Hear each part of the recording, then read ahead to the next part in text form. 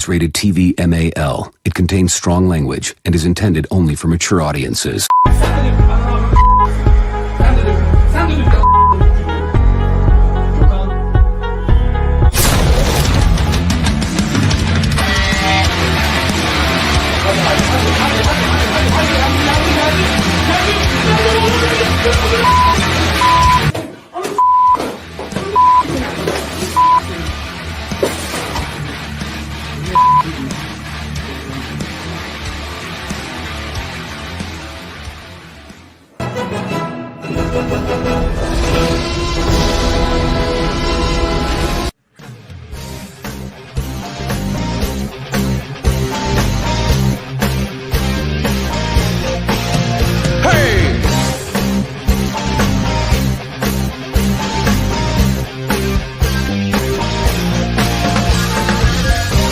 A man, is it the power in his hands?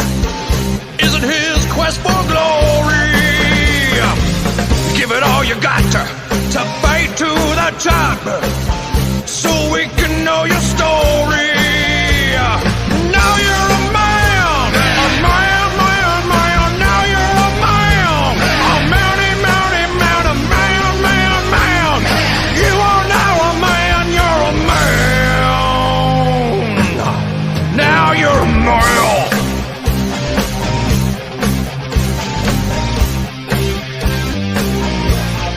Live it, live it.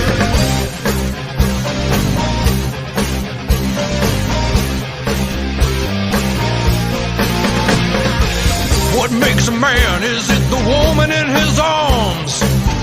Just 'cause she has big titties? Or is it the way he fights every day? No, it's probably the titties. Now you're a male. Oh my, oh my, oh my, oh. Now you're a male. Male, male, male, male, male. Now you're a male. M-A-N, man, man, man, man, man. Now you're a male.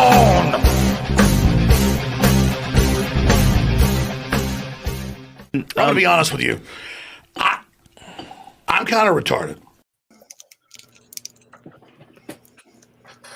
What is up, everybody?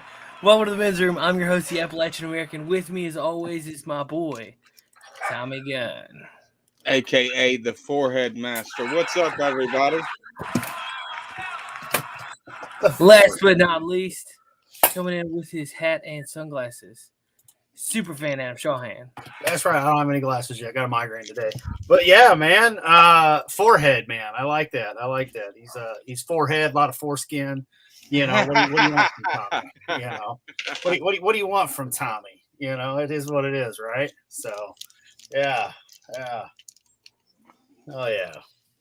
Time for the men's room, having us some fun. What is up? First show of the year, and it's just us three. Well, you know, a while since it's been just sometimes better things come in small packages, eh? Oh, well. Hey.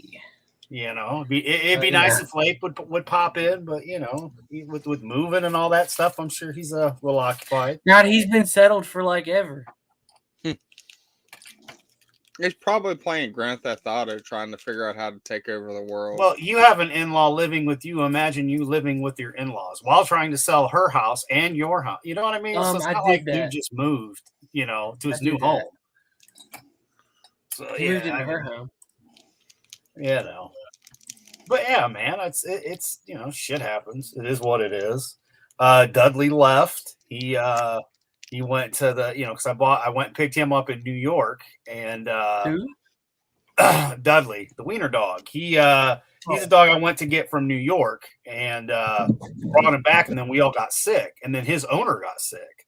The lady that we went is a friend of my wife's from Oklahoma, so he is en route to Oklahoma to her like 2 months later.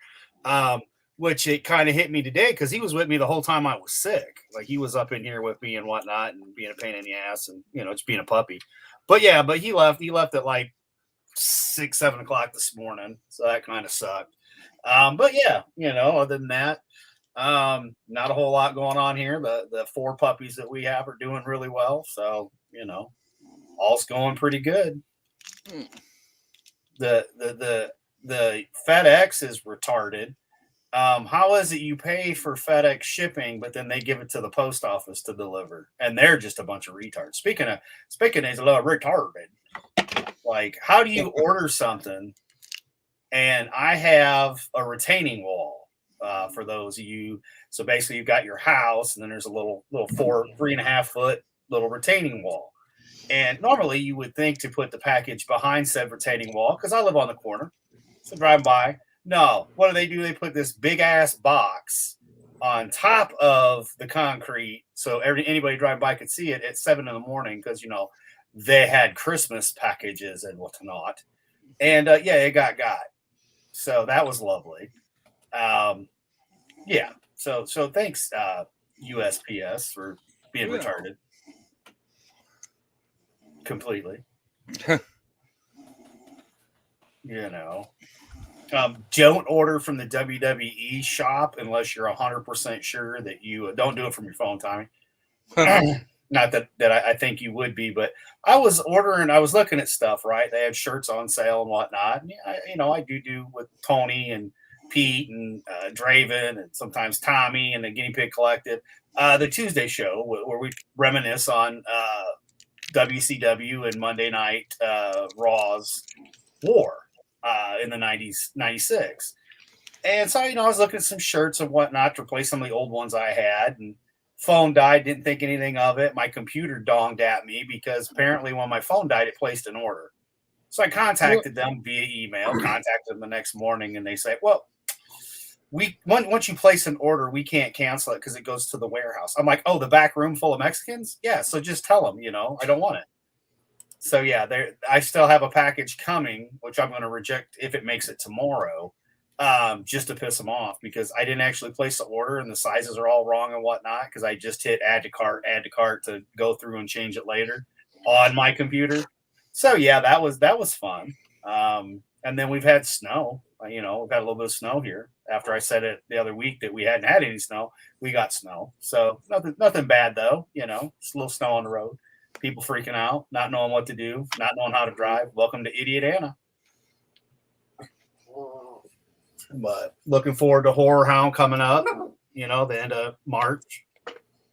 So go to Cincinnati and hang out with hopefully all the world-class bullshitters and a bunch of other people. Draven might be going. Hopefully Pete will be able to make it. Mr. ETEP. I try to drag you two, but I know that ain't going to happen. Not in March. Yeah. I wish I could. Maybe September. I think you guys would have an easier time with the September one versus like March. That's here. Where's that at? Indianapolis. Okay. If it goes back to how it was years previous, March was, we're at the end of March, beginning of April this year for Cincinnati, Ohio. September, right around Labor Day ish time frame, it hit Indianapolis. So it's more in the fall. But a whole lot of fun there, and I think I could probably get away with Cincinnati more than I could get away with Indianapolis. Oh yeah, yeah. Cincinnati's closer. Well, Cincy's also a lot smaller, Gaby. Oh, like it's a real tiny place where Indy's a lot bigger. And keep in mind, it's only a 3-hour difference. Yeah, but you're talking 6 hours versus 9 hours. Oh, you poor wuss. I mean, especially if you're flying. Last we talked, you just fly in. That would be nice. Depending on the money. Yep. So, but I mean, the hotel I stayed at last year and then Late came and got me. You've got basically the hotel was here. You go underneath whatever, and then the interstate, and then you drive down, and on the left was the convention. So I mean, like in last time when we went in September, I could have walked and been there in like 15-20 minutes, but I just drove and everything. But the hotel's only like $95 a night, and it's a Holiday Inn Express, and it was real clean. It's not like a big fancy one. It's kind of a smaller one, but other than that, I had no problems, no bed bugs, no sick people, no gross food. Like they had food. They made cinnamon rolls and shit like that. Had eggs, sausage, bacon. Nice little breakfast. And then right up the road, of course, was like a shit ton of restaurants. So I'm already looking to book. I messaged Jeff last night, Mr. Hicks, while watching the show, and was just like, "Hey man, as soon as you know for sure the dates you're going to be in, let me know. I'll come in. I'll come in early, help set up and whatnot." So that's where I'm at with it. Like I'm ready. I'm ready to book my rooms now, at least for the weekend. But yeah, it's, a couple $100 on a hotel. Yeah, that's nothing. I'll do that. Do you know when it's going to be? Yeah, it's the March 25th through the 27th. And then as for September, no, I don't have any clue. That's if they're even doing it. I mean, if they do what they did last year, because usually March is, like I said, Cincinnati. September in previous years would be in Indy. So when we were in Cincinnati in September, it was weird, but it was still good to see everybody. What's there up, Blake? he is. Oh, man. Well, how come we're at 9 o'clock? I almost fell asleep. Well, I was trying to see if maybe it would help everybody out. My wife made me let the dogs out. It's effing freezing here. I don't know what it is on your side of Virginia. It's 20, but it feels like 10. Yeah. Yeah, it's cold. I mean, we already have heavy frost. The ground's already frozen. We had like a dusting of snow last night. Yeah. Now, apparently the kids got all week off from the snow that came. Was that Monday? I guess it was Monday. Because it was Monday morning. It was pouring rain. So when all these morons in D.C. were headed to work, it was pouring rain. And then by, I want to say, 8 o'clock, it was coming down as snow. So all that ice, all that other ice frozen first. Is Tommy gun frozen on purpose? It's just a picture. Yeah. Okay. It's the usual Tommy. He doesn't turn on his camera anymore. It's all right. Well, Master good. of foreheads. I've been nauseous I've been dealing with nausea all week, so I'm sipping ginger ale. So you guys don't need to see the green old man. All right, Tommy. How much do you want to bet? How do you want to put guess how much flights are? Flights and hotel stay. You guys talking about Whorehound at Indianapolis? Is that what? Yeah. 350 For the round flight? trip. No. I don't know. I've never rode on a plane before. 432. Hey, 2 months out, so yeah, it would be. Not Indy, Lake, Cincinnati. No, this is to Indianapolis. In September is 400. Oh, it's September. September. March. Yes. I thought it was March. If it goes as years prior. Right now, When is it's Cincinnati in March, the end of March, beginning of April. Oh, I thought you were talking about Indianapolis was in March. When is it? When's Indianapolis? We don't know, but usually September. So if I was to say 9th to 11th, probably before that, but yeah, somewhere. You'd have to look at the calendar and the weekends. Let me see. Let's see. Whorehound weekend. Whorehoundweekend.com. Oh, they're listing September 9th through the 11th, 2022. So there you go. Because you want to fly on September 11th. Yeah, I was going to say it would probably be either the 9th and through the 11th or the 17th or 16th to the 18th. But yeah, if they've already got it listed, I didn't even look. 337. Yeah, I'd be driving myself. Yeah. Yep. So how come that you're thinking of going to Whorehound? I mean, I know I'm late. Give me the 15 seconds. No, we were just talking about it, and I was like, it'd be a hard pass, not a hard pass. I was like, it'd be a hard bargain for to do Whorehound at Indianapolis. I said it'd be better to do Indianapolis. It would be better to do Whorehound Cincinnati because it's 6 hours. Yeah. So flying in a hotel is looking like $600. per person. Hotels about 200. That's about what I pay every year to go, and then it's like 6 hours basically from here to Cincy, but it's 3 hours to Indy. Yeah. You know, I got Here's a Hampton Inn with breakfast included, $546 per person, includes flight and stay. yeah.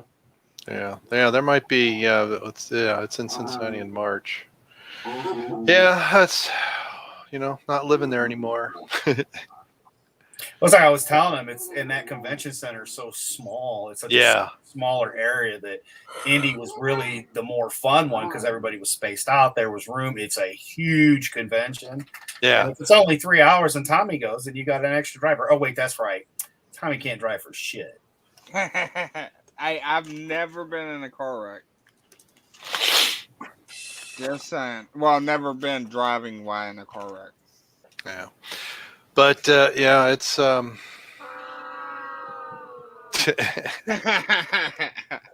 got to keep half an ear out for the dogs so I know when to go fetch them. But yeah, it's well. And the thing is too with WCBS, no one lives in Cincinnati anymore. Nope. So it's still on the show. That is. Well, other than his mom. Yeah. A bunch of other people they know as well. So I mean, well, yeah, I mean Dan and Phil are still there, And the Tommy, gentleman you stay at the Brian Crown Kelly. Plaza for $1,000 a person. Whoa. There you Like I said, Holiday Inn Express, dude, $95 a night.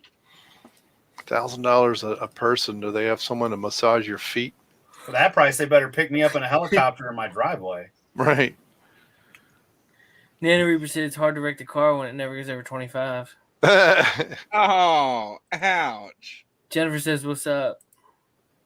Nice.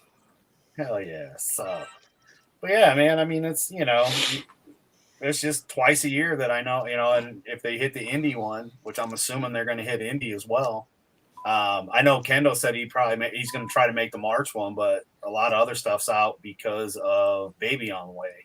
Yeah. So yeah, I heard he got married. Did he do it in the wild. right order, or did he got married because he got her pregnant? he got married because he tricked her into saying, yeah. Huh? I don't know. I have no clue. I haven't seen Kendall since the last Horror Hound in Indy. That's the last time I saw him. So a couple of years ago. Yeah. I messaged him on his birthday and whatnot, but I know he's always busy working. I don't try to mess with the guys too much. Nick, he's excited about it. He's ready to see everybody again. Yeah. Well, there at Cincinnati, when Nick was telling, we're like, where's Kendo? Because I didn't realize Dion and Kendo weren't there. And he's like, well, Kendo moved to, was it New Mexico or Arizona? I forget what. Yeah, something like that. Yeah, somewhere a lot of desert, Arizona. Like, what? Somewhere. Yeah. I like with Dion, I messaged him too, and I'm like, dude, for real, dude, if you need a ride, just let me know, because it's only like an hour and a half, 2 hours for me to shoot up and pick him up and then go back, go down. So I was like, when you and I were already together in Cincy, and they're like, oh, well, he needs a ride. I'm like, well, fucking, you're like a day late. But yeah, I told him, I was like, get the car fixed. If you have any issues, hit me up. I'll come get you first. No problem. Trying to work with on Pete, see if he's going to be able to go. A couple other people, but yeah, it'll be a heck of a lot of fun considering, at least they're having it again. And I told Jeff he needs to make a Woke Busters face mask because I'd rock the shit out of it, or a WCBS one. Because they didn't make us wear them unless you went into the celebrity room last time. But with Ubercron and all this other horse shit going on, who knows if they're going to make you wear masks, and if not, might as well promote the show and the book and all that. In my opinion, he liked the idea, so yeah. But other than that, like they had the show last night. I was there for the majority of it and had a blast, and I just wish there was more room. Because when you get us all together, those of us that aren't sitting down, it literally had set that had enough room for like a decent sized card table, but you can only sit 2 or 3 people behind it, and then everybody else has to stand around. And trust me, you're standing on concrete, which kind of sucks. Yeah, that's the Sharonville Convention Center. I'm not sure why they still hold it there. I'm guessing there must be some, sentimental reason, because I mean, the first time I went to that one, how many years ago that was, I'm like, David, this thing's outgrown, because they're in Indianapolis. Well, the first time you were there was in that regular convention center, and then the next year they had it at the full one. Yeah, that big ass play. I mean, dude, not only did they have Horror Hound going on and a bunch of horror geeky stuff going on, but they had like, I don't know, card game shit going on. It was in a huge ass convention, and that's where it was supposed to be this last year as well. But of course, they pushed out and shut down. Well, they had the mask. See, in Indianapolis, they also have the mask convention, or they call it I forget what they call it. With all the different types of masks and things. Yeah, the Halloween masks. But it has because that was its own section in the hall. Yeah, those kind of masks. Yeah, but they don't have it when it's in Cincinnati because it's too small. And then last year, the last time it was in Indy, there were a couple other. I don't think they were necessarily associated, but they were in that same hall area. And then Cincinnati's convention center downtown would be bigger. It's less. It's not like Indy's where they've got the hallways with the multiple rooms as much. Yeah. I mean, that Columbus is like that. Columbus's convention center would be better. But yeah, I don't probably have to ask Nick or something. He probably knows why they still do it there in Sharonville. I'm sure there's some sentimental reason. Oh, I bet it's dollar reasons. They probably make more money off of it because it is smaller. Yeah, maybe it is smaller, but that means it's only going to be so large. But that's what she said. But think about it. With everything going on, it was kind of a risk for them to run it. And definitely it was a good thing because we had great turnout. Yeah, but I mean, even before all the China virus stuff, right? But because I mean, I've been to Comic Expo downtown, and that's not too bad, but it might just be too big. It may not be as big enough draw in Cincinnati to warrant going down to the full convention center. I don't know, but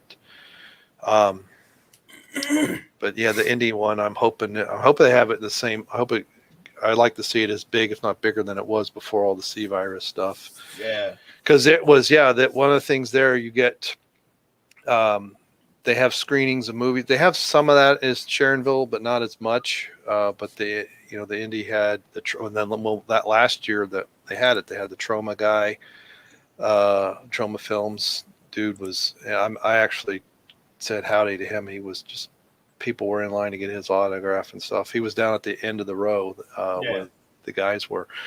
But there it was far better space. The table, what I also liked is the convention area is large enough that you have room behind the table space. So even if you're running your own booth or whatever, and you want to step back, you don't want to leave, but you just want to step back from the noise a little bit. It's amazing, just stepping back. It's probably only but it's probably like 20 feet, but 15 feet. Whereas, the Sharonville Convention Center, I mean, half the time you're sitting on the cooler. Yeah. And that's the thing Phil even made the comment about. It's like, it was great seeing everybody, but and I knew that going in. And so that's why well, for starters, I don't stay there all day because my back can't handle it. But plus I have to deal with my dogs and all that other stuff. But I didn't bring it this past time, but I did get a chair that I could use to sit at and just it's like a backpack. I mean, that's the thing. It's and I get it. Like he's got the area that he's at, but it's like where we were at, like that one dude on the not right next to us, but down he had that whole fucking wall. Yeah, and I know he was selling shit, but I was like, dude, like if you could do that so that people could sit, especially when he's got he knows in Cincy he's gonna have the old guys are gonna show up. And there was a lot of people. Luckily, we could all take turns sitting, but now we got Jesse on top of it. And if all the guys would have showed up, where the fuck were they going to sit? There was no way to put everybody behind that table. Yeah, well, now, and that's even that first year in Indianapolis, it was that way. But Yep.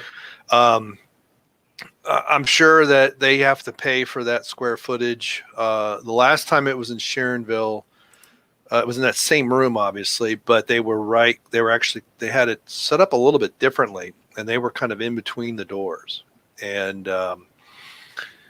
which was pretty good because LA got a lot of traffic, and it felt a little more like there was a little bit the aisles were a little bit wider. So I think they had stuff in other locations previously that they, I don't know, but yeah, it's definitely outgrown stuff. But deranged lunatic. BL. But yeah, it'll be. So I'll have to see. I haven't even thought. So is the idea to go to the one in March, or is that They're going? Yeah, the 25th through the 27th. I mean, you guys were talking about it. Well, I'm going. Yeah, that's what we were just talking about before you popped in, was because the September one, Seth really wanted to go, but he couldn't, and then that's why I said, well, this one coming up, you probably wouldn't be able to, but maybe you could Indy. And then he's like, well, it's a 3-hour extra long drive, pussy pants. But no, I mean, I get it. It's because originally he talked about flying in, and I was like, well, I could always get you depending on where you fly in at. But then that's why we were looking up flights and stuff just out of curiosity. So, question for y'all. I've been having to go to Lowe's the past 2 days and getting stuff. Did you know in Roanoke they charge 5 cents per bag you use? Yeah. That's stupid. That's why people carry those cloth shopping bags.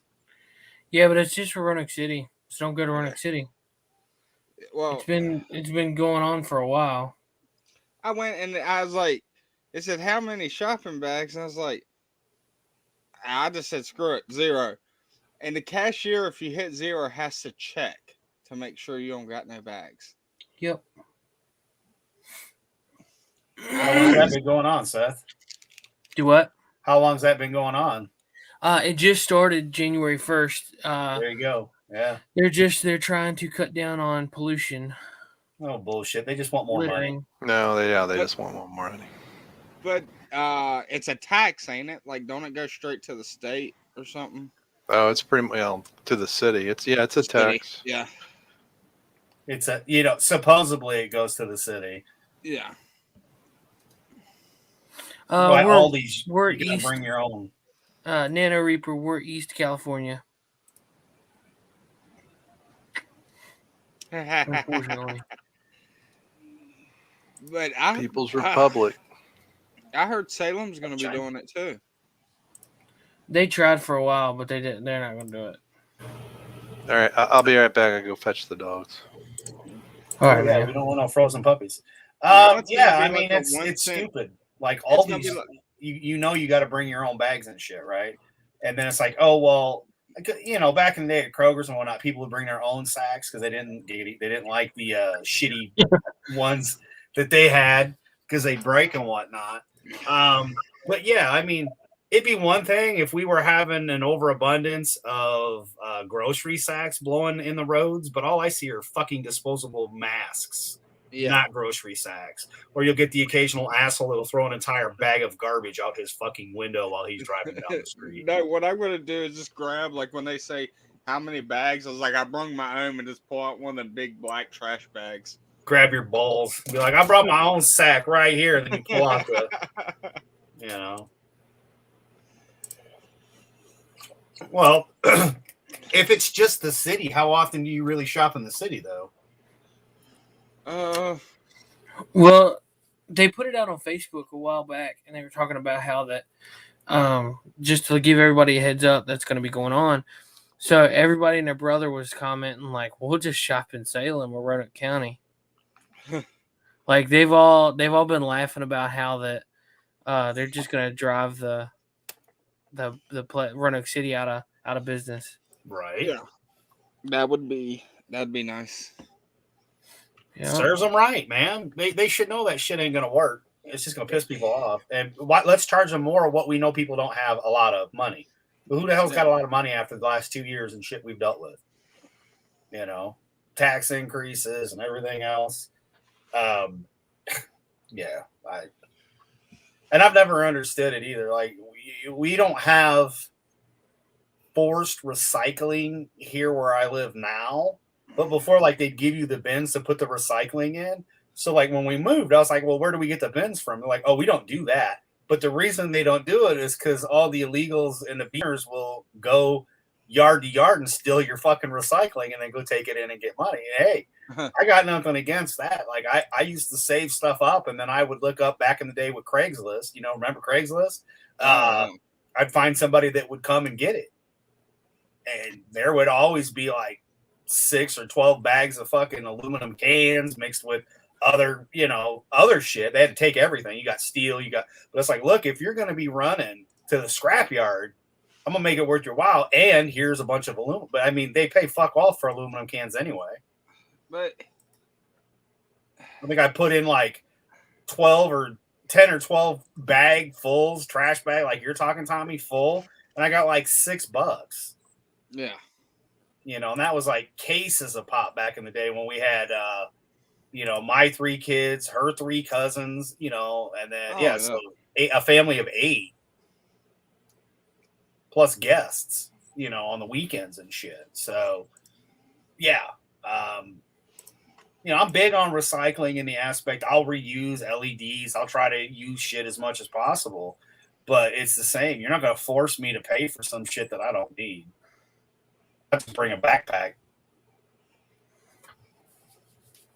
Yeah, they don't stop Asia from doing the shit they're doing. The biggest polluters in the country, or the world, rather. Well, hell,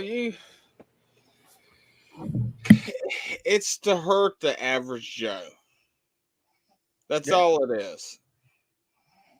Because they take more of your hard-earned money for absolutely nothing. Because if you look at the bags they're using to replace, like the ones they want you to buy, those things don't break down easily. But I'll tell you right now, when I'm going from the car to the house, I'm lucky if them bags last that long. I like Menards bags, giggity, because you could save big money if you suck my nards. Menards, man, there's a real thick, man. I've used those for trash bag, like for the little trash cans in the offices and the bathrooms and stuff. Yeah, no problems, dude, none at all. I love those. I don't do Lowe's as much because I've got like a Lowe's, a Menards, Ace Hardware further down. Maybe it probably went out of business. But, I generally hit Menards. But at the end of the day, it just depends on where I'm at and what I need. Mm. I would just say don't shop in any of those places. Let them learn. Because every person that boycotts it and goes somewhere else, good for them.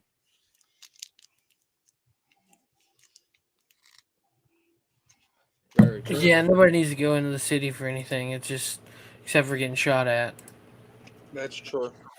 So, well, Still waste sucks. of time. Yeah, it still sucks, though. You'd think we'd be over this stupid shit, and yet, no. More. Give me more money. Give me more of your money. I'm just surprised because last time we went to war over taxes is only a 4% increase.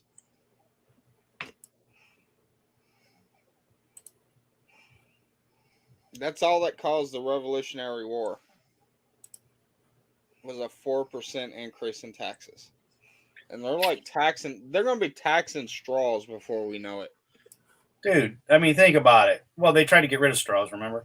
No, wait, you don't have Facebook. Never mind. You have no clue what I'm talking about. I tried the paper straws. It tastes like crap. Yeah. But I mean, think about it. We are paying 35% tax. No matter how you look at it, you're taxed on your wages, you're taxed on shit you buy, and then you have to have insurance, and then you have to have homeowners insurance, health insurance, auto insurance. We are taxed to death. So every dollar you make, dude, you're already fucking losing out on 40 cents every dollar that you make. You're only getting 60 cents. Plus, then you still got the federal tax and shit you got to pay. And then, like you're saying, local and city and all that shit. So you're lucky at the end of the day when they're done deducting from you out of that dollar to have 35 to 40 cents out of your own damn dollar that you just made. Yep. And nobody's standing up. Nobody's doing nothing, And the money's not even going back to us. like federal wise, it goes overseas, most of it. Oh, it goes as it always has on that golden toilet paper they use to fucking wipe their ass, you know. And now it's going on, you know, the jabs. There's trillions and trillions of dollars on that shit, but we can't work on the hungry or the homeless or like legitimate problems here in America. No. Yeah. Help our vets, our elderly, the people that we should be helping. No. Let's just hurry up and kill them off. The millennials that were blaming all the problems on the older people that are still alive and not dead yet. It's like, oh yeah, you're a worthless piece of shit. I should get to Negan you. So but I'm not taking half their shit. I'm taking all their shit, Tommy. Elon Musk had an interview, and he said the problem with the elite and everything is they believe the world is too populated. And he goes, from what I have seen, there's less births. So there's less kids being born. More people are becoming sterile. He goes, we're slowly becoming extinct. The white races, yeah. But other than that, there's tons of illegals that are here illegally reproducing that's not on the books, man. Elon Musk is an idiot. But... But at least he's the only one saying that the elite is saying we're overpopulated. Well, we are overpopulated, though. We've been overpopulated, and that's the problem. Look at your ghettos. Are they getting any smaller? The problem with it is they're grouping together. There is a huge amount of land in the U.S., but we're all bunching up in these big old cities. Yeah, but look at who owns the land, Tommy. The 1%ers. Oh, yeah. So what good is it going to do you to go move somewhere where, you know what I mean? Well, they're pushing for everybody to be renting. They don't want nobody to own no more. That's their next stage, is to just make it where... That's because then you take an area that's shitty, right? And then, all right, Carriage House apartments used to be $300 a month for an apartment. They're now almost $1,000. They make shit so that people can't afford it. And not just the junkies and the scumbags that you don't want in the area, the normal people like you and me. And there's an upside to renting versus owning too. I mean, it really just depends on the individual. You can sometimes rent an apartment and it's cheaper than having all the upkeep, especially when you're first starting out. And if you're single, you can have a studio apartment, you know, and that back in my time, you know, that was like $300 a month. You know, I don't know what they are now, probably closer to $5, but you know, a decent apartment in a decent area, not ghetto, is damn near a G. You're looking at $1,000, and that's just basic in my area. Then you go to like California and you're paying $3,000 for a shithole that's the size of my office. So there's a lot going on with the economy, as there has been, and we've been getting paid less to do more and get fucked more, and they're taking more taxes. That's like government has no business being in our healthcare.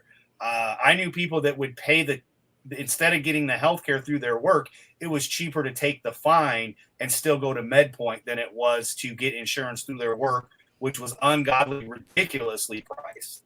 As it still is. My wife, as a manager, her insurance went for herself to like $3,000 a month, and then fucking a $45,000 or $5,000 fucking copay after they did this shit with the insurance.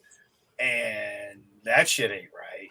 You know, you're gonna do anything, everybody should have healthcare. You know what? They've got Medicare. Give everybody Medicare. Give everybody Medicaid. If you're a legal citizen, bam, you get all that shit. And then your copay is based off the percentage of what you actually make. That's a simple way of fixing the problem. That is very true. If you make here's a better one. If you make under $100,000 a year, you don't pay no fucking taxes. Any of them. I don't know about you guys, but I don't know anybody that makes $100,000 a year.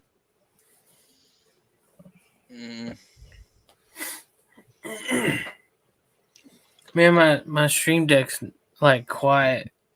I need to figure out how to route the sound through the stream and not picking up on my microphone. Oh, gotcha. Yeah, so I don't know what, I haven't got that far yet. So you haven't got through all the YouTube videos yet. Yeah.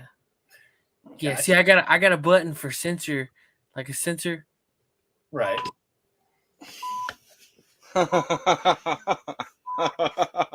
Well, what drives me nuts is it's delayed, so like I'll never be on point to censor anybody. Well, see, like if I had one of those and I got it to work, it would be filled of clown laughing. Well, it would like just Mark sound Hamill like it would just sound like Morse code. Mm-hmm.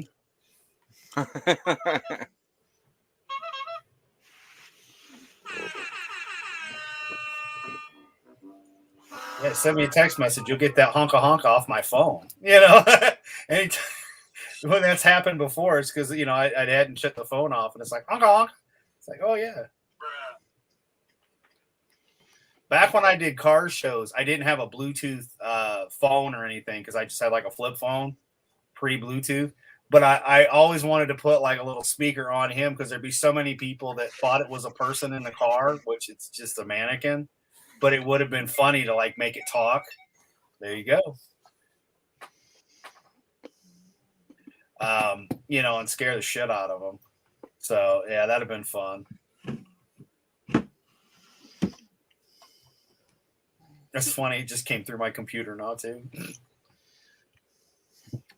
So, did you guys talk about Tim Pool yet? No, who's Tim Pool? Why is Tim Pool? What's Tim Pool? Who's Tim Pool? You know how to play pool? He's that last name, he better. No, on his live stream last night, he got swatted. I don't know. I don't even know who I that did hear is. something about that. Yeah. I was watching when it happened. He had Officer wow. Tatum on with him, too. I think Tim handled it okay, but he should have handled it a lot better than he did. But that area of Maryland where they're located, Maryland, Virginia, West Virginia, there's a lot of people that live out there that work in D.C. And read whatever you want into that. And basically, once the police figured out that it wasn't going down, they actually had to check in case the numbers were wrong. They had to check several other houses. And no one's really angry with the police, but whoever did that to Tim angered some of the wrong people in Washington. And they basically said, we can't tell you how, but we will find who did it. Oh, all the dogs are in here. Uh-oh. Gee, just like the justice we got for the insurrection that Trump didn't do. So, Wait, did y'all see the candlelight? No. The vigil, I heard about it on the I step. laughed like hell. Yeah. They're gonna have a moment of silence for Ashley Babbitt, the only person killed. Nancy Pelosi had some fake tears and this. Oh, they probably had to shoot her eyeballs full of water to get. Yeah. They just told her they weren't going to give her no more crank, and she started bawling. So sorry, Nancy, we're out of vodka. Mm-hmm. We're out of vodka and ice cream. We're out of booze. We're out of ice cream. We don't have any more shit to put in your face. No, I've never watched Temple. I don't know who he is. David's coming through over here on Trovo because we're live on Trovo, and he's saying water. He said someone has to pay for illegal health care, water, and good day, men. Well, he's Aussie. Of course, he's gonna say racist shit like that. What's up, Dave? Damn racist Aussies. I don't even think he's Aussie. I think he's Kiwi. Yeah. New Zealand. Mom said old drunk women cry easy. Yeah, Nancy's old and drunk all the time. True that. But no, I was hoping Collector was going to be on here. I wanted to get his reaction to that red and blue that was going on with Superman, but he's not here. Well, did any of y'all watch The Matrix yet? Nope. But I did go see Sing 2 the other day. That was pretty cool. Oh, I was curious how that one was. I love Sing, man. I love all them elimination movies. Yeah. They're hilarious. Hmm. It's the same people that make Happy Feet. Minions. Did they make- Okay. So what's the? I've never even heard of Sing or Sing 2. It's All right. basically like a Zootopia. Kinda. It's Matthew McConaughey, and it's like a singing. It's just. Let's see if I can like. Animated or live action? It's like American Idol meets cartoons. Okay, Right. animated. Right. Okay. Yeah. So they I was have kind like of a thinking the sing American Idol thing when competition. you said Sing. So I'm like, oh, so kind of like you fucking suck, get out of here. But okay, cartoons. Okay. Yeah, but for kids. Yeah. Yeah. All right. At least something. I mean, I it's entertaining. I watched it with my daughter because she wanted to watch it, and I actually got into it a little bit, especially when there was this gorilla when he sang, and his Yeah, dad was in you know who prison. that gorilla is, don't you? Who? It's the dude that plays on the Kingsman, Terrence Egerton. He can sing that good? Yeah, well, it's probably auto tuned. Okay. It might be. I don't know. He might. Yeah. He might sing. I don't know. But like, it was a good moment when you see the dad's in jail and he just breaks free to go see his son. Yeah. I could see And then- Tommy getting all excited, being like, "My milkshake brings all the boys to the yard," and just dancing around the freaking. There was there's a lot of good music in those movies. Yeah. The second one's even pretty good too. Miss Crawley the lizard, Yeah. dude, she's hysterical in the second one. Is she? Does she Yeah. actually sing in the second one? She's going down she's trying to find somebody, so she's in a Lamborghini just flying down a road, barely can see. And it's that System of a Down song where it's like, wake up, grandma should put a little makeup, and like all she's saying is wake up, wake up, wake up, put a little makeup. Now, It's hilarious. I guess it was Little Foxes or something that sung like Chinese or Japanese music. Yeah. Are they in the second one? Yeah, very briefly, and they don't sing though. Ah, it was funny. I was like, that's a little racist, but it was funny. It's more of a dark humor. Oh yeah. You might as well play a clip that's not like. I'm looking for it. Now the only thing I recently watched was I watched that first Book of Boba Fett episode. That was about the only thing I watched. I'll be honest. I got halfway through it. I don't know. I was expecting more. I wasn't. It was exactly what I expected. It's fucking Disney, so Yeah. they're just gonna keep continuing on the storylines of that. Because once again, Mandalorian was originally the Boba Fett script, just changed. Then we get the Which I two like seasons. Mandalorian. I wasn't a big fan of it. Like the first season was second season was shit. Second season I didn't like. And as then much. they come out with the Book of Boba Fett, and it's like we should have just had this in the first place. Could have had Boba Fett and the Bounty Hunters. Wait, hold up. Nana Reaper says the second one's worse. Wait, second one what? Nana Reaper. Because you better not be saying sing. I bet you it's second episode of. Okay. Well, here's that clip of Sing 2. It's hilarious. Oh, they must have got a better budget. They upped their graphics. Wake up! Grandma should put a little makeup. I just have to find a way to shake up. Why'd you leave the keys up on the table? Your destination is on. it's what whatever, man. I think it's hilarious. Yeah, it looks funny. That looks actually kind of entertaining. Yeah. It came. It's a good movie. It come up, and it's like her little GPS thing is telling her your destination on the right. She's going to a road. She just whips it hard right, and it's like taking a Lamborghini like up, like four wheeling. Oh, it's golly. Does it got a lot of the original cast? Yes, it does. I'm surprised. Because I was that's very what I was worried surprised. about. I was like, are they just going to throw a bunch of new ones in there?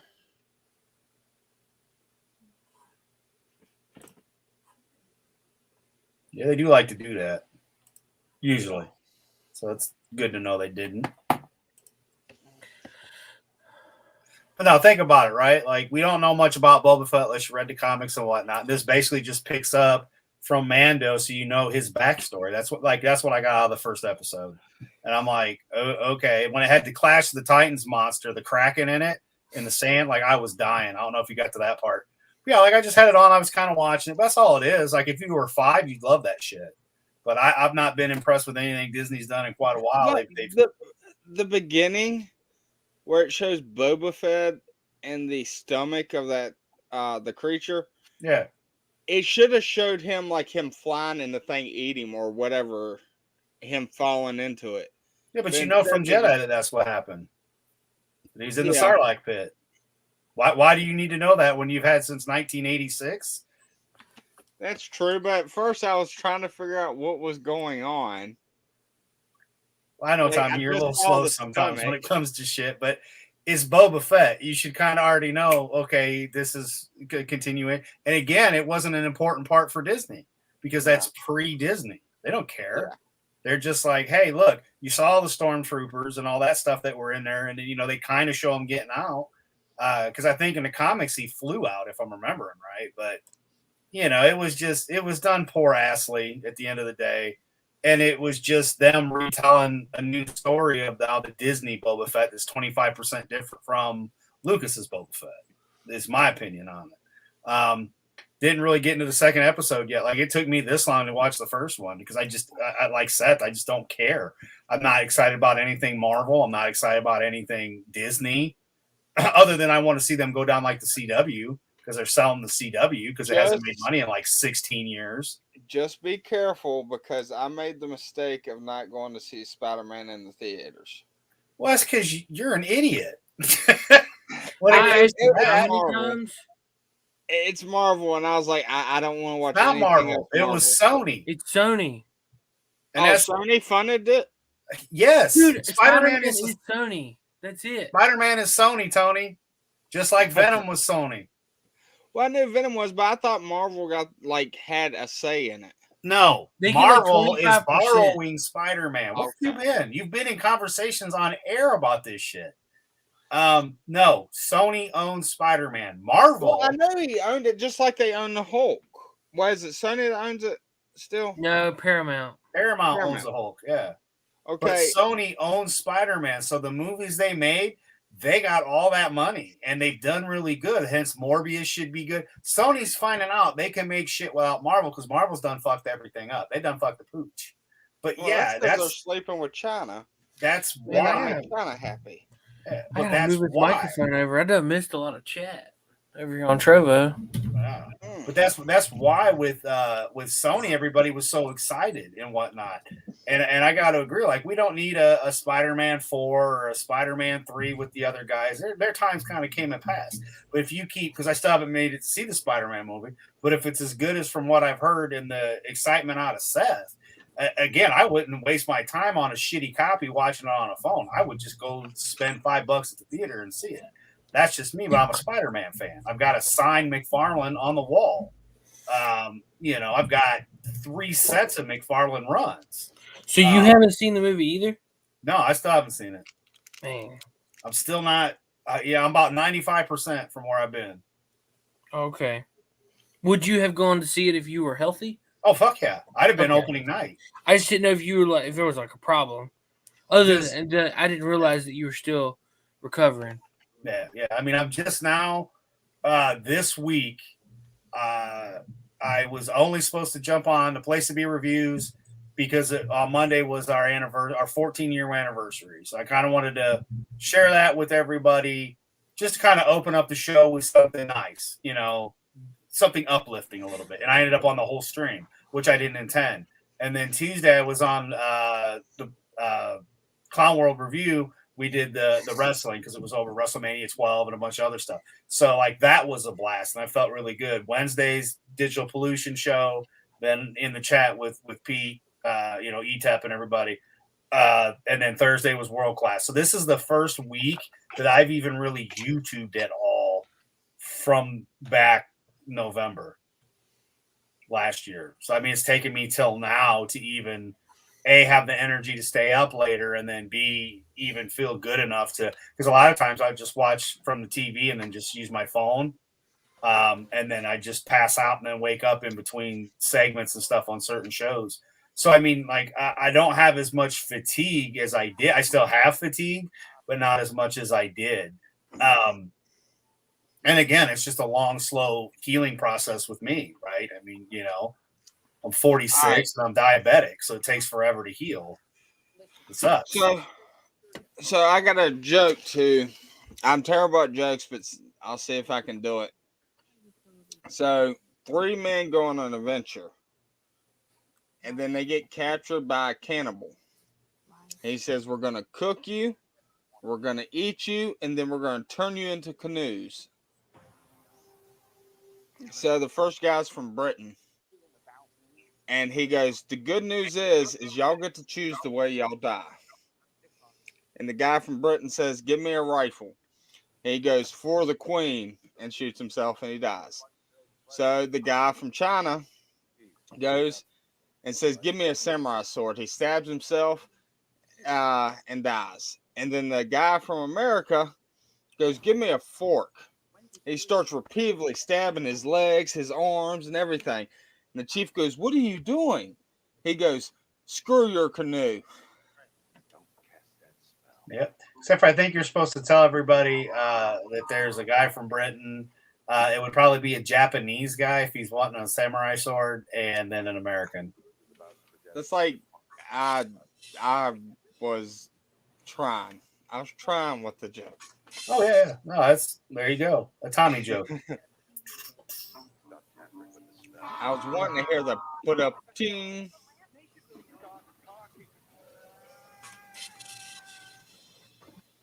There you go. Well, instead you got the Wah wah wah. The silent shame.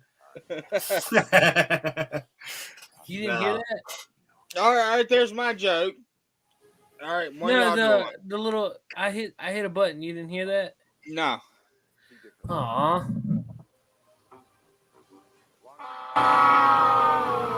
I gotta figure out what's wrong with this thing. Oh yeah. Can you turn your speakers up? Yeah, but if I do that, then you'll start picking it up in the microphone, the thing. You'll get echo. Oh. Seth has enough issues with his volume going like this when he's just talking.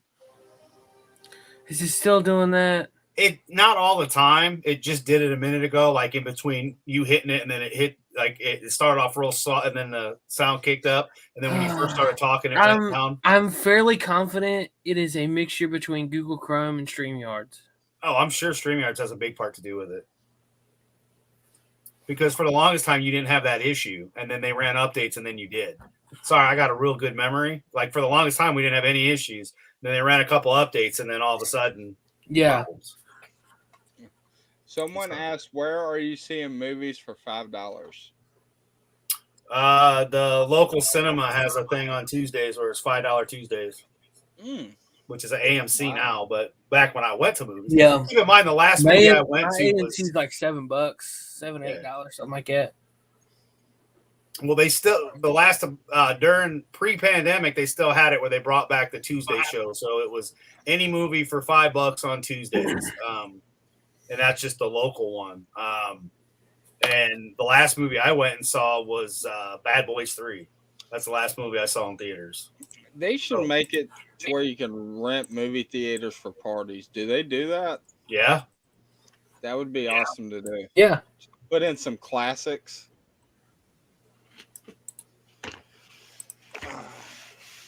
There for a while, the theaters were playing classic movies, and even the drive-in was doing that. And I was gonna go see Empire, but just didn't end up going because of the whole, don't drive so well at night thing. Yeah. But it would have been worth it. I mean, granted, that's a 64-inch television behind me, and I've got full surround sound, Sony surround sound. So I mean, I've got a decent setup, but And I've still got the pre-digital shit added in, even on VHS. Plus, I've got the despecialized. editions. But yeah, again, it was just like, it just didn't quite work out.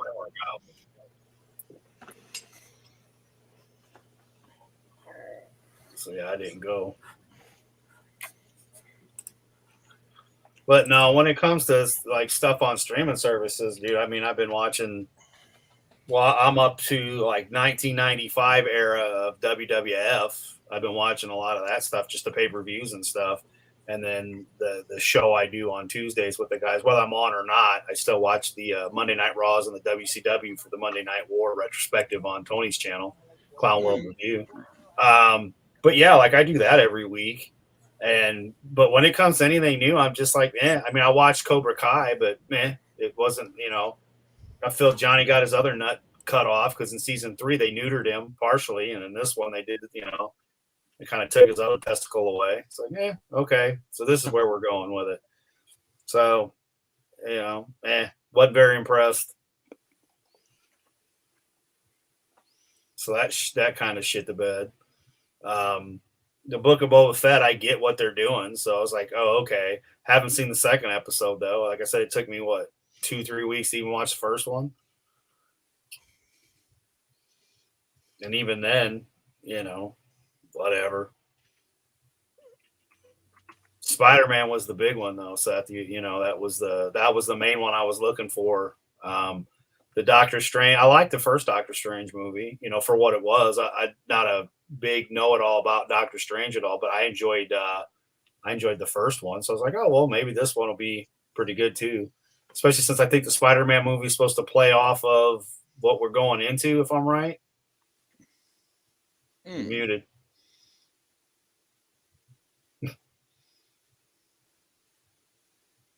Yeah. So yeah, we'll see where that is. Morbius has been kind of an excitement, which they got pushed back, and then there was something coming up, and I can't remember what it was. Maybe it was Morbius I looked at that's coming out soon. Didn't see the Ghostbusters Afterlife. Oh, fun fact for y'all. Do you know DC and Marvel both own the trademark, like the patent for superheroes?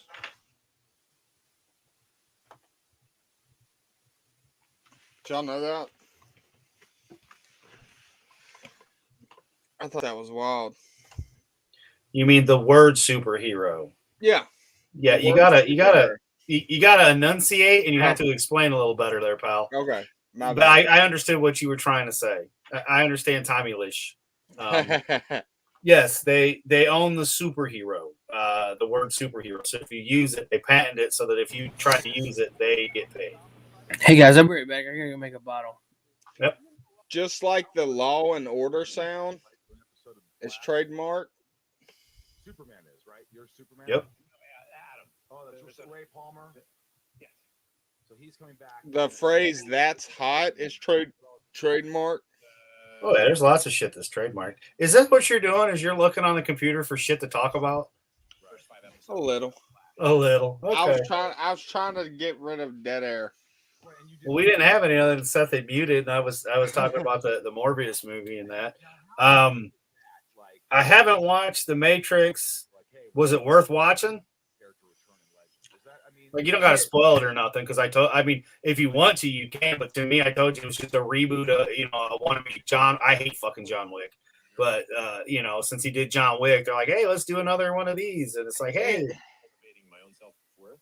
It doesn't destroy the story. It's not like a reboot. It continues the story, but it's kind of like, Gotcha. I heard they brought him back from death and all that shit, and I'm just like, yeah, he died. What the fuck? But then again, we knew they could do that, because how else would we be told in the third movie that they've already destroyed Zion? This will be the 5th or 6th time that they've already destroyed it. So it's like, but yeah. Overall, were you entertained at all? Did you kind of like it? Was it, worth watching? Because I got HBO Max. It's worth watching if you want more of the story. Okay. Like it doesn't ruin it, and there's some decent parts. But if you're wanting like the original Matrix, where there's a lot of fight scenes, that's not you're not getting that.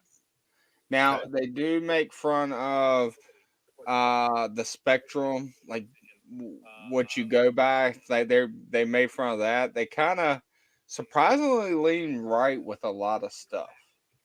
Surprisingly, with who's writing the story. Okay.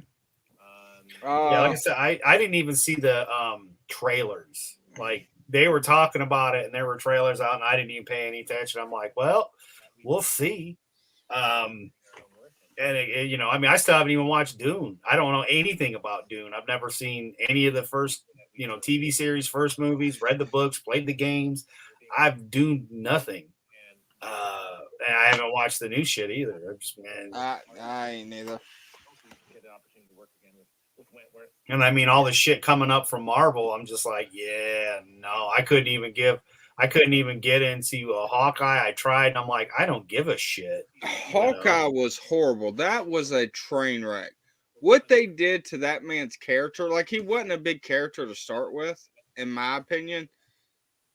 But they had a good storyline they could have told for him to kind of boost his character, and they crapped on it. Oh yeah. Well, that's the new Marvel way, though. Think about it. What do we have? Had Iron Man. Well, let's kill him. Let's take Cap and make him go back in time. So now he's not Cap. Okay, check.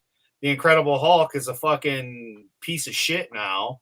So a combination of Professor and hipster Hulk, if you will, and Thor's fucking fat. So the four people that made Marvel MCU, mind you, the MCU popular, they have completely killed, and everything else is all fucking female. DC's following the same path. So DC can blow me as well. I'm not giving them any money. Well, see, here's the messed up part about it is Hawkeye's backstory wrote itself. He's a father that is also a superhero. You can have plenty of things you can go by with that. Instead, depends on how far back you go, though, Tommy. You're just talking, you know, he is an agent. If you want to get technical, he was from the beginning when we saw him, he was an agent for S.H.I.E.L.D., but then Loki turned. Dude, I just dropped you guys a picture. Dude, that looks so cool. The Stream Deck's got a screensaver mode. That's rad. Oh, yeah. Did you watch Hawkeye, Seth? No, man, I don't watch none of that crap. It's like I thought they could at least got a good story out of it. Well, I'm sure they did. Did the girl at the end become basically everything that's where they're going forward with? Well, didn't he say, "Oh, you're so great," yada yada yada? Yeah, that's what they're going for, Tommy.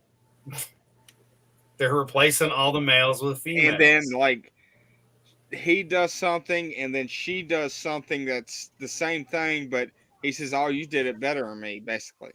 Yep, that's kind of what we're trying to get through to you. That is the agenda. That's what they've been doing. Just like they had Black Widow's sister. Old girl was telling her that, let me show you the guy that killed your sister, and she shows him a picture of Clint. But why is like we had strong female characters? Black Widow. It's not the agenda in 2022, dude. I mean, it's the same shit as in politics. They act like this is a new thing for women to be superheroes. I was like, Wonder Woman. I was like, she had plenty of movies. It's not a new thing. Well, she didn't have a lot of movies, but we had the original series with Linda Carter. Yeah. You got to remember, this is that new wave of feminist bullshit that we're stuck dealing with. And because all the men are cuck bitches with no balls, they're letting it happen. Well, that's just like, did y'all watch Xena Warrior Princess, along with Kevin Sorbo as fucking Hercules that came out first? Yeah. I watched both of them, but she was a main character. Like, she was like top dog in that show. Like, nobody could touch her. I was fine with it. But then when you bring in Captain Marvel's bull crap, I'm like, I don't want to watch this crap. Captain Marvel gave what's her name, Rambo, fucking cancer. At the end of the day, here's the problem. Captain Marvel, at the end of the day, isn't the worst movie in the world. It's not that it's necessarily overly woke. It's just that she went out running her fucking mouth, pissed everybody off, and Brie Larson can't act, and she's fucking plank of wood, almost as bad as Rey in Star Wars. But at the end of the day, if you didn't know what it was, it's a decent sci-fi movie, and I don't really know a lot about Captain Marvel other than Rogue took her fucking powers. Like, that was legitimately all I knew about, and that's all I wanted to see in the movie was Thanos hit that bitch, her be in a coma, Rogue go up and touch her and take her fucking powers. Even watching the cartoons on Disney Plus, Tommy, there's not a lot of Captain Marvel in them. No. There's a little, but not a lot. So again, I don't think the movie wasn't fucking groundbreaking, but they're gonna end up killing DC and Marvel with this bullcrap. They already have. I'm talking like it's gonna go away with like Toys R Us the way. Like, you're not gonna even hear about it anymore. It'll never disappear completely because of the fact of the properties they have. What happened in the 90s? Marvel almost went bankrupt. What happened? They launched fucking Spider-Man and X-Men, Jim Lee and McFarlane, and rebuilt the brand back up. Movies, they've done the same thing. They've killed it. They've already did all this shit in the comics, and nobody bought the comics. Muslim Captain America, Ironheart, all this other shit, nobody bought it. And now they're trying to push the same bullshit because of the soy cuck bitch boys that are out there and can only have strong women, that whatever percentage of Twitter twatter fuckwits that are out there because they're on the internet saying shit, and whoever it is reading the shit going, this is what we have to do. If they would have just left Tumblr alone, we wouldn't have these people out here in the world in the first place. No, you closed Tumblr, and now we're stuck with all these idiots that think they feel offended for this, and this, but yet you put them in the heart of the ghetto, they're going to get beat, raped, and killed. So, if you want a Negan world, these people aren't going to fucking last, and we all know that. Unfortunately, entertainment has not lost enough money, but when they do, and all of a sudden, like Disney's hiding shit from shareholders, right? How they've been losing money every quarter, but they're spending it on the fucking COVID bullshit. And theme parks, cruise lines, movie. Oh, well, COVID. That's a great excuse, but it's not going to help them in the long run when you think about it. But eventually this shit will change because movies always do. I mean, we always go through times where you'll get one or two good movies, and then, you get three or four, and they're not so good anymore. And then they fucking stop. And then now we're at the relaunch, though. There's not any new ideas because people are fucking retarded. All the smart people quit fucking and making babies, and all we're left with is dipshits reproducing. And this is where we're at in Hollywood. Just the dipshits working, and the friend of a friend of a friend, instead of the actual people that could write and do the work and have ideas, they turn them down. As simple as Tobey Maguire, the fucker that plays Spider-Man now, Tom Holland. Yeah. Wanted to do a young James Bond, came up with the idea, and pitched it. And of course they said no, but at least it was an idea. And his comment was, well, it was, I was younger, blah, blah, blah, blah, blah. But it was a fucking idea for something new. I don't necessarily need a new young James Bond. I don't need any more James Bond because the last couple ones have been shit. I hated Daniel Craig as James Bond. I think he's the Cliff Note James Bond. And I think he fucking sucked.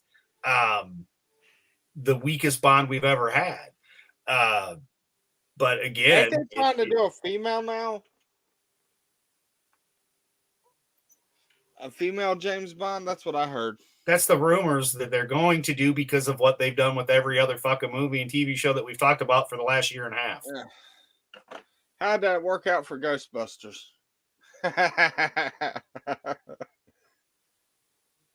They act like that movie don't exist anymore. Neither did Overboard, the reboot of Overboard. Neither did Ocean's, 8? None of that shit worked out, but they're still pushing the same shit. That's the problem. Star Wars was a big one, and everybody lost their shit over it. And then all they're doing now is they are pandering to some extent to the fanboys that are like, ooh, they did this for me. Now I love Disney. I still can't stand Disney. You know, they came out with a holiday edition. It was a Lego one. And it was when everybody thought that they were going to fucking, because of Mandalorian and Luke Skywalker and that stupid fucking scene, they thought, oh, they're finally listening to the fans. But they made a Rey fucking Star Wars Lego movie. They're not getting rid of this prequel or the whatever you want to call it, the Disney shit. They're not getting rid of it. They're still going to keep pushing it. Yeah. And they're going to sprinkle a little bit of this and that to get the average person to watch it. And then just like when they used to watch Roadhouse and fucking masturbate, as fucking Ron White said, that's what these fucking nitwits on Star Wars are doing. Echo Base Network got attacked because the guys are old school fans, at least for episode 1, and they kind of felt it was kind of lame because the majority of us kind of did. It was kind of lame. Again, I know what they're doing, and as a 5-year-old, maybe you'd love it, but at 45, no, 46, no. I watched it, and it gave me a perspective of what he went through. But I didn't give a shit. You already knew this from the first season or whenever he popped up in Mandalorian. Because he had the Sandwalker fucking tool and beat the shit and da da da da da. We already knew he did all this shit. This is like flashback, right? That's where we're at least from season 1, episode 1 that I saw. I haven't seen the second one. Will it get better? I don't know, but it's still not the Boba Fett from, Empire or Jedi. It's the Disney version that's going to be different. Oh yeah. So I just can't. Like I enjoyed Ant-Man. That was a decent movie. Ant-Man and the Wasp. Not so much. It was an all right movie. Still had some humor in it and whatnot. But to me, Ant-Man was kind of one of those ones you could take your kid to see, right? Like, because like Shazam, I think Shazam is still the strongest DC property that they'd made a movie out of. Out of all the ones that they had already made, I think Shazam is the best. And I'm a fucking Batman Joker fan. I want the dark world that we see with Batman and the Joker together, where they're getting ready to take on Superman from like Injustice. The game. That's what I want to see. But we get the little dreams and shit from Bruce. That's the movie I want. I'll never get it. And it's not a Zack Snyder thing. People might think it is, but it's not. There's an Injustice cartoon movie. There's an Injustice video games. And there was even comics. I never read the comics, but I played the games. The game was good. Yeah. That's what I want as a DC fan. But now they're taking a story from the Silver Age. So from the 70s to the early 83s, and they're making some asshole decides he's going to rewrite the story and make it where Superman was anally fucking penetrated for 8 months in a prison camp. No, man, fuck you, DC. Right there. That's what they did. That's the Superman has been anally raped, and he has to tell himself that things will get better. And if that's not an attack on America, I don't know what is, because Superman is like Captain America.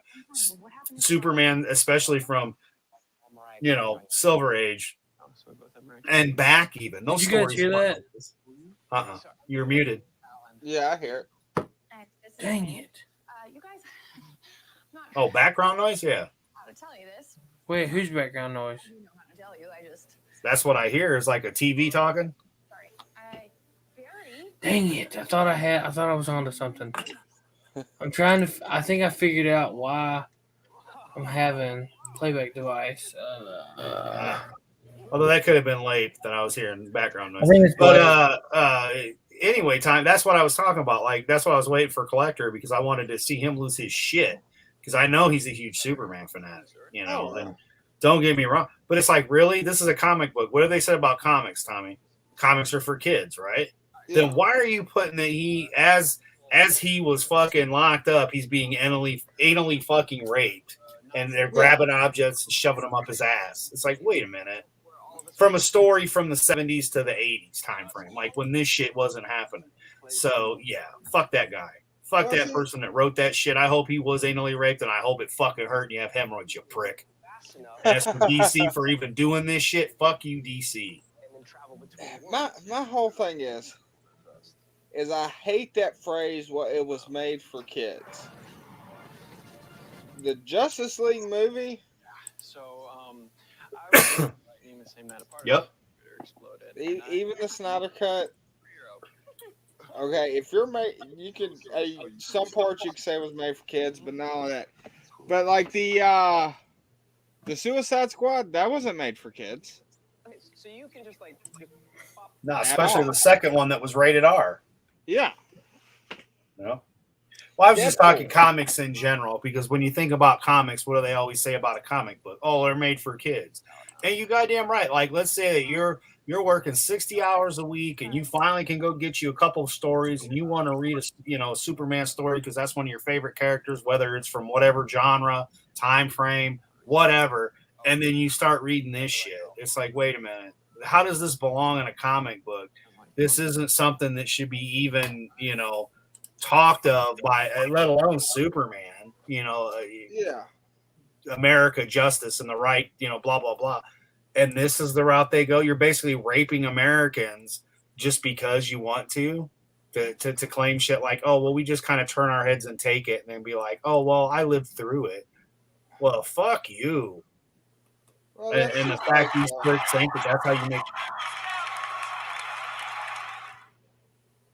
it was I soft. heard that. Yeah, it was soft, but that's what she said. You're going down the right trail.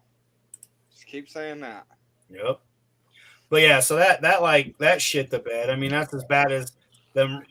That in the CW Arrow show, Green Arrow gave his life to make one universe, and then now they're making a multiverse again. It's like, this shit didn't make no sense. Yeah. It's like, wait a minute. And I hate the multiverse shit. Like, I'll be honest. I couldn't wait for the new Flash to come out, and then it went to crap. And I was like, I can't watch it. I'm not, like, I want to see how the story ends, but I don't want to see how the story ends, if you get what I'm saying. Yeah, well, how bad they gonna fuck it up, right? Like, the Flash, the last season I watched was when the daughter from the future showed up, and then like that whole season, that was like the last season I watched, and then after it was done, I'm like, I don't even know what I just watched. Like, I know she disappeared or whatever, and then Zune escaped, but like that's really all I really can remember from whatever season that was that I watched last. Which is, if they're still running the Flash, it's probably been at least a season or two ago. But yeah, and I'm just like, they put all this time in the daughter, but it was Kid Flash that disappeared in the comics when they were all running. He was too slow and he died. Yeah. Back in that storyline. I can't remember which one it was, and I'm just like, all right, whatever. But again, I didn't really care. And then the one villain in the chair and shit, they kind of dropped the ball on him. I can't even remember his name now. But ever since like Zune, when we got past Zune and we got to the Barry that had the Android 7 that blew up in his face and shit. Yeah. And then the one came back from the past to help save and all that shit. I mean, the Zune stuff was cool because they brought the original Flash from the 90s back. So that was cool, the actor. So that was really cool. But it's really just kind of been lackluster and kind of downhill. And the problem with Arrow, like, I loved Arrow, dude. That was a great series. Till all of a sudden the people from fucking Law and Order started writing fucking episodes and it was all fucking courtsy and whatnot. Oh, yeah. And I still suffered through all that shit because I'm sorry. The actor did and I can't even think of his fucking name. That's how tired I am. But the actor did a really good job, just like the Flash actor. Like, that's the Flash that I want in the movies. Oh, yeah. Not what we got.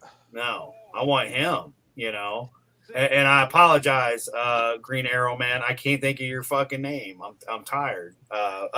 Steve Amell. Yeah. Stephen Amell. Like, I thought he did a great job as that character.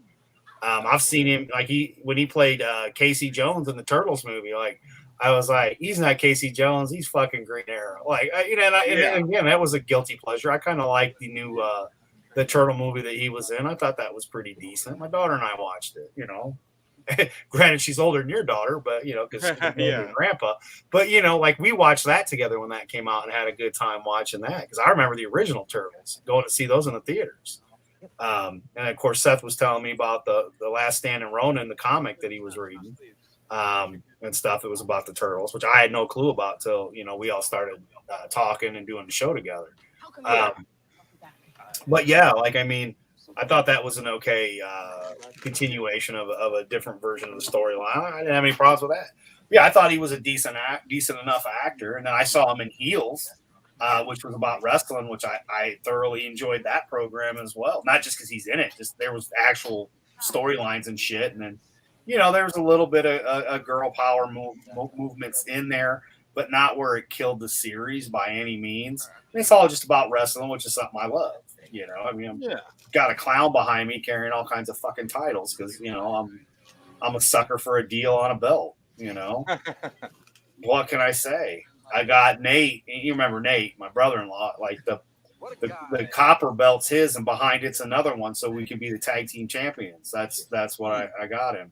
But yeah, it's it's like, all right, cool, and they look good on the clown, especially doing reviews and shit. But yeah, it's fake, but it's fun. At least the shit from the old days. I couldn't tell you about the current product. I haven't watched the current stuff in quite a while. Very rarely. But yeah, I don't know, man. I think Bond's kind of had its fulfillment. I was kind of tired of Bond when we had, this current fucking group of movies. Skyfall, I was like, oh God. Well, Craig just didn't like him as Bond. Not my Bond. But yeah, I don't know, man. I just, we went from entertainment to take us away from shit, from comics to TV series, movies, and the TV stuff got hit first. Always had a gay agent in it or a gay something or other in it, and just anti-American, anti-white, anything, and that shit got produced for forever. To movies where you get Brie Larson and American Chavez and whoever else is in it, Miss Marvel. Actually, I think that's the Doctor Strange movie, but still, like, whatever, man. It's such garbage.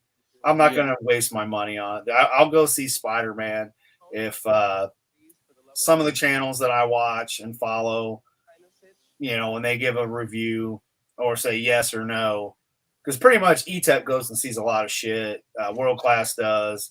Doomcock on occasion. That's 100% true. I will listen and see if those guys say go, or it was okay, then I'll go ahead and watch it. The only thing I give Pete shit about is because he was kind of the Shang-Chi movie. At first, he was okay with to an extent, and then he kind of realized it was shit. And I watched it. I'm just like, this is garbage, and I'm glad I watched it on my Cody box when I had it.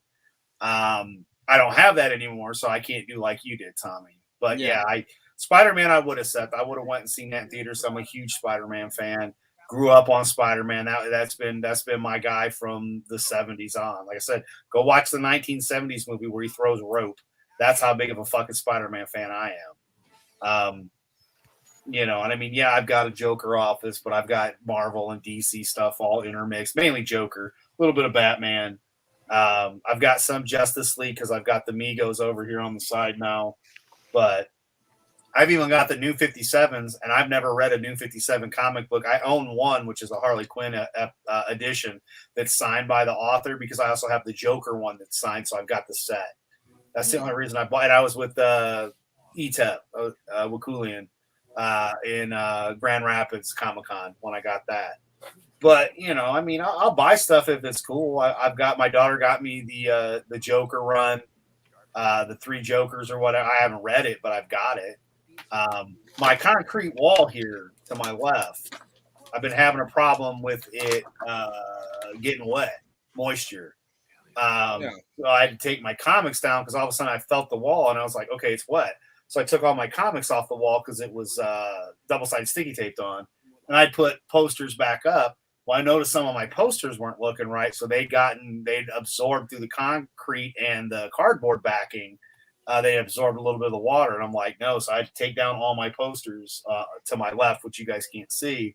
And it's just, I don't have a leak because I'm underground where I'm at. I'm literally sitting where I'm sitting. I'm underground. About here is above ground. And that's where my window is, where I can look out. So I think it's just moisture because it hasn't been cold enough. We hadn't had a lot of snow. I've got a heater over here helping dry it out. It looks like it's doing pretty good. So yeah, fingers crossed. But that's just one more pain in the ass thing I got to deal with is a wet concrete. Have you tried with a dehumidifier work in it? I don't know. This is what we had to do in our basement when There'd be a dehumidifier, or like I said, I don't think I've got a leak or anything because I don't have anything massively damaged or any of that shit. I think it's just because the weather also got COVID like the rest of the fucking world, and the weather's not been normal. no, Normally I by mean now we're in the negatives. We don't even have a temperature usually by now. last Sunday it was actually 60 over here, and then the next day it snows, and now it's absolutely freezing cold outside. Right now it's like 20 degrees. We'd been in the mid 30s, like, right in that area is where we've been. And for the time of year, usually, like, legitimately, like, you'd be like, oh, what's your temperature? And I'd be like, we don't have one. Like, it's fucking negative. It's just 0. There isn't a temperature. It's broken. I don't know what we are right now. But yeah, I mean, it's just literally one of those where it's like, all right, what's next? Bring it, I guess. Utilities, maybe. Is that where? But no, I mean, I don't know. I have to check out the Matrix movie still. I have to check out, well, I don't have to, but it's why I still kind of wanted to see, just because they made it, just to see if it was complete shit. And you're saying it's okay, so I'll probably check that one out. Give me something to watch tomorrow as I wait for a package to get delivered that I'm going to reject, because screw you WWE and screw you FedEx. And fuck you, the United States Postal Service, because you guys suck. Is Spike TV still a thing? I don't know. I don't have cable. Is that the Spike TV a thing? Late? Mm-hmm.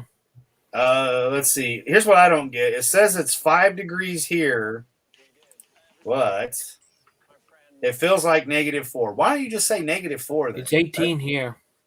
Yeah. So wind is making it feel colder, you think? Yeah, so it's 4, but -4. And they're calling for nothing. Monday, 40% chance of snow. Friday, rain. This is the shit I'm talking about. 40% chance of rain. Today the high was 17. Tomorrow, 36. 36, 17, 22, 38. 36, 30. So like we've been mid 30s, like I said, and then all of a sudden it just kind of dropped. And like you said, we got a little bit of snow. Nothing mad. Like I can't look. I like it when it snows and I can bust out the fucking snowblower, right? Like I want that 1.5 feet, 2 feet, just, or at least a foot. Like I get going with the snowblower. I didn't even go get gas yet because I'm not worried about it, because it's like we don't have any. It'll be like February before we get snow. But I miss like guy TV stations. I miss watching Spike TV. Y'all remember the Man Show? Mm-hmm.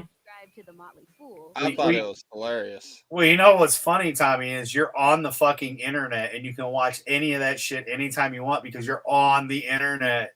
Yeah, but you're not going to get new shows like that because everything we were just talking about. It's not. You can't watch it on YouTube because anytime you mention certain topics, it's either gets buried under everything else or it gets taken off. Well, that's why you don't watch it on YouTube. You watch it the same way you watch the Spider-Man movie, but on your computer, or you get a VPN and then you can look shit up and go that route. But I mean, it's really not that hard. You're an American. You're not a Brit. You're not an Aussie. You fucking spoiled. You're just lazy. Got a lot of forehead, though. Yeah, I mean, a little bit of thinning hair, though. Yeah. But, it's literally like all the shit you're talking about. The problem is that stuff doesn't exist today. Like modern versions of.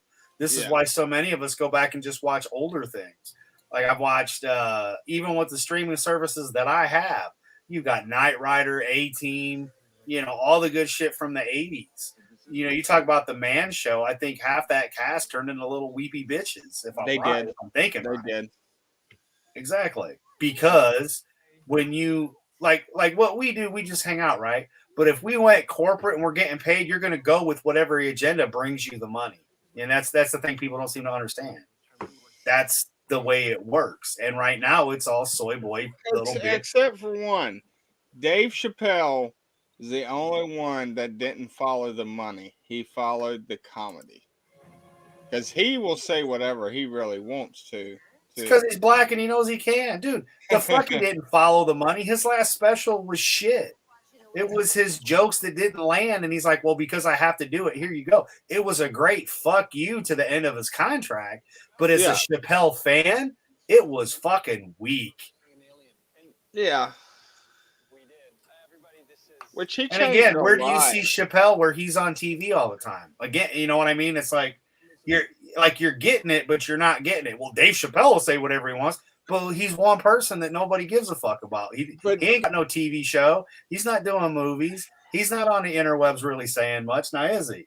Yeah, he was smart. He took the money and ran.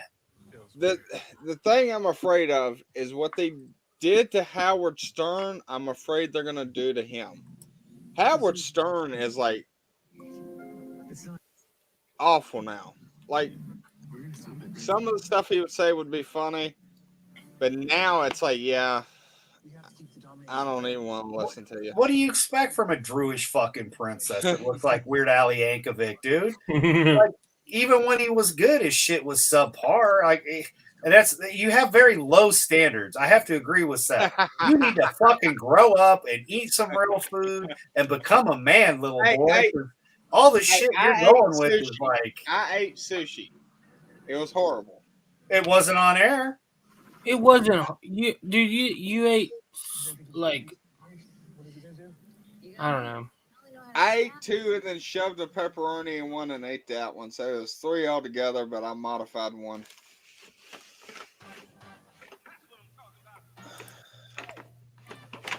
Not my cup of tea. No, because your version of fish is fish sticks. No, I don't like fish sticks. Holy shit. I can tolerate fish sandwiches like the McDonald's fish sandwich, which probably ain't even fish. And I'll eat like a tuna sub. Well, the fucking McDonald's fish sandwiches are fish sticks. It's the same fish. It's like Alaska pollock or I don't know, fucking it's late. But yeah. If you eat it's a white fish. If you eat McDonald's fish, a fillet of fish, and you're okay with it, then most fish, like that, it's the same. Sushi's a totally different thing. And then again, where did you have sushi? Wasn't it hibachi? Yeah. Isn't hibachi Japanese? I don't know. Yeah. So yeah, there you go. You had Japanese style. You didn't have Chinese style sushi. So I'm trying to help. I don't know. I've had sushi. I've ate the Kroger sushi and I liked it. It's. I can eat artificial crab meat by itself. That's disgusting. Compared to actual like crab legs when the meat comes out. Oh my god, no! I've never had that. I've had crab legs. Okay, so here's it, Seth. Next time you do a big cookout, because you can go you don't have to buy pounds of fucking crab legs, but when you get them and they're frozen, even king crab legs, you can grill them. Because it's basically you just bake them or whatever in the oven, or you boil it because they're already kind of pre-cooked. If you grill them and do it, oh my god, dude, it's so good. Because I did that shit, I tested it. Because I used to, what I would do is my one grill had a burner on the side, so I get the water boiling in the house, and then I put it on the. Hell yeah, I put it on the grill so that the house didn't smell like crab. That's the type of sushi I thought we was gonna get. That don't even look appetizing though. Oh, but it's good. There's some kind of eggs, like fish eggs or something in the center. It might be. Oh no. Could be chicken eggs. Just because it's a seafood platter doesn't mean it doesn't have other shit. That's what I meant, Supergirl and Flash. Yeah, see, I'm not a big tuna eater, and as for that, I don't know. I've just had normal, shit with rice and more California style because I'm not a big fish eater myself. But even the stuff from Kroger's wasn't that way. Like, I ate the Kroger sushi, and it was fine. Go to Kroger's, get you some fresh sushi from there, and fucking try that at your leisure. Try some of the sauces and see what you think. This is definitely not what I've ate. No. I'm talking like, I mean, there's all types of different sushi. Oh yeah. You're talking about rolls. Let me know and I can Yeah. Yep. California rolls.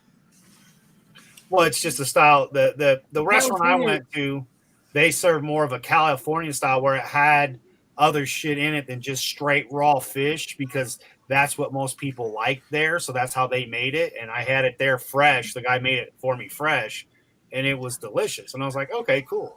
But like a California roll has crab meat and like vegetables in it.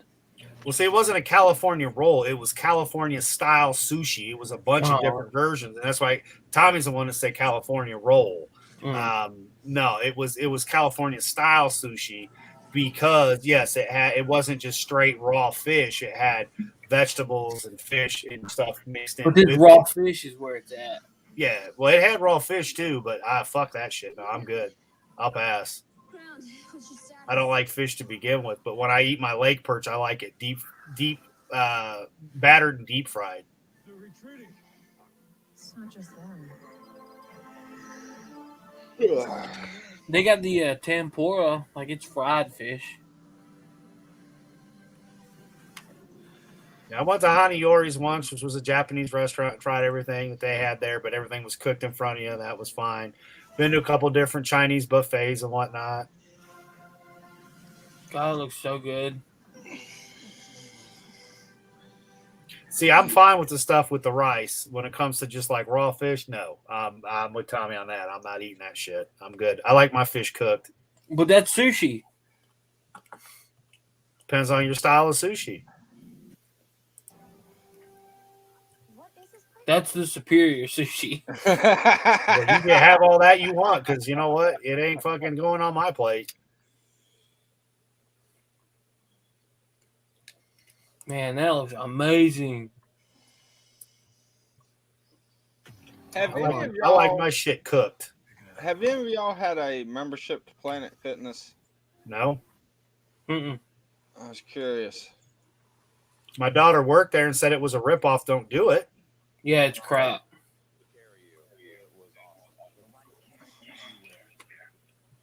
So I don't know if that helps with the whatever you were going with, but she worked there. Don't do it. Her words, not mine, Tommy. Oh yeah. Well, see, if they have it like it's like $10, but you only get to lift the weights and run on the treadmill kind of deal. And if you get the You mean use the gym? Yeah, use the gym. But if you get the black card, you can use the massage chairs. You get the water jet massage, and something else. It's something to like you stand in it, and it decreases scars. Yeah, none of that shit works. I didn't believe it worked anyways. No. And it's a scam. But the only thing that was good is like you get unlimited guest passes if you get the black card. Okay, but how many people want to go to the gym for that? Well, see that you don't. If your guest is only allowed to run on the treadmill and lift weights, they can't do the massage chairs or nothing. Right, but here's my question. Okay, let's say that you went and got the black card. Who the fuck are you going to be giving a free pass to go to the gym and work out? Well, see, that's what I was going for. I was like, I don't care about the massage chairs or nothing. I got weights here, but I don't got all the weights here. And okay, how much here, I'm going to break this down Tommy style. How much does this black thing cost? Giggity. That's so racist. How much? $21. Okay. So and it's like equivalent to two just regular memberships. So that's $21 before tax each month, right? Yeah. You could go buy whatever weight you need for less than that in less than 6 months for that price. Exactly, but I wouldn't have the room to store it. Well, I guess maybe you need I've seen where you work. You can't tell me you ain't got a spot where you It's not just for me. My wife wants to. My wife's actually pushing it more than I am. And, then give her the black membership, which is even fucking funnier, and then you go as a guest. and it's Well, 21. I'm just telling you, that's what we were talking about. She goes for as I just always go as a guest, and she goes, and she can get the massage chair and stuff. I just don't. know that they don't clean for shit, and that Yeah.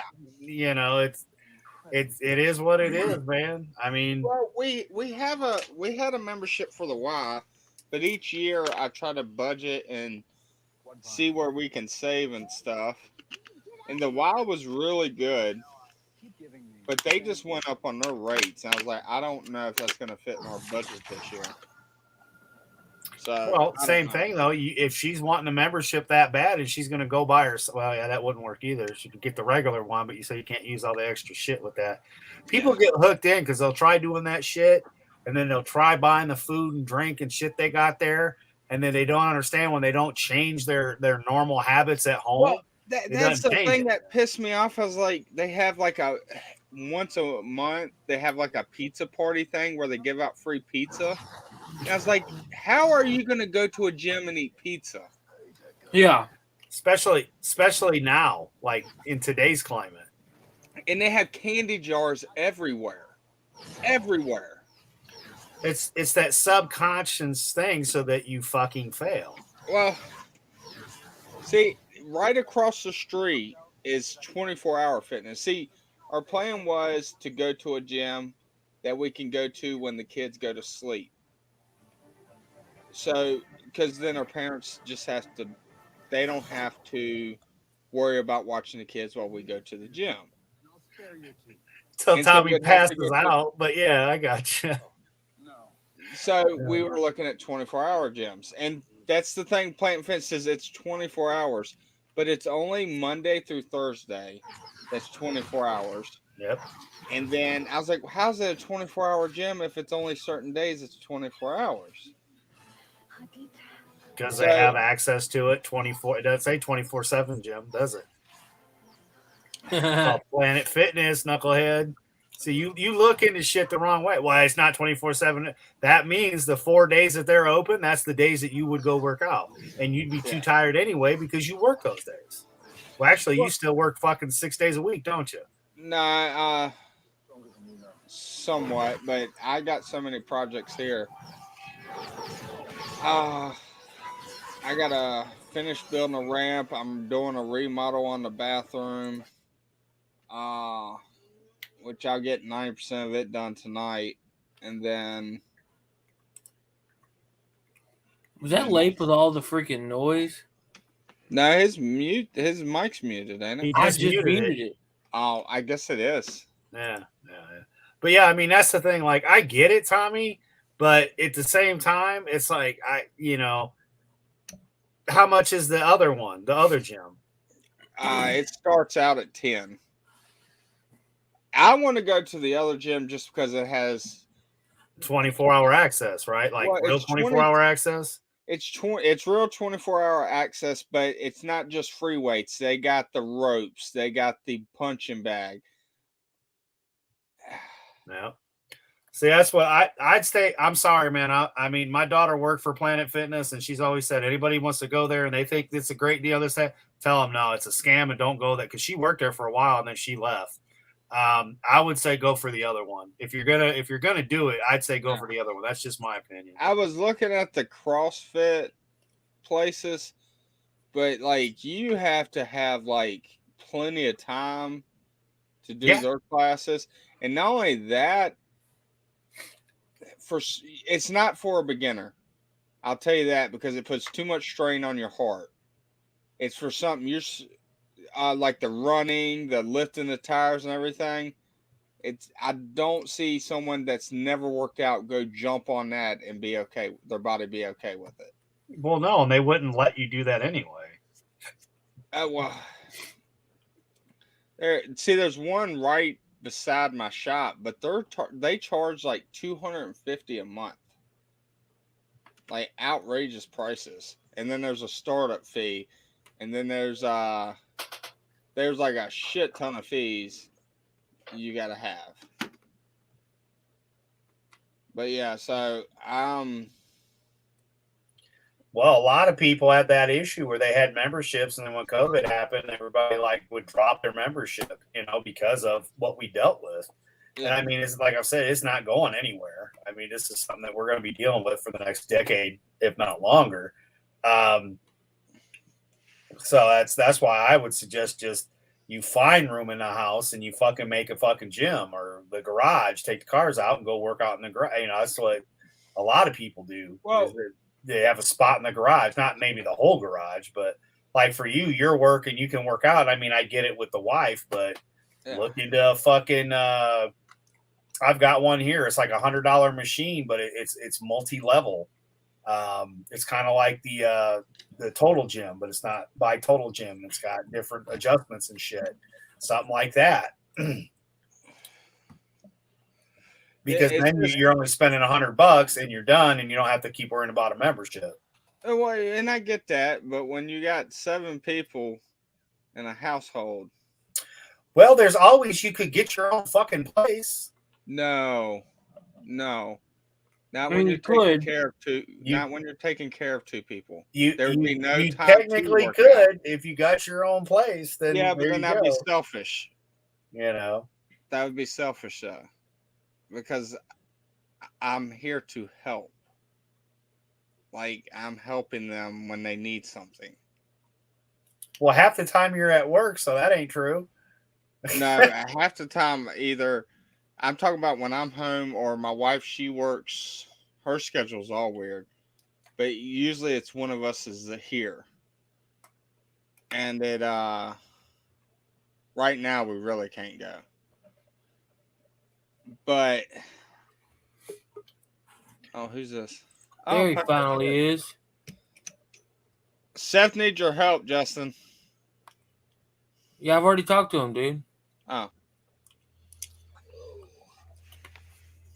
Now he can hear you. Try again, Tommy. All right, what you got going on? Thank you. Well, now you're here, we can all leave. Right. Yeah, that's the way it usually goes. Good night, y'all. Good night, Seattle. Leap you out of here? In a few minutes. I was just kind of listening. I'm looking at another house. We've been bidding on houses and getting outbid. It's been all right. So. Sorry if I had something playing in the background. I didn't realize you guys could hear it. Sorry about that.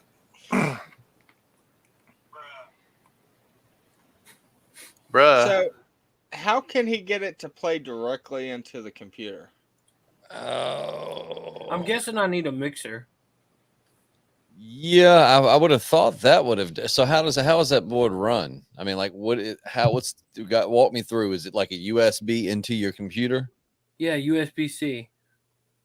To see, mine is it blows my mind because it has the input is an input and an output, which I've not really dealt with before. So does yours have an input and an output section? No, it just has one plug. You might have to do it through OBS. So you could combine your camera, combine your board into OBS, and you send that to your StreamYard. What's OBS? I forget what it stands for. It's a free mixer software. You can do multiple video, audio. OBS is how we do digital pollution through Discord. It's a separate program. That doesn't help me. You would have to download OBS, and then you would launch everything through OBS instead of how you're doing it now. So, like, StreamYard would be irrelevant. No, you still use that. No, you'd still use it, but you would have all your settings. Okay, how you've got it plugged in right now, just simple Tommy style. How you've got everything plugged in and it ain't working, you would run everything through OBS, then to your computer, but it's just a program on your computer. That would then intermix with everything, or it's supposed to. Yeah. Like, I can't run OBS on here because after they did some updates, OBS and iMac just didn't play well together. Yeah. But yeah, I put the link in the private chat. But basically your camera would be one window. Your audio could be something. You don't have to necessarily have them all mixed on there together. But I don't know if it'll work for you or not, but it might. Huh. So your mixer board would just be some input, an audio input, and then you just send it as one combined stream to StreamYard, and then when you hit a button, it'll just be part of the audio.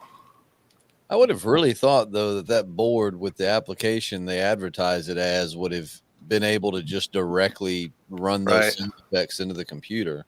Yeah. Well, you might you might have an audio mixer. You could take your microphone and that board and output it to a combined audio, and then you send that audio to StreamYard. Does it have you played around with the settings? Like, does it have like output settings in it? Well, that's how I've looked. Here, let's see. Does it come with like software that goes? This is pretty much the down. Like, this is all that I can really do. There's no output. Huh. That's bizarre. See, I mean, this is plugged into my computer, and the sound comes out of my computer speakers.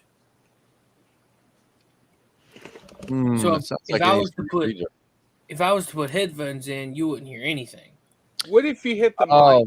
What if you go to your settings on your computer? Like, you have to like change. Well, I guess the input settings are trying to come through your mic. See, that's where I was getting mixed up because see, my mic's going through my board, so the input going from my board to my computer, everything's all in one. Whereas you're using a mic, and that's separate. So your computer's probably not going to allow you to do two inputs simultaneously without some kind of mixer or interface. Let's see, input right here, sound input devices.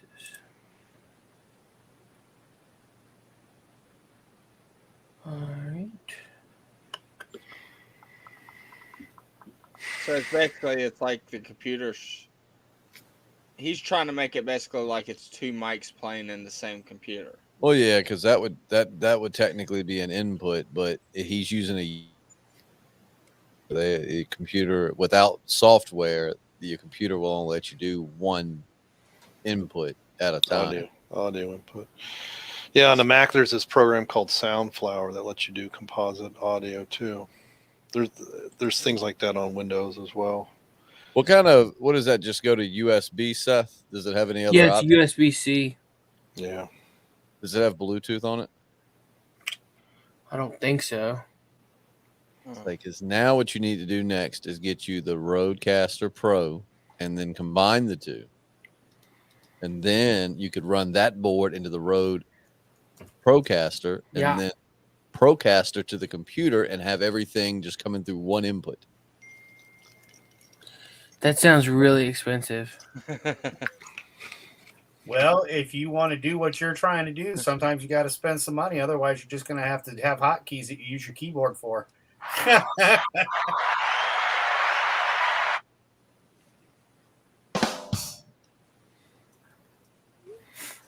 Yeah, see, I hear that. I hear you.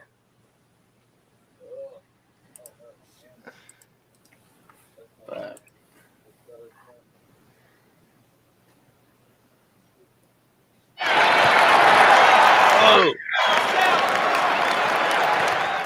That was really loud. That's great if you want to like blow your audience's eardrums out. what was it loud? Yes. Oh my God, it was loud. It wasn't bad for me because I don't wear headphones. So yeah, it's not loud for me. Hang on, let's see. Let me mess with this. I'm gonna leave my mic unmuted and I'm gonna go pee. See if you pick it up. Oh, it's turned up to like 90. All right, now so for us, it wasn't bad. For those poor guys, you just blew out half their eardrums. Oh, yeah, too loud.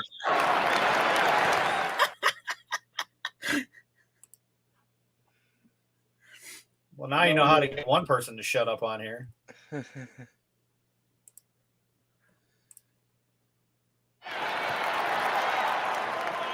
Better. Dude, what I hate about well, it's not just StreamYard. It's something to do with my computer. But anytime I'm on like Zoom calls or StreamYard, my computer input starts adjusting. It's my mic and like the input starts Dude, adjusting. it's doing it to me too, man. It's not your computer. It's StreamYard and Chrome. I do think it's well. I think I tried it on like Internet Explorer, which took like an hour and a half to get it going, but it's still, I don't know what it is. It drives me crazy. I have to remember I leave my input on 70, and then control everything else, turn it down through the board. But yeah, so like after we get off this, I'll have to go over there and pull up my input settings and change it back down to 70. Tommy, was that still too loud? Try it. That's too low. Too low.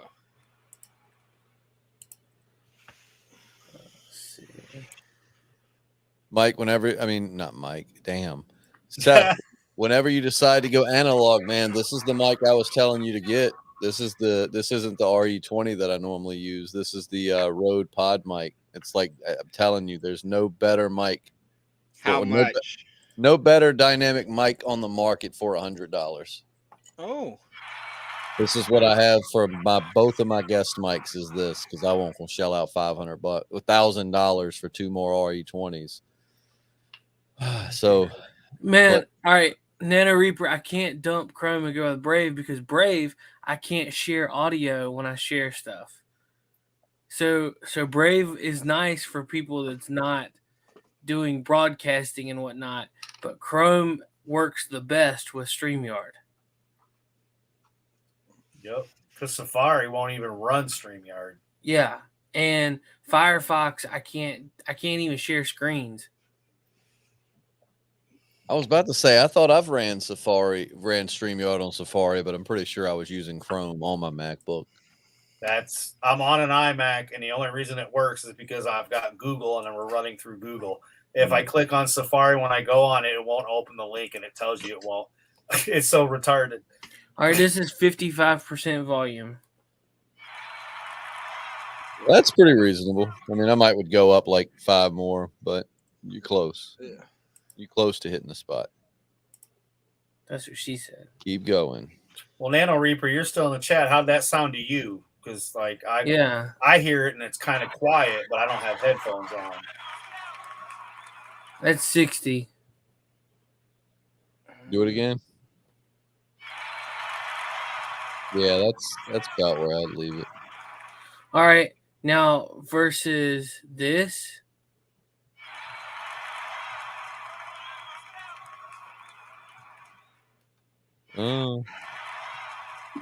That sounds a little low. Okay, so the first one was higher. It sounded like it.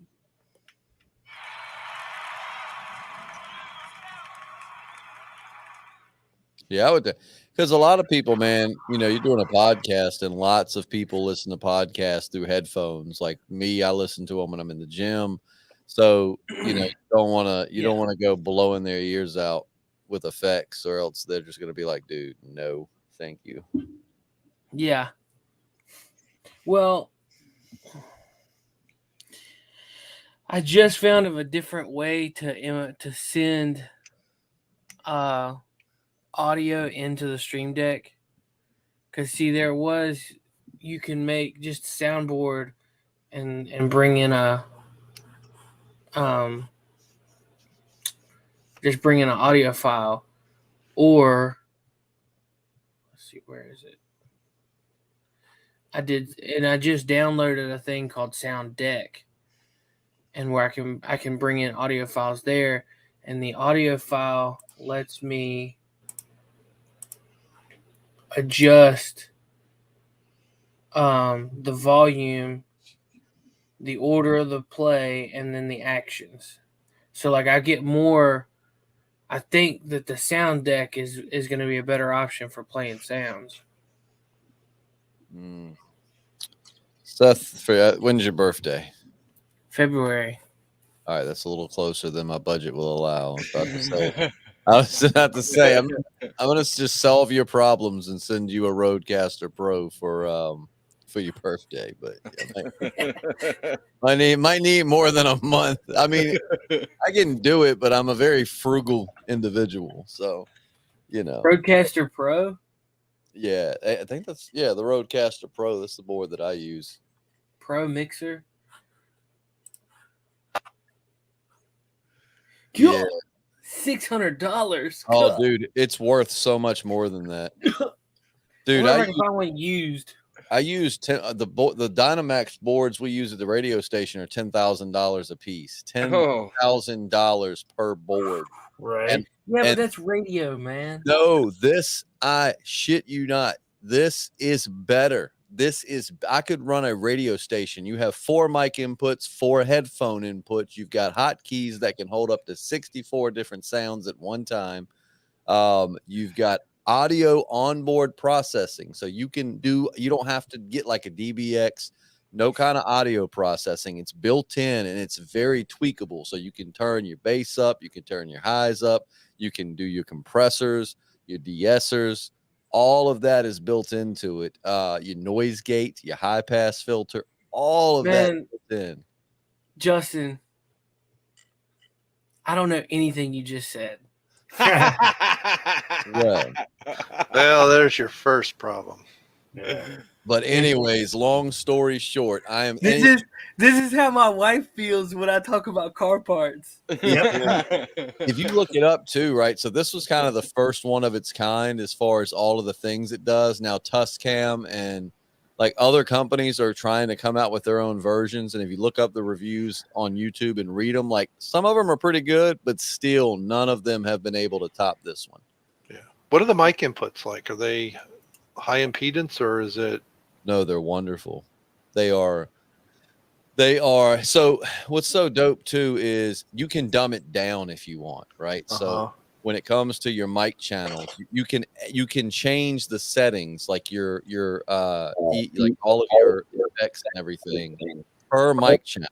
You can even save. So I could save one called Seth for channel 2 and save one for Jesse on channel 2. And when Seth comes over, I can go to channel 2 and find Seth's settings, put it back on him depending on his voice. But if you don't know how to do, all of the different EQs and stuff, you can hit basically simple and you can turn the compressor on or turn it off. You can turn the high pass filter on or off. I mean, and if you have it'll ask you if it's a condenser or a dynamic mic. And then if it's a compressor, it'll cut on the phantom power for you. Oh, okay. I mean, so is it just in a standard audio full size plug? Yeah, it's the XLR, the 3-prong. Okay. And then, so you would, which is still my favorite. I've never in my life heard a USB mic that, in my opinion, that sounds better than an analog running through an interface. Like, just it doesn't happen. The Shure had one that come close. But that's that round plug, right, with the 3 prongs in the middle of it. Yep. That's small round now, about a maybe 1/4 inch diameter. Yep, it is. Yeah. Man, I'm looking on Facebook. Well, all right. I might end up having to drive to Ohio. Don't worry. I might just get one for your birthday. We'll see. Dude, I can't perform the acts that I would probably need to do that for $600. And he wouldn't have a mic to plug into that. Anyway. Roadcaster Pro inbox comes with everything. Used once for a backup. New upgrade firmware. Make an offer. Porch pickup. Accepting cash. Where in Ohio? Cash. Parma, Cleveland. It's Cleveland. Okay, Cleveland. Yeah, that's the northern end. Something else, Seth, that's so dope is like if you have everyone come over and y'all want to go out into the shop, like you don't even have to have it hooked into a computer. It has a SD slot. You can put an SD card in it, and you don't even have to have a computer. You can record directly onto the board, and you can do multi-track voicing. So everyone will be on separate audio files. So if you want to go in and adjust someone's audio separately, you can do that. I mean, it's just as an audio, doing audio for a living for the last 15 years. I mean, this thing has blown my. I mean, for $600, it's easily worth it. Yo, I could message this chick and be like, "Yo, our dude," and be like, $400. It says make an offer. I would use once, but I can't. I mean, I guess I'd have to. I'll get you the You board. would have to wire me the money, and I'd go do it. How far are you away from Cleveland? 3 hours, 2 hours. Oh.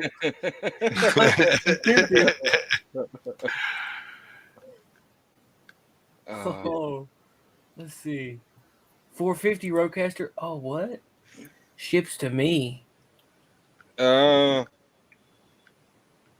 I don't know, man. None of this stuff, like, I can't tell if these are, if it's like legit. Ships for 16. I'd still, like, that's not bad. 450.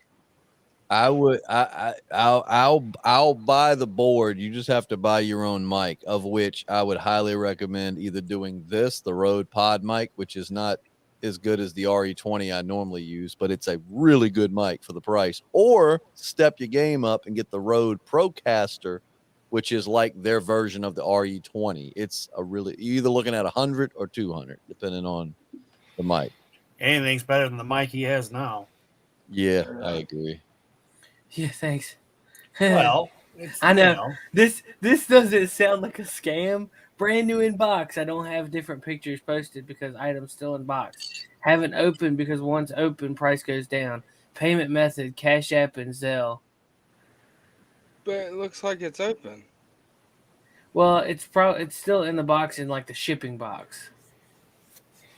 Look, Seth, I rushed to get a 3 mic setup in my studio, right? Like got the 2 mics and then got my mic, so got the chairs, got it all set up because I thought I was going to have some visitors after Christmas and never got them. Now I have to settle for Jesse and Matt on the same podcast. Man, Jesse is a delight. Jesse is a delight. Matt She's fun. is normally a delight until he got his I hate my life and work depression that just will not go away. Yeah. But before that, he was a joy. But yeah. I just really thought, I was like, let me get this set up, Dude, I know. Look, all right. It's not that I don't want to. It's just that I know as soon as I say something to my wife, like, hey, we're taking off to down yonder, she's gonna be like, how long are you gonna be gone for? And I'm gonna be like, I don't know. You gotta take the dog with you. His big experience, he's not gonna be getting none for a while. Oh, that wouldn't be punishment to me because we're already at that point. What are you going to withhold for another year? Man, this is Facebook Live and everything. Like, well, I guess it doesn't matter. Yeah, she ain't gonna be watching this shit. Yeah. What, are you kidding me? But no, like this mic, man, Seth, the last 2 or 3 podcasts we've done, and if you go listen, because stream always distorts audio, but if you go listen to our last 2 or 3 podcasts, I'm using the Rode Pod mic, and the only downside to this mic is that it lacks a little bit in low end, but when you've got a nice board, or audio software, you can make up for that in post. If you're going to do like recorded podcasts, but even live streams, it still sounds, for $100, it's hard to find a dynamic mic that beats this one. And I've been through a lot of them. That's the Rode. What about about the H&A AC50? Cardio and Dynamic Studio. I found that on Amazon there's that board with 2 mics and 2 sets of headphones and 2 arms for $800. I'm just wondering how good the mics were.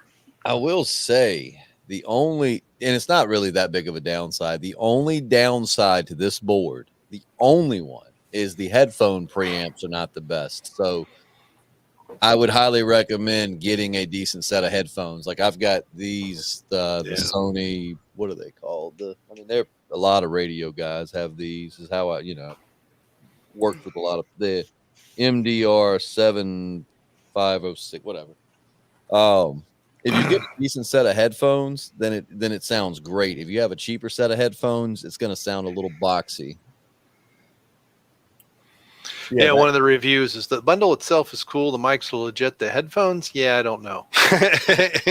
Yeah, and I mean, like I said, if you get nice headphones, I mean, to me, this sounds just like I'm sitting in the radio studio. But if you get like I've got a cheap pair of guest headphones over there, and it just sounds very shallow and boxy. But that's just because they're cheap headphones. Yeah, that's basically what this is saying. Get better headphones.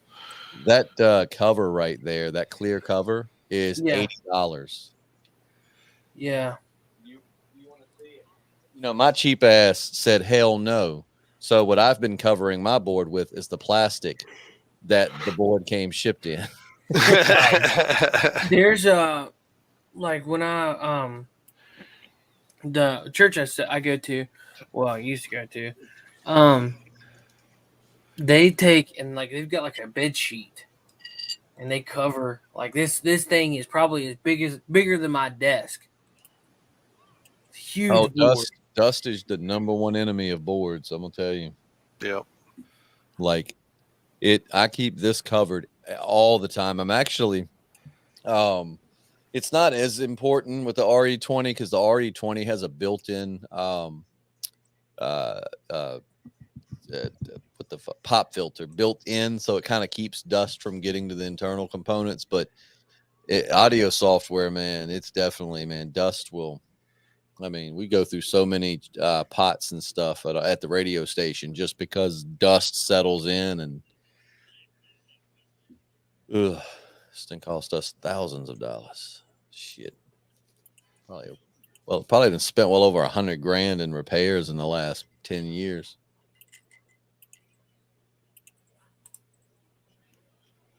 Damn that dust. Damn that dust. Rode microphone and setup. But what is this?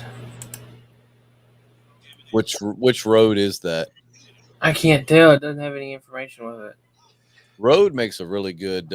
I'm looking for a nice condensing mic. Once I finish with my downstairs studio, that I'm gonna use solely for doing like voiceover and narrations and stuff, like paid stuff.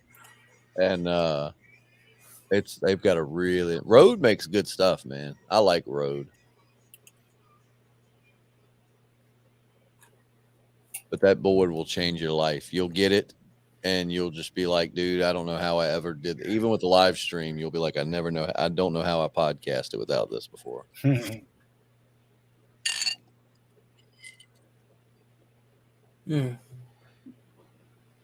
I might as well just send this stream deck back. Dude, I'm telling you. I mean, like, it's not going to let you, do any interfaces as far as like, like some stream decks will let you like, bring people up and take them down and all of that. I mean, you're not going to be able to do all of that. But if you do any like in-person stuff, though, it's really cool because, like, say Tommy's trying to talk and he's got a really good point and we all just won't shut up and let him say what he wants to say. There's a button on each channel you can press. Like, so Tommy's channel, you hit the green button and it mutes all of us except Tommy. So that he talks. And then, but we would all have to be in the same room. That's what I'm saying. If you were going to do like in-person stuff. Yeah. See, now I can bounce around with like different camera views, but I can't. I even contacted StreamYard to be like, why can't I set like independent to my guests a hotkey to make them solo view? Because that way when they're talking, we could bring them up like me. And then if it was you talking, I could bring you up. Surprised it doesn't work like crap,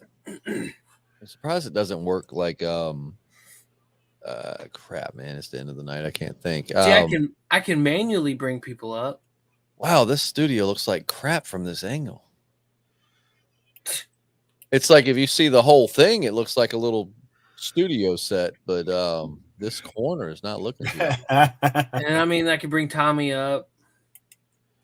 Why is Tommy never on the camera? Because he's Tommy. Yeah. He don't want people to know what he looks like. It's the top of his head.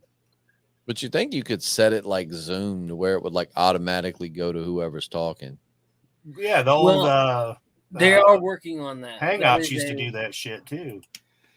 From what I understand, StreamYard's relatively new. I mean, like less than like 3 years, It is.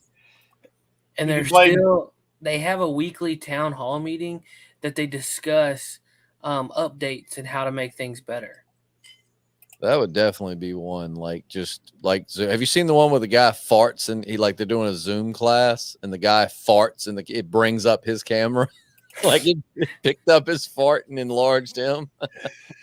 Well, see, when we used to do this on Google Hangouts, like Google Hangouts would bring up who's talking. Yep. Yeah, And that's then YouTube decided we can't use Google Hangouts anymore. Now you got to go through this shit. Although you don't, if you learn OBS, then you could do like we do on Discord. But of course, that's, as you've seen, a little bit different as well. Yeah. Well, we use StreamYard on the Fancast, so it's been the Google Hangouts has been gone for a long time. Oh yeah. Well, yeah, but I'm talking like. I mean, you can still use Google Hangouts. It's the same thing, though. You got to go through OBS in order to use it. Where now, when you go to do this shit, it's pretty much you just click it, boom, you're there, you share the link, everybody comes in, and you just use what they're making you use. But technically, with 2 extra steps, you could still use Hangouts. But I didn't think Hangouts was around at all. Yeah, that's what Black Angus still uses to do his shit. Oh. Emotional damage. So I don't. Oh man, I'm gonna have to somebody's gonna have to teach me how to do OBS because it looks really complicated. It's not. There's videos on YouTube. That's how I learned. Okay. And I was doing it on an iMac, dude. You just basically download it, and then there's a little plus button, and then you add shit. So you'll add your sound and you'll add your stuff, and then you do all that shit, and then once it's there, it's there. It's done. Well, see, there's now I noticed the symbol. Where are you at? Right here. There is a whole. Yeah, right here. There's a whole thing on the Stream Deck. Right here, there's all this you can use for mixer audio, scene, record, stream, source, all the stuff for OBS Studio. Huh. Okay. It's really not that complicated. Back in the day, I mean, I used to use it all the time till they rebuilt my computer. Like, I didn't have any issues till they had to rebuild, put in a new, after the mouse pissed in the fucking USB and fried out the motherboard. They put in a new motherboard. Now my motherfucking Bluetooth doesn't work.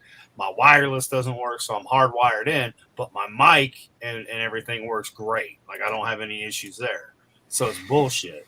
But I couldn't run OBS anymore. And if I try to do like Jez does, that shit doesn't work on Discord either. So I just ended up deleting OBS because I'm like, I'm just going to use, if I'm recording this way, I'm just going to use StreamYards because, that works for me.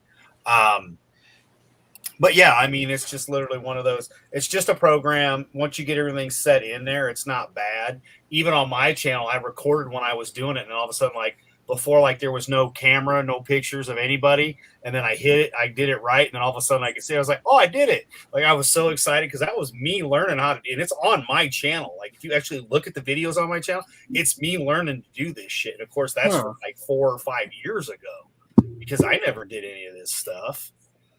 I was like you. I'm like, the fuck is OBS? And they're explain to him. I'm like, Ben, I don't fucking have a clue what you just told me. Well, I that makes sense. I've heard people like Nerdrotic and stuff talking about issues between OBS and StreamYard. So I guess they're doing the same thing that we're wanting to do. Okay. I mean, for me, I think it's cool that you want the little board to do all the shit. But to me, I'm like, but you could do it all from your fucking keyboard for free. So, that's how tight what I know what you're doing, and I'm not knocking you. Don't take it as a knock. I just want it to be quicker and more seamless. Yeah. I really, in my mind, I've got the production. I want to do stuff. I want it to be nice, man. I feel like I run a better podcast than what I actually have. Well, it's but there's nothing wrong with getting stuff to get it set up so that it makes life easy, right? That's how I look at it. Mind you, I'm just me. I got these super cool lights that I haven't put up yet, but I finally managed to get them synced up to the app. Nice, because they're run by an app. Super and cool. Yeah. Yeah, camera and lighting is my next project whenever I have a damn free. Like when I get off tonight, I've got to get my laptop out and do some work. So whenever I'm not working, I'm going to set up the lighting in here and put some ambiance and some stuff to it. We just started video podcasting though, so Yeah, I saw the one with you and Jesse did the conversational questions. and there's one of Matt and I on the Patreon. Was that new? Yeah. That's Okay. well, what's sad is it was recorded Tuesday and it was supposed to be posted on Wednesday. I'm gonna start doing everything a week behind. That looks cool. I'm mesmerized. That's what mine don't do the running thing, but like you can't see them, but like right here under my desk, that's what under my desk is lined with is those LEDs with like the remote, and you can change the pattern and the colors and stuff. $5 at Walmart. Like this is all hooked up to an app, and I finally figured out how to do the app. Man, if I was stoned, that would be absolutely amazing. But I'm gonna put it on my toy shelf Behind you? Yeah. behind me, to where it'll like light up my toys and keep everything cool and whatever. And I can do. I'm still trying to figure out my backdrop. I haven't decided what I want to do yet. All right, I can do sections. It can make sections, and like if I want to highlight a certain toy, I can change the color to or turn the color like whatever. Right. I just got a LIFX bulb behind me, and that's how I'm able to do my shit. And I can That's set it cool. where it'll do the shit itself. But it's the same thing. It's just an app from the phone. Unless I tell, but that's how come normally like I just stick with the red or the blue, generally the blue, of course that's at 100%. I turn it down to like 60 generally when we're streaming. Yeah. About right there. Yeah. So it's not as, but I mean, it's just something that, and this is an old ass fucking bulb. It was like $80 at fucking Best Buy 10 years ago. You can get them on fucking Marketplace now. They have them like a normal size bulb and they're like $15 and it runs on the same shit. And I'm like, oh, hell yeah. Because I've got the 3 lights behind me, but that's part of the electrical issues I have. So I would have different ones on and now that shit don't work half the time. So I just got the one light there. The reason you can see me, I got a normal light. There we go here. And then, so then it gets too dark. And then if I go like this and then I can't see is when I'm on that's just the whiting from my fucking iMac hitting me in the face. Which blinds the shit out of me. That's why I usually wear the sunglasses. Cause legitimately I can't, plus, especially with the fact that, I do the sunglasses because I can actually see. They look dark, but they're like outside they're perfect, but I can still see through them clear as day. So it's like, hell yeah. Are yours prescription lens? Yeah. Mine are too. It's awesome. Oh, I've got like 3 or 4 pairs that are prescription lenses, dude. I'll forget and walk in somewhere and they're like, what's wrong? The sun don't shine on a badass or something. And I'm like, man, I got prescription lenses. Yep. And then they're like, oh, sorry. Yeah, here, give me a solo real quick. I want to see if it'll pop up. It should. Right. But I have there we go. The bifocal lines are there too. Oh, I see. Okay. Yeah. But see, they're not dark. They're kind of a brownish, purplish color. So, and I mean, there you go, Tommy. It's free. They're cameled, baby. So it's but yeah, I mean, you can't tell they're cameled from here, but like I can, when the screen is how it is now, where I've got all this white, I can read, like I get in the bifocal, but I can read, old man, and he did his little thing. If I go over here to comments, like I have to scoot up more to get it in the bifocal, but yeah, I normally listen to podcasts in the truck on earbuds. So I mean, like, but if I just go to YouTube, of course, it's a hella easier, so I could actually see this way. But yeah, I mean, that's the shit that I do, and it's like I like the sunglasses just because it tones down all this white, because there's too much white in the world. Damn it! I'm telling you, amen. Telling you, but yeah, I mean, it's the downside of diabetes and having a retina detached and fucking only having one eye, so I can't put as much strain on the one eye, or I'll be completely fucking blind, and I'll probably eat a bullet if that ever fucking happens. Because no, thank you. So yeah, I do my part with the diabetes, and I've been dealing with this shit for 38, 39 years now, 46. I'm not even supposed to be here today. Told me I wouldn't live to be in my 20s. Now I'm 46. So, still here, bitches.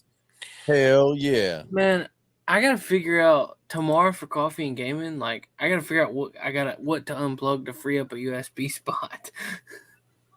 You're bored. I'm gonna have to take out the Stream Deck because I can't. I gotta hook up my controller. Yeah. I mean, that's just the simple solution. You won't be using the board while you're gaming. No. Hey, Seth, you'll appreciate this. You ever heard of whiskey stones? Yeah. Freeze them. And yeah. So I've got some. They're not stones. They're metal. But this is something I got for Christmas. I don't know if you can see. These are my whiskey stones. They're nice. Bullets. Yeah, I was gonna say, yeah, bullets. Hell yeah. That's pretty cool. Somebody was like, "Be cooler if they were real." I'm like, no. The problem is if you get too drunk, you don't want to make sure you accidentally swallow it, Or lead. Then you light a cigarette and go, "Pow!" There's a whole new meaning to heartburn. Yeah. But it's crazy. I finally got my gun cabinet in here, so like all my guns are like right over here to my. Well, you can't see. Hang on. My guns are right behind this wall. Nice. My guns are right there, right there, right there. There's a katana.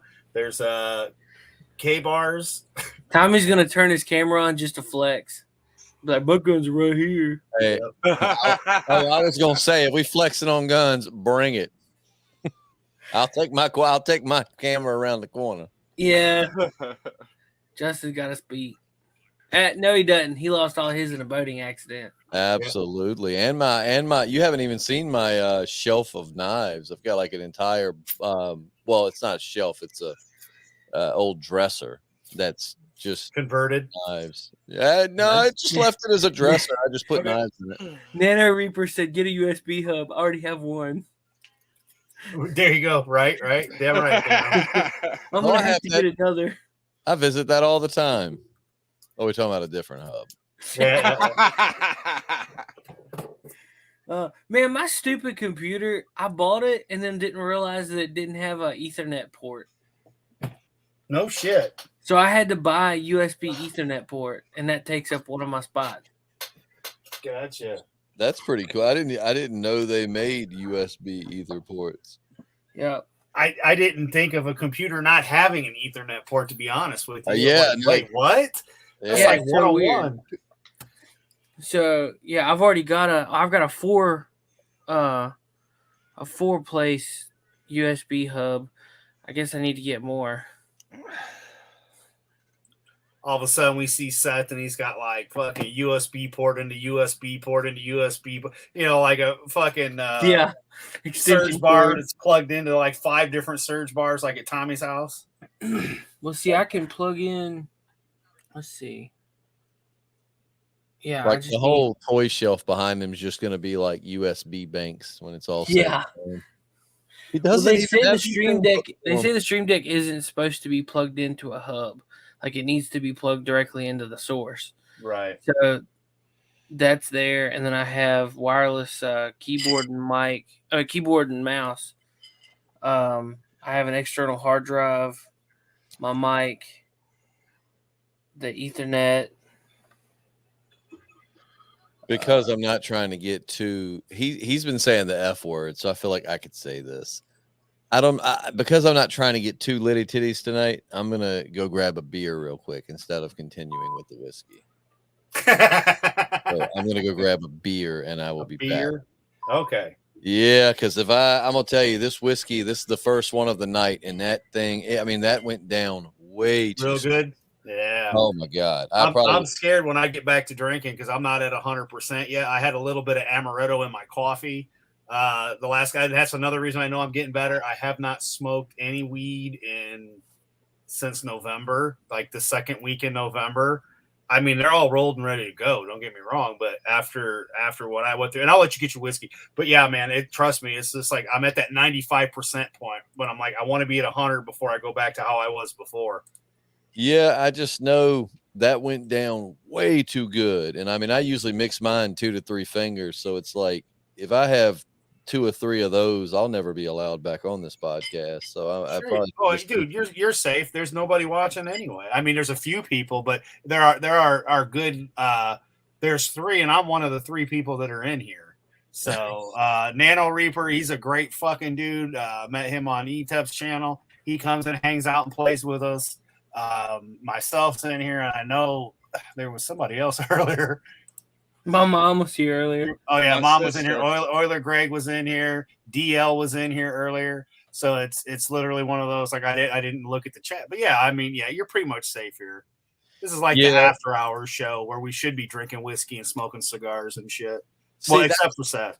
That's my thing. Conversational questions is a new segment we've launched, which it's doing terribly, but I really enjoy it. So I'll keep doing it despite the low view count, because I mean, it's one of those, nobody's just going to stumble upon it. So, I mean, it's not, it's a little harder to get it out there, but it has been getting a lot of listens on iTunes and on, what's the other one called? It starts with a B. We're on like 8, 9 different sites, but are you on Spotify? Yeah, we're on Spotify. If you would, you know what? Why don't you go down in our description and check it out, because his channel is linked in our thing, and you can actually go to the LinkTree and find out everywhere you want to look.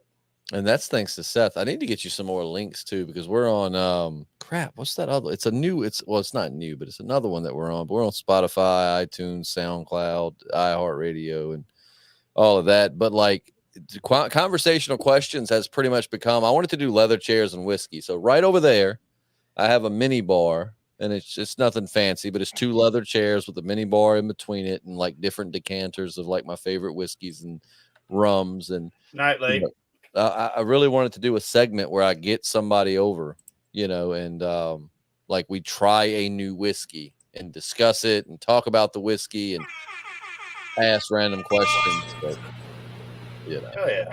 How'd that sound? Did that sound all right? Your mic wasn't too bad. What? One at a time. No headphones. It wasn't bad. It was a little low. It was a little low. For the love of God. I think Brian Late hates me. Nah, he's been quiet most of the stream. I think since we're only cool listeners, I think he's intimidated by my big dick energy. You know what I mean? That throws people off sometimes. Sorry, Mom. Sorry, Seth's mom. No, I love Lape though, man. I support the hell out of his channel. Every time he posts, I watch it. I like it. I don't share it because I don't think anybody on my Facebook would care about craft beer just because we're in. Oh, Seth, did I tell you my little brother moved to Roanoke? Yeah.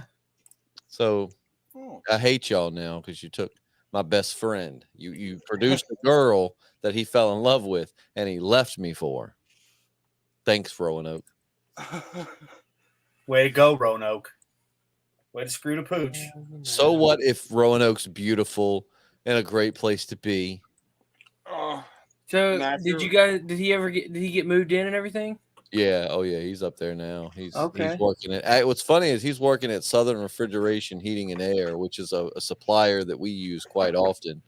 So I was like, dude, there's a good chance I'll be cussing you out over supply issues. Be like, if you don't get that heat pump to me by Wednesday, you can cancel our contract. You gonna be at Thanksgiving? All right, man. Love you. Hell yeah. I like it. I'll tell you something awkward happened to me today, if you guys want to hear it. Oh, yeah. Go ahead. It's very short, but it's very awkward. So this guy, that's my sex life description there. Short and awkward. But we've got this supplier from, I won't say like companies on this, but we got a supplier, and it's not the one I mentioned earlier. And the other guy that I deal with from that supplier, his name is also Justin. He's an awesome dude, man. I think the world of him. But I guess you get in a rhythm of talking to your wife because I was trying to order something, a dual fuel package heat pump from him, and they didn't have it in the size I needed. And I was like, well, let me figure something out. My supplier that said, hey, babe, when you get a chance, give me a call back. What? So I thought he butt dialed me, and I was like, hey, man. He was like, no, I said, hey, man. I said, no, I got the voicemail, and I will never delete it. You said clear as day, hey, babe. I appreciate everything you do for our company, but I'm not ready to take it to that level yet. Get me up to making $1 million a year, and then you can call me whatever you want. Right. So my wife got a job working with a friend of mine, and she just left like the interview where he gave her the job and everything. She sends me a text, say I'm all done, heading back, love you, but she sent it to him and not me. And then she felt super awkward about it, but he responded back and was like, it's okay, I love Seth too. That's good. Good support about it. Yeah, he was cool. Well, them honest mistakes, right, with people that are good people. That's what you want. That's the kind of, because the funny thing was I was going to make a smart ass comment. Yeah, well, Seth had a wife, but she left him for the guy that got him job. And then you just said your story, so I'm glad I left mine till now. But no, man, that's cool. I'm glad to hear that your buddy, was interested in her and she got herself something to do. Because I know she'd been kind of down after what happened. So what's she this was years ago. She worked. This was years ago. She worked there for like 3 weeks. Oh. I thought you were talking recent. I was going to say, well, that's cool because I know after that shit that happened with the last job, which was horse shit. Yeah. No, you can't work from home. I couldn't work from home. Hey. I really couldn't. I think I'd go insane. Man, I'm gonna tell you, I'm not even gonna lie, man. Like a lot of people have said that, and when COVID first got to be a really big thing, the owner of the radio stations, because I can do it all from home, and it's like like when it snows, I'm not risking my life to get to the station and tell your ass to stay at home. Right. So we figured out how to remote broadcast, and I can go live, and my setup sounds better. I probably have about $5,000 into this little studio here. Sounds better than $100,000 studio. I believe it. And it's like, so I just do it from home. And so when COVID first hit, he was like, hey, if you want to work from home, that's fine. Like, whatever we need to do to keep everybody healthy. So for like 3 months, I worked from home, man, and it was pretty spectacular. Like, I say that people like, I'd go crazy. I didn't. God dang it. Whiskey in my coffee when I'm doing the morning show. Don't got to put pants on. Lunch beers in my boxers while like filling out FCC forms, like selling advertising from my basement in my boxers while playing Resident Evil 3 remake and having a beer. Like I was down with it. I mean, Tommy, you couldn't work from home because of your style of work, but most people. I mean, I would be fine if I had like a big garage in the backyard and I can work out of it. But that's what I mean, though. The style of work that you're doing, no, obviously not. You couldn't really work from home. You would need a lot of room, which I get. But I mean, you've got the shop, so that's what they're there for. But like me, I mean, I've been working from home. I mean, I retired in 2008. So like that first couple of years was about a bitch because I felt like shit because I'm like, man, I'm not working anymore. I got put on disability and shit when I finally did get it. And it was like, man, I just felt like shit. I didn't feel like a man because to me, a man worked and provided this, that, and the other. But through the years, like it didn't take long before it was like, I worked for the last 15 fucking years. Now I'm home. Fuck off. I worked a lot of times. I missed a lot of shit with my kids. So I was able to still do stuff and then have family time and do stuff with my kids and, run a car club. And, that was pre all this shit. to now where it's, the dogs and, YouTube as much as possible. But just, I haven't been on as much. I've worked my way back up because this shit of you got to have whooping cough, fucking vaccination, and whatever the hell else was mixed, tetanus and something else on top of. Then the wife had the flu, and those four things all at once was too much for me. Again, this was about the second to third. This is back when Kyle Rittenhouse got off. Giggity. That was right before I did that. And I'm just now where I am now at 95%. So it's been a month and a half ish. Easy. Because I got sick right before Thanksgiving. And, it was just like, ugh, it sucked. But it was just a little bit too much for me to fucking handle. Like I said, I haven't drank, I haven't smoked, I haven't even worked out. And I mean, that's one thing I've missed because I quit smoking cigarettes in June or July. And from that point, when I quit smoking, I turned and I just started working out in my gym. And every day, 2-3 hours a day, I was working out, getting in really good shape. And I fucking miss doing that even. I miss being, in the chat on YouTube channels and, streaming and stuff for the time frame that I was out. I'm glad my voice has gotten better because that was about a bitch. But yeah. God, Seth, I wish your mom wasn't listening. I'm coming up with some of the best jokes in my mind right now, and She's not on anymore. Okay, I was gonna say, for me, the gym is like anal sex. It's like the thought of it, I'm like, I don't really feel like it, but once I'm doing it, I'm like, I'm so glad I'm here. Especially when it's a home gym, man, because you don't got to worry about nothing. Yeah, no, I love, man. I go to the gym at least 3 days a week. I try to get in 5. Like I'm going tomorrow morning. We'll get some cardio. What gym do you go to? So I go to, God, what am I, a member of 3 or 4 right now? I got to cancel a few, but the main one I go to, it's called the Fit Club. It's awesome. Like it's a great gym, good environment, good people, it's affordable. Like, I mean, it really, it's by far, I've been a member of Planet Fitness for the brief time we had a Gold's Gym in Danville. What is it? 24 workout 24/7. And then there's a place called Adams Total Fitness, which is literally, I can walk there. It's so close to my house and it's a good gym. It's much smaller. So see, me and my wife are wanting to go to a gym, and it's got to be a 24-hour because we want to wait until the kids are asleep. I don't like butt sex. But she's got her heart set on Planet Fitness, and I got mine on 24 Fitness.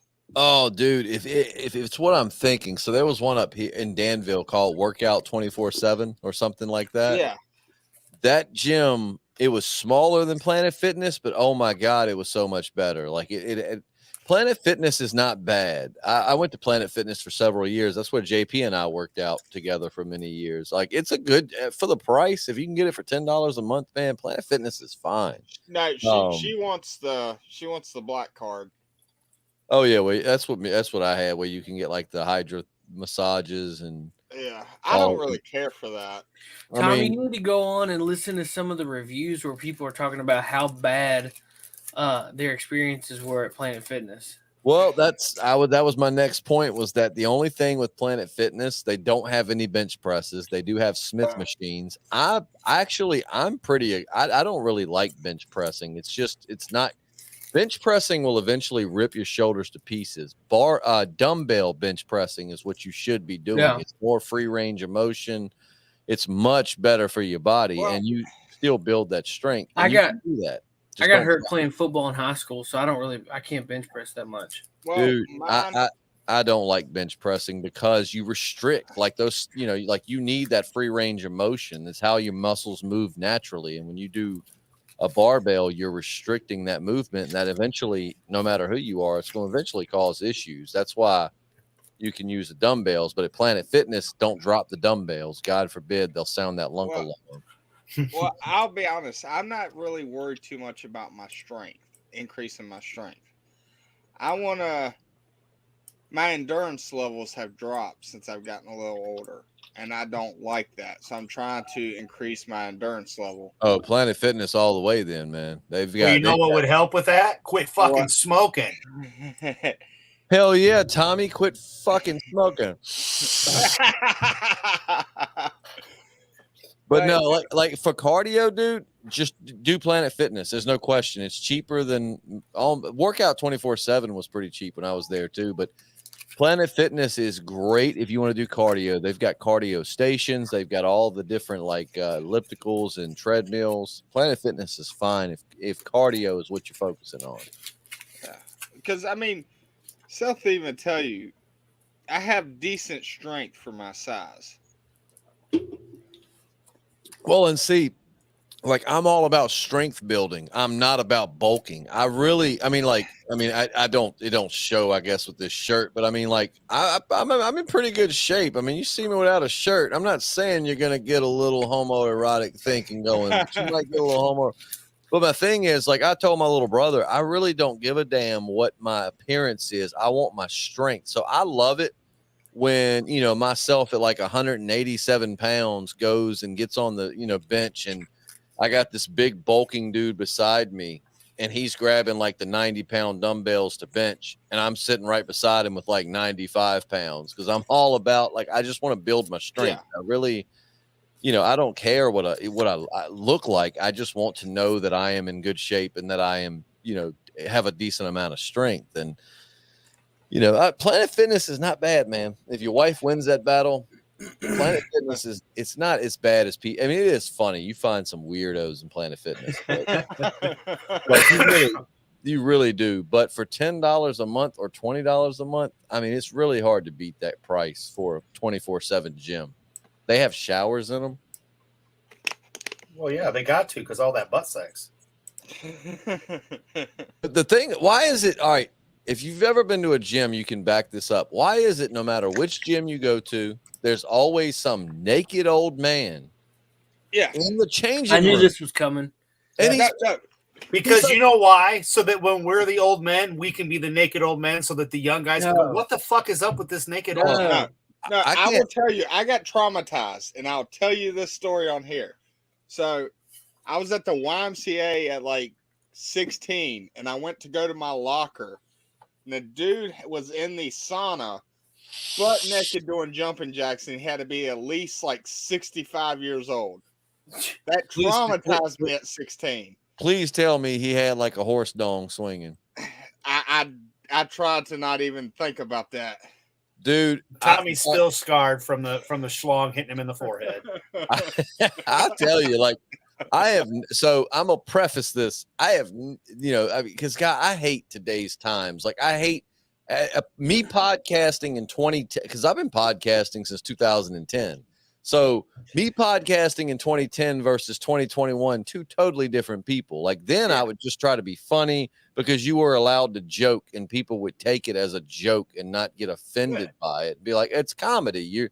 That's comedy is you joke about things. But you know, so I don't know but so this guy was gay as hell. There was this big old guy, clear as hell. What's funny is he was old, but he always wore a Korea veteran's hat. He was not that old. Like it's like what yard sale did you get that hat from? You're not old enough to have been in the Korean War. But like he would legit just sit in the locker room and stare at guys when they got naked. Like that's all he did.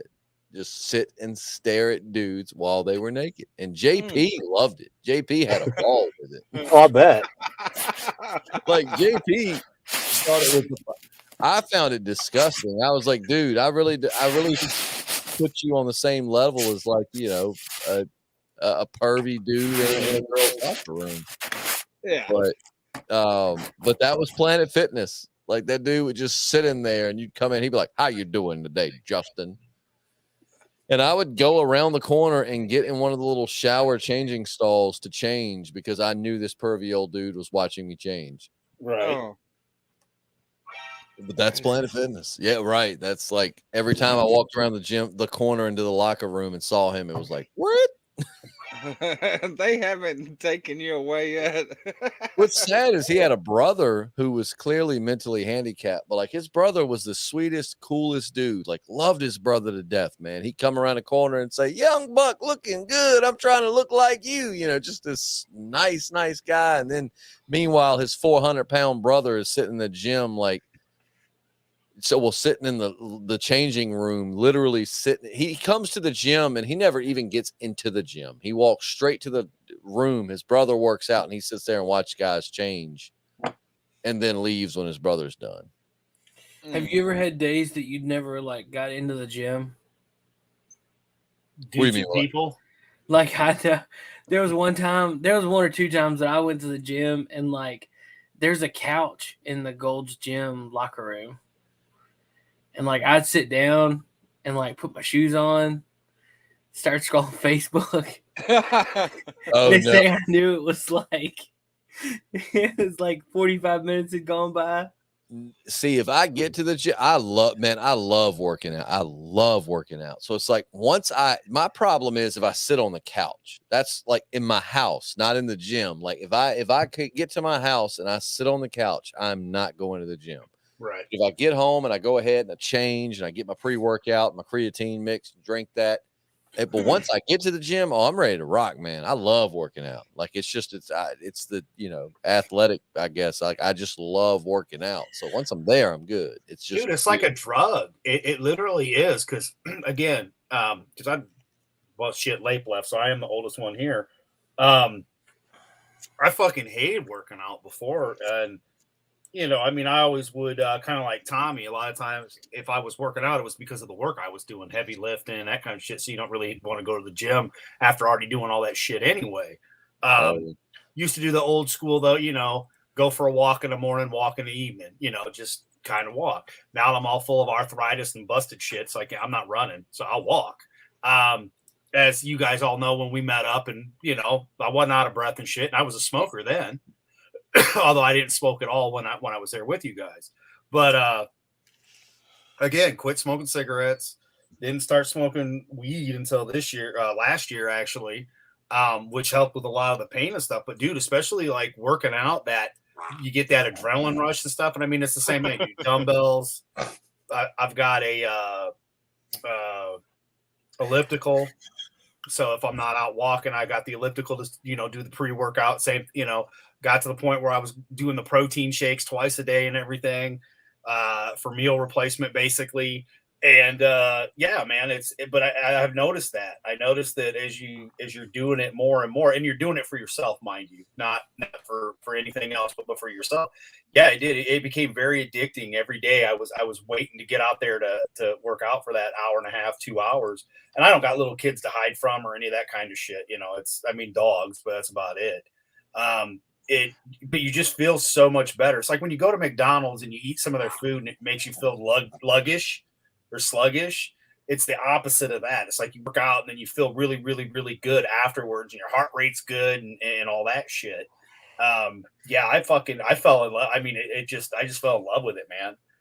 Oh yeah, no, it's I mean, that's the key. When you look at life and living a longer life and not having like dementia, Alzheimer's, it all boils down to you'll meet fellas who have pulled tobacco their whole life, run tobacco farms. And these guys are like 92 years old and they're still walking around their farm during the day. And it's like, keep your mind active and because it's the old saying. It's so true. An object in motion stays in motion. Keep yourself moving. Even if you're just walking around the neighborhood, that's good. Like science studies have said, yes, even just walking a couple miles a day is great for your heart, your mind, your body. Do that you don't have to necessarily go to the gym wide open, balls to the wall. Like if you just keep your body active, it will be a beneficial thing. Like reading, I try to read at least 30 minutes to an hour every night, because we've done a lot of work with the Alzheimer's Association, the radio station, and like the number one thing they say is there are three key things to keep your mind healthy: puzzles, reading, and if you play music, every couple of years, try a new instrument. Even if you suck at it, just the use of your brain and trying to figure it out is very healthy for your mind. I don't expect to live past 40, but like I would like to at least make it to 90. Oh yeah. Oh yeah. Well, dude, like from my doorstep, there's two ways of going. Because if I go this way, it's a gigantic oval. If I just go this way, it's not even a quarter mile to walk to 7-Eleven, right? So I'll leave. I go the long way, the horseshoe way, and then go in, get a Gatorade, whatever, come back, 1.5 miles. Do that twice a day, 3 miles. Oh yeah. Yeah. Oh yeah, man. You're moving. So, I mean, and that's what I did. I was like, well, I've got this area, and I live out in the county. So it's like, all right, great. So, and then when I don't do like in the winter, like now, I've got the elliptical in the heated garage. That's where I built the gym that I have with wooden floor, just the wooden floor pallets that slide together and shit. I have all that stuff from one of the the secondhand construction site shops and whatnot, where you can go buy used shit. Put the wood flooring down. I've got my my wielder. It's got basically the sitting bench press and very many different exercises. I've got all my free weights as well, man. But I just know that once you got that burn going, I'm not lifting anywhere near as high as you. I can't due to the eye surgeries and the damage to my eyes. So like I can only go up to. I've gotten up to, what was I lifting? 35 pounds. With the dumbbells. Yeah, comfortably enough. But yeah, and it's just doing the reps. It's not even about what you can do, man. Like that's the thing. Like I've told my little brother, which he doesn't. My little brother I'm gonna say for the record, my little brother is a wonderful human being. I love that kid so much. Like working out with him in the gym like he moved to Roanoke, and like now going to the gym makes me so sad because he would work out with me and like But, me and him were talking and he agreed. But I was like, it really pisses me off when you see people giggling at an obese person at a gym. And it's like, fuck you. Like that person, number one, just to get up and get here took way more energy than we could understand. And two, good on them. At least they're attempting to try and improve their situation. The last thing they need is somebody laughing. And it's just like with weight. I mean, if you're sitting there, if I'm sitting here with like 85s and you're beside me with like 25s, like I'm not sitting here thinking, what a weakling. Like, no, you're here working out. Like, good for you, man. Like, it's there's not a competition. Like, you do what you can do. You're trying to keep yourself healthy. Well, brother, and the older you get, you're gonna learn too. Shit don't bend the way them elbows, the arthritis. I'm full of arthritis in the knees, back, neck, shoulders. All that shit. So yeah, like I start off with 8 pounds. Like when I warm up, it's with 8 pound. I bought some of them fucking weird little 8 pound dumbbells, but it's like I don't have to do anything. You just pick it up, start warm up, work your way up, and I've got up to about 35. I can lift 50. The problem is lifting is not the issue. It's when you're doing the reps, and then it's like the elbows start hurting and everything else. So it's like and I just pretty much am like I said, it's for me, right? It's not to get huge. Anything like that. I'm not trying to bulk up. It was just for health reasons, the movement, the exercise, the blood flow, especially with diabetes, man. It's like, you got to keep that blood flowing. You got to keep shit going. If I just sit here, I'm not going to have no legs. And once they start chopping fucking pieces off of you, then there's nothing left. Dude, my grandpa, before he died, he lost fingers and toes, and he smoked like a freight train too. So he had bad diabetes and he smoked like crazy, and the blood vessels got restricted, and he was getting toes cut off and fingers. Oh yeah, no, it's. I mean, and don't get me wrong. Like I said, man, I was a Camel guy. I like to smoke Camel cigarettes, and I probably smoked for the last couple of years. I smoked Camels when I quit smoking. I was smoking Camels. And then my daughter told me when I came and met up with Seth and the guys that I was going to be a grandpa. My shit in life changed, and I know it took me a little bit longer to get it through my thick fucking skull. But finally, I was like, I got to quit fucking smoking, and I was ready to quit smoking, though. From the moment I quit, I've not lit up again. Well, I mean, minus, a little bit of weed here and there. But that's totally different, though. One thing, so like number one, I quit smoking cigarettes. So I've always been athletic. Now, not like I've been an athletic star. No, by no means. I was never like the MVP. I mean, I made all-stars and stuff. Like, I was good to have on your team. I won't the star player, but like I got the job done, whatever my role was. And it's like, so we were at the beach playing basketball one year. And I mean, like 6 minutes into it, I was just, this was in 2012, I think. So it's like 6 minutes in, I was about to die. And I'm like, dude, what shit? Like 5 years ago, I'd have been crossing these fools up. And then, like, I'm over here about to die, and these kids roll up, and my buddy Brad's like, hey, man, we about to do a 4-on-4. You good? No, I'm not. And then I realized the one difference was they all don't smoke. My three friends don't smoke, and I do. And I remember saying, okay, as soon as we get back from the beach. And I did. I got back from the beach. I smoked when that pack ran out, I was like, well, I'm not going to I'm done. I will smoke cigarettes when I drink. I'll say that. Like right now, if somebody had a cigarette, I'd light that shit up in a heartbeat. But that's the one thing I missed. I came close because when I went up to Grand Rapids with Pete, because he would smoke on occasion, and I mean it was kind of a big deal. Like he quit smoking basically, or he started working out about 2 weeks before I did, and I was kind of proud of myself. And these guys can attest to it too, because it is hard to kind of quit, especially cold turkey. And I would tell him, it's been a week, it's been 2 weeks, it's been a month, it's been 2 months, and it wasn't like it was always a jab at Tommy. But like I told Tommy, when you're ready to quit, you'll quit. Nobody can force you to quit. You have to have it in your mind. 100, absolutely. And that's just it. I'm like, Tommy, I'll never give you shit for smoking because I used to smoke. I'm like, I still love cigarettes. Like right now, it's one of those things where when people go, they say, so are you one of those people you hate? So I'm like, no, I loved my cigarettes. Like I loved them. Like they made food taste better. They made my coffee better. After sex, they were better. Like they were excellent after banging. Yes. I love cigarettes, but I just realized it got to a point where I was like, yo, these will kill me. Like my grandma, so my Nana, the biggest influence in my entire life, man, God rest her soul. She was, I dare say, one of the best human beings to ever set foot on this planet. And she was in the medical field. And she told me when I started smoking, she said, Justin, I have watched people die from lung cancer and emphysema. And she said, I used to smoke. And when the first time I watched someone die from lung cancer, I quit and never looked back. She said, I'm telling you, that is a horrible way to go. To watch someone breathe and breathe and breathe and not get air. It's a terrible way to go. And and fortunately I quit. I mean, now I'm playing the douche flute here, but I'm gonna quit.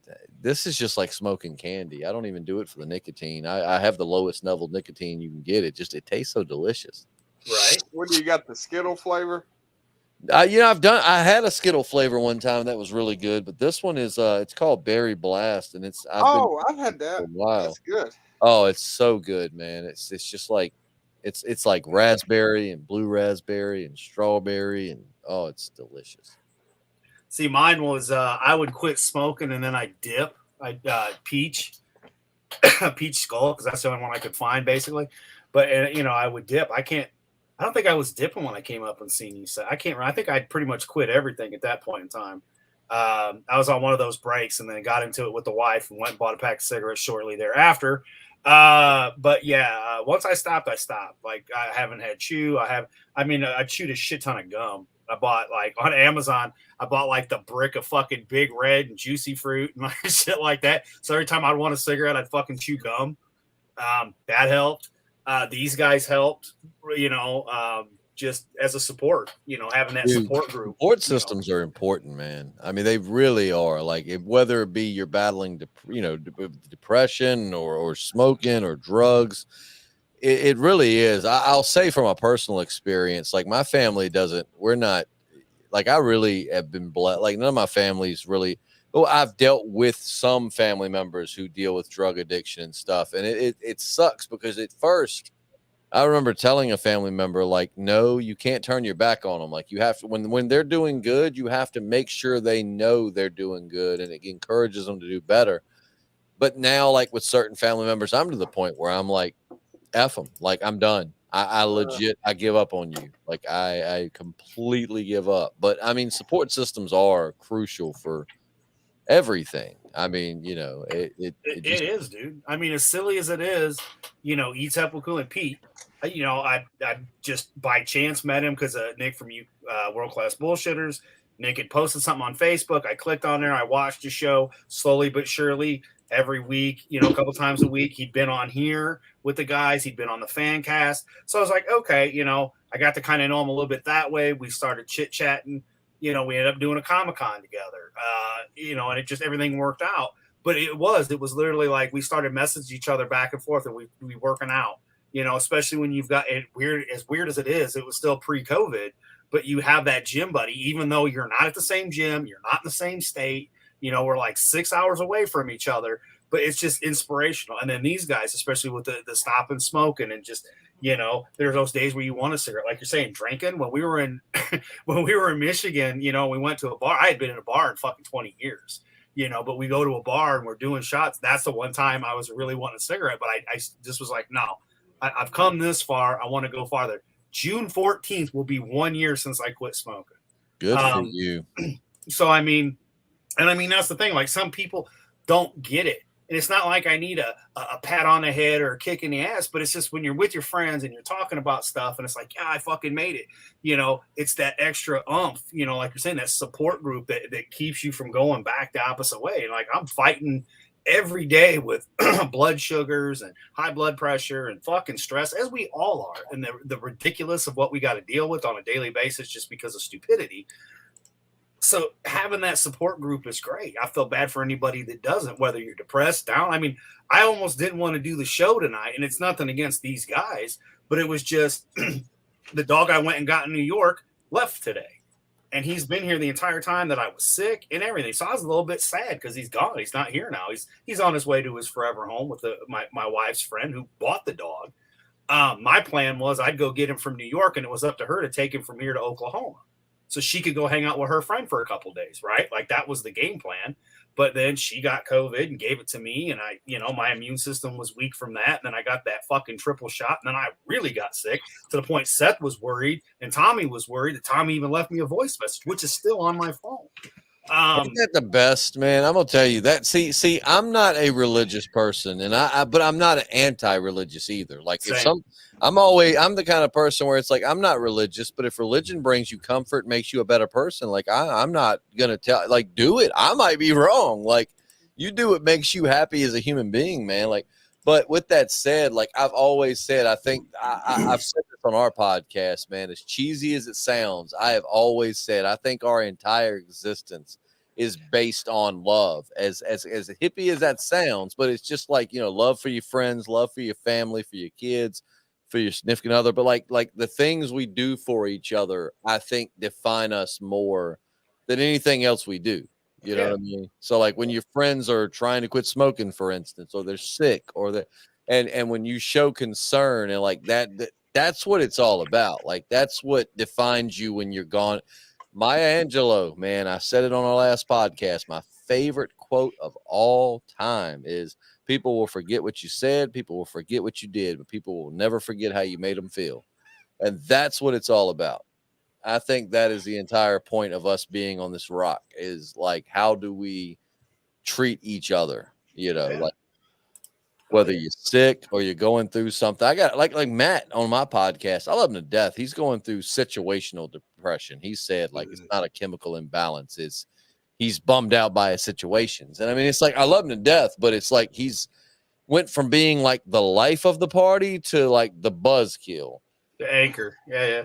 And I mean, he holds it up good, but it's one of those things where it's like, but I'm still here for him. Like I still love you to death. I still got your back. I mean, I wish you would just like snap out of it and get back to being you. But I mean, like, that's what it's about. Just like you support each other. I mean, whether you're quitting smoking or, anything. Well, and it's in this day and age, man, it's when you find people that give a shit too, that truly do care. Like Seth, I mean, I've been with the show over a year. I'd met him previous due to World Class, but one of the greatest moments on this show history for me was when he found out what I got him at the Comic-Con, which was just an autographed Power Ranger thing.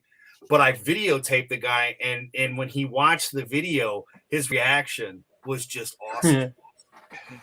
That's what it's about, man. JP. So JP took, I gave him. So Jeff Lemire is my favorite comic writer, and I'd given JP like Gideon Falls #1, and what was it? It was a Black Hammer and something else that he wrote. And I was like, if you happen to see Jeff Lemire, man, whatever it costs, I'll pay you back double. Just get. And like JP got him to sign like so much stuff, and I was like, oh God, that is amazing. Like it was.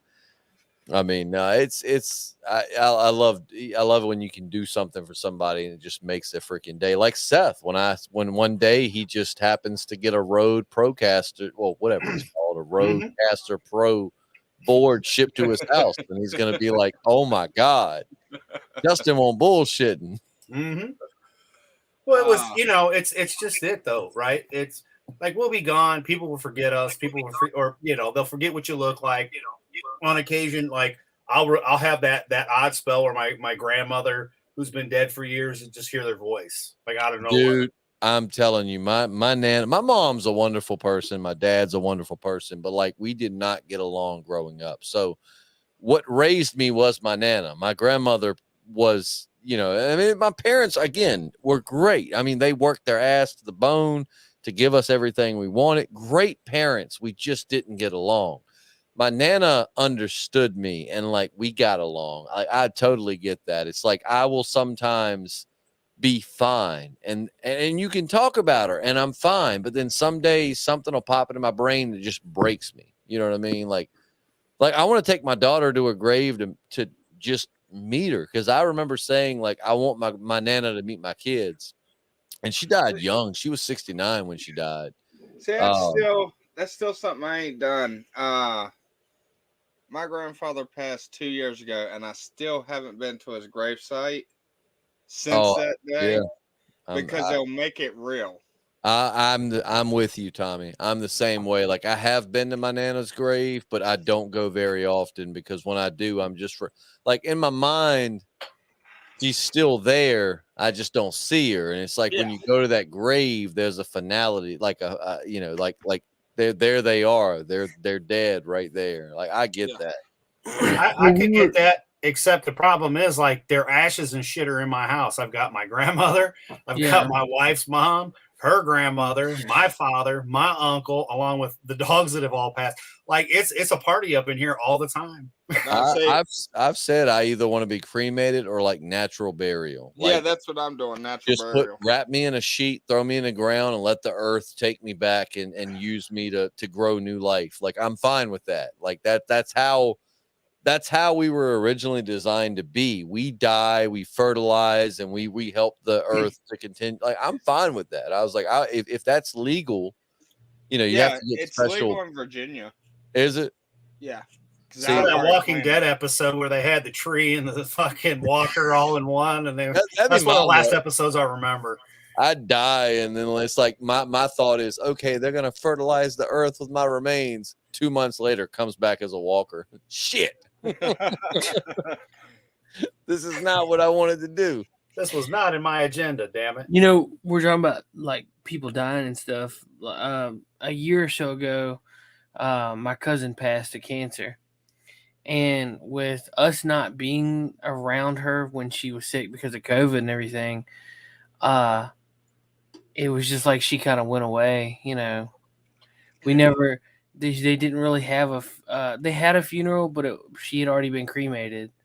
So that's what breaks my heart, man, is like all these people like Fauci and them violate these mask rules like it's nothing. But then there are people out there, not saying necessarily you went through that, but like, they weren't able to have funerals and bury their loved ones and all of that. Meanwhile, Fauci's at baseball games with no mask, and it's like, but you can't, say goodbye to the one you love at a funeral. Like it's all that piss. Oh yeah, well, it's that catch-22 too. All the people in nursing homes that passed, but they couldn't see their loved ones, and it is a catch-22 because sometimes it's like what you're saying, Seth. Like you didn't really see her sick or anything. It's just kind of like she left, which can be a blessing sometimes because you remember the upsides versus somebody that is dying of lung cancer, and then they, like my uncle, he lost one leg due to diabetes. He ended up losing the other one. And it was kind of funny because like one stump was longer than the other. And I mean, I can laugh about it now, and I didn't really think about it back then, but like literally one was like that much longer than the other and shit. And he's been dead for a long time. Now here's my the way that I am. My uncle and my father didn't get along, so in the kitchen, and I will take a picture and I will share it on Facebook, or I'll share it with you, Justin, on Facebook so you can see it.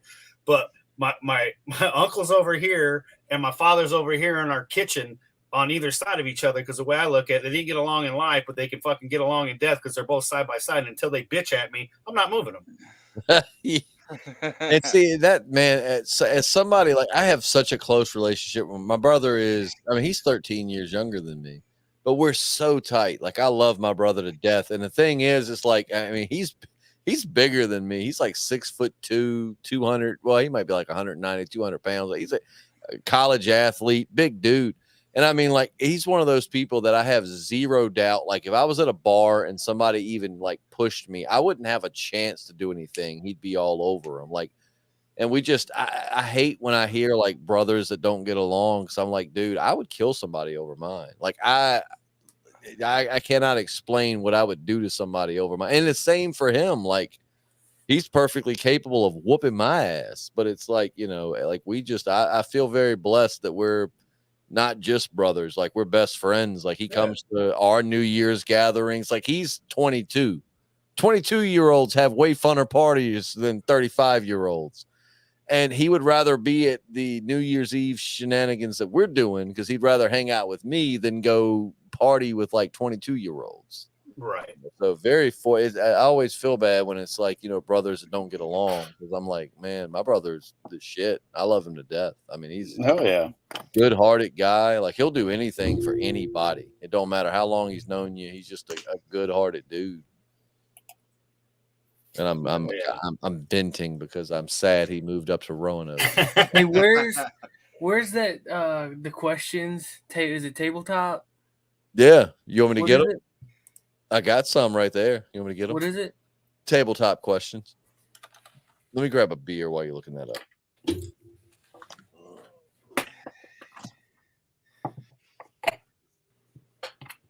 Yes, I will be back. I'm going to go relieve myself before we have some questions. See, starting late wasn't horrible. I don't have to do what I thought I had to do. That's why I'm still here, Seth. Yeah. We ended up doing that today instead. We got a call and was able to do it, but I will be right back. We got to drain the main vein, baby. Is it like table topics? Yeah, table topics. They come in like these little plastic boxes, but you can actually just Google the questions and find them. Oh yeah, I'm not buying. This is for sale. No, you can Google. I found 365 of the questions. Oh, okay, I see it right here. With y'all on the podcast, man. If you could get your wife to approve you to come down for like one night, man, I'd put you up. There's a hotel like a quarter mile from here, like a nice one, like a Fairfield, like it's one of those really nice hotels. I'd put y'all up in a hotel if y'all just come down for a night. Come do a live in studio podcast. That'd be fun. And I would really want to do two with you. I'd be like, let's do one Walking Dead themed, since that's what the channel, since we're apparently, I'm now a sellout because I don't just solely podcast about The Walking Dead. But how are you a sellout? I'm like, there's nothing about The Walking Dead to podcast about right now. When it's on and there are developments, I'm talking about it. But like, yo, I'm not movie idol of George Drake. I'm not just gonna come up with bullshit to talk about The Walking Dead.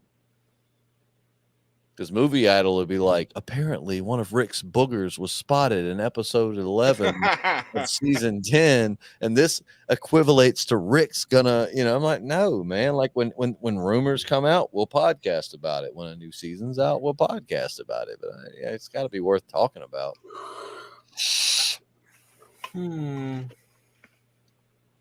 I love table topics, man. They get people talking.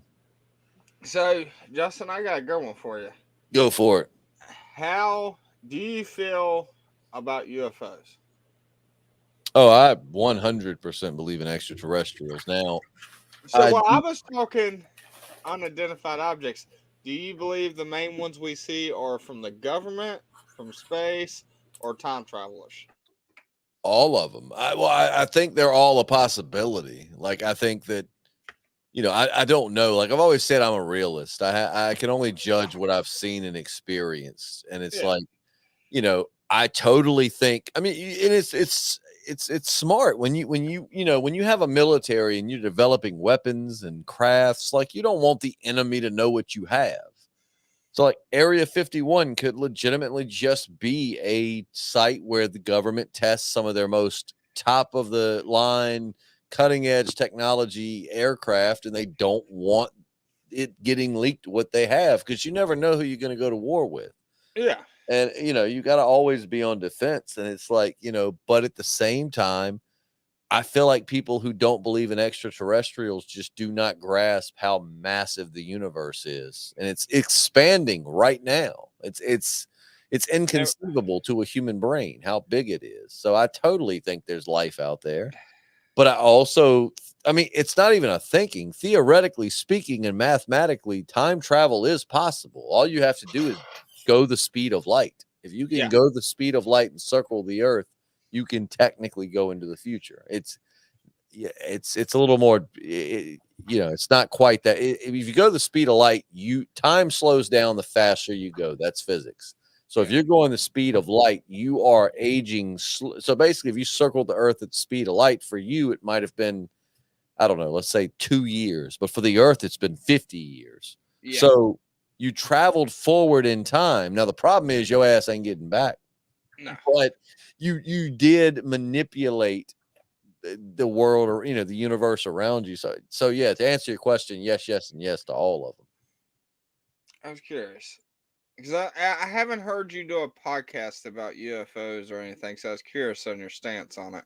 Oh yeah, I do think people make up bullshit to get attention. I think that, I think that a good 90% of reported ghosts, that's what I say. Like, I don't know that I believe in ghosts. I mean, I think there are things I can't explain, and I think there could be more to, like Matt on our Patreon cast. Matt thinks that when you die, that's it. It's just, it's finite, done. Oh.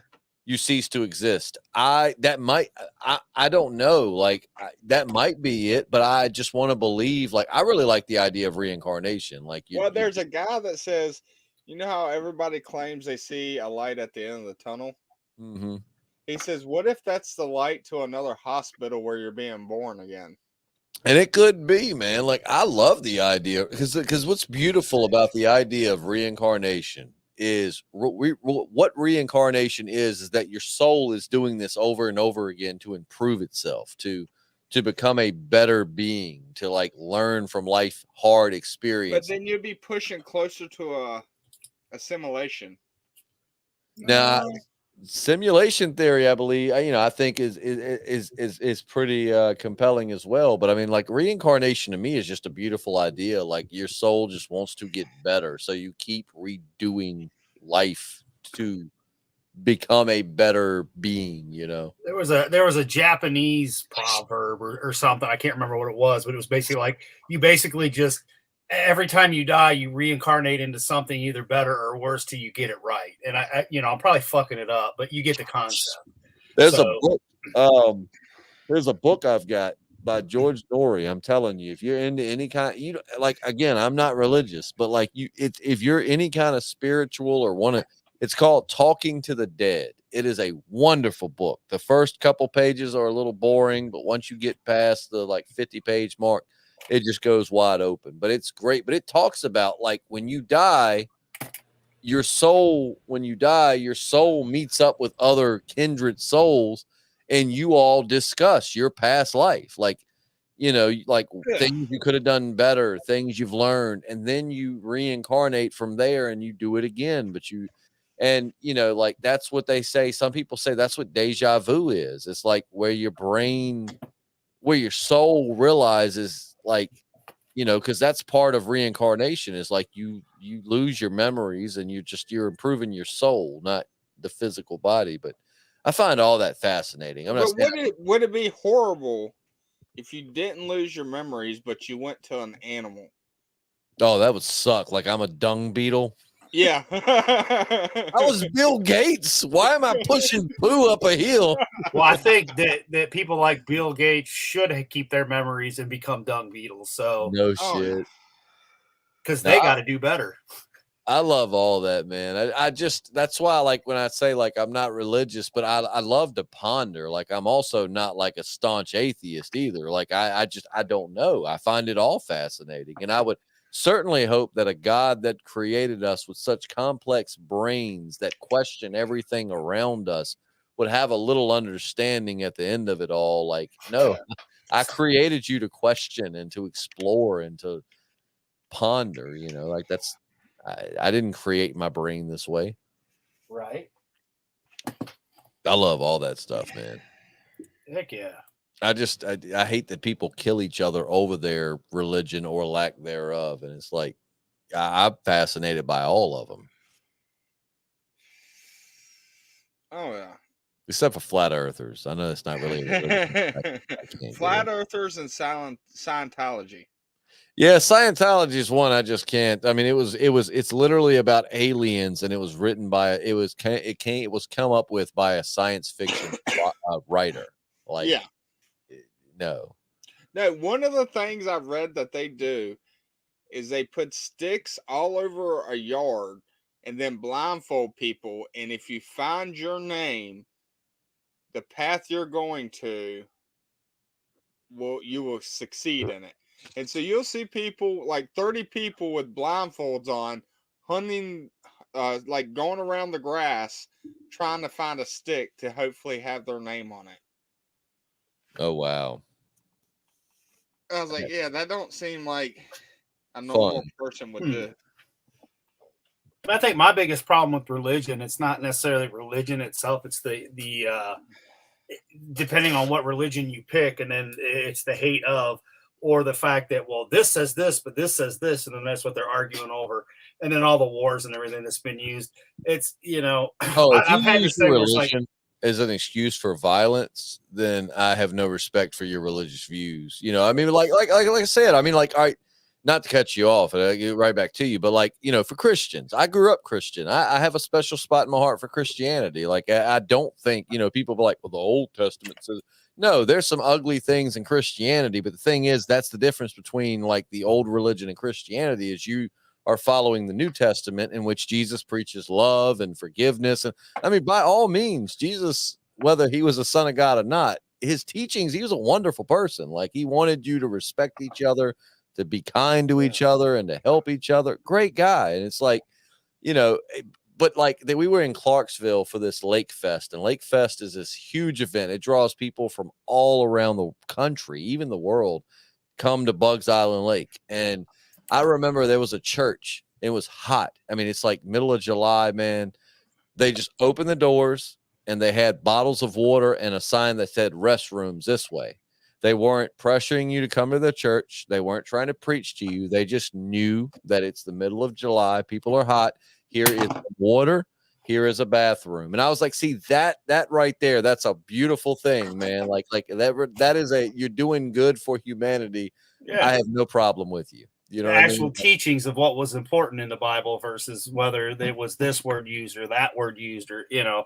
Absolutely. And that's the thing. Like, once it became a business, a corporation, I guess is the word I'm looking for. Right. That's what I had the issue with, because at the end of the day, and I get it. Like, a friend of mine went to a Catholic college. He's a youth minister now. I have no issues with it. With the church that he started with from the college, like, they literally needed that money to keep the lights on. And I'm not saying all of them are that way. Not all of them are bad, but some of them are. You know, if you've got a Starbucks in your church, you ain't getting my money, and you don't. Well, it's like Joel Osteen, man. Go fuck yourself. You drive like a, you know, you driving like a Ferrari as a preacher, man. Jesus rode on a donkey, and I mean, don't get me wrong, there weren't Ferraris back then, but I highly doubt Jesus would have been on a Ferrari. Like, let alone the Ferrari donkey. Yeah, I mean, at different times, different things. And I mean, it's, you know, Seth loves to have a conversation and he really, really loves it when you have different opinions, and he loves it. And we had some great discussions, and like neither one of us were mad at each other. It's just like, I'm not going to see your point, you're not going to see my point, but I got you. And it was great. Debate. He loves to debate, not masturbate, but debate. I knew I was going to work it in there somehow. It took me a second. For me, but yeah, he loves to have debates and it's stuff. movies, and it's so much fun. I mean, but that's the thing. If you can, and that's what it's all about. If you can have differentiating views and you can discuss it and not leave there mad at each other, that is what it is all about, man. Like, if you want to be Jewish, be Jewish. If you want to be Christian, if you want to be atheist, agnostic, Hindu, Buddhism, whatever, if you can have a conversation with somebody, disagree but remain friends, like, I feel like that's the entire point of existence, is to reach that point with people. And I just tried to say something, but my mic was muted. Say it. The mic is yours now. I was just gonna say,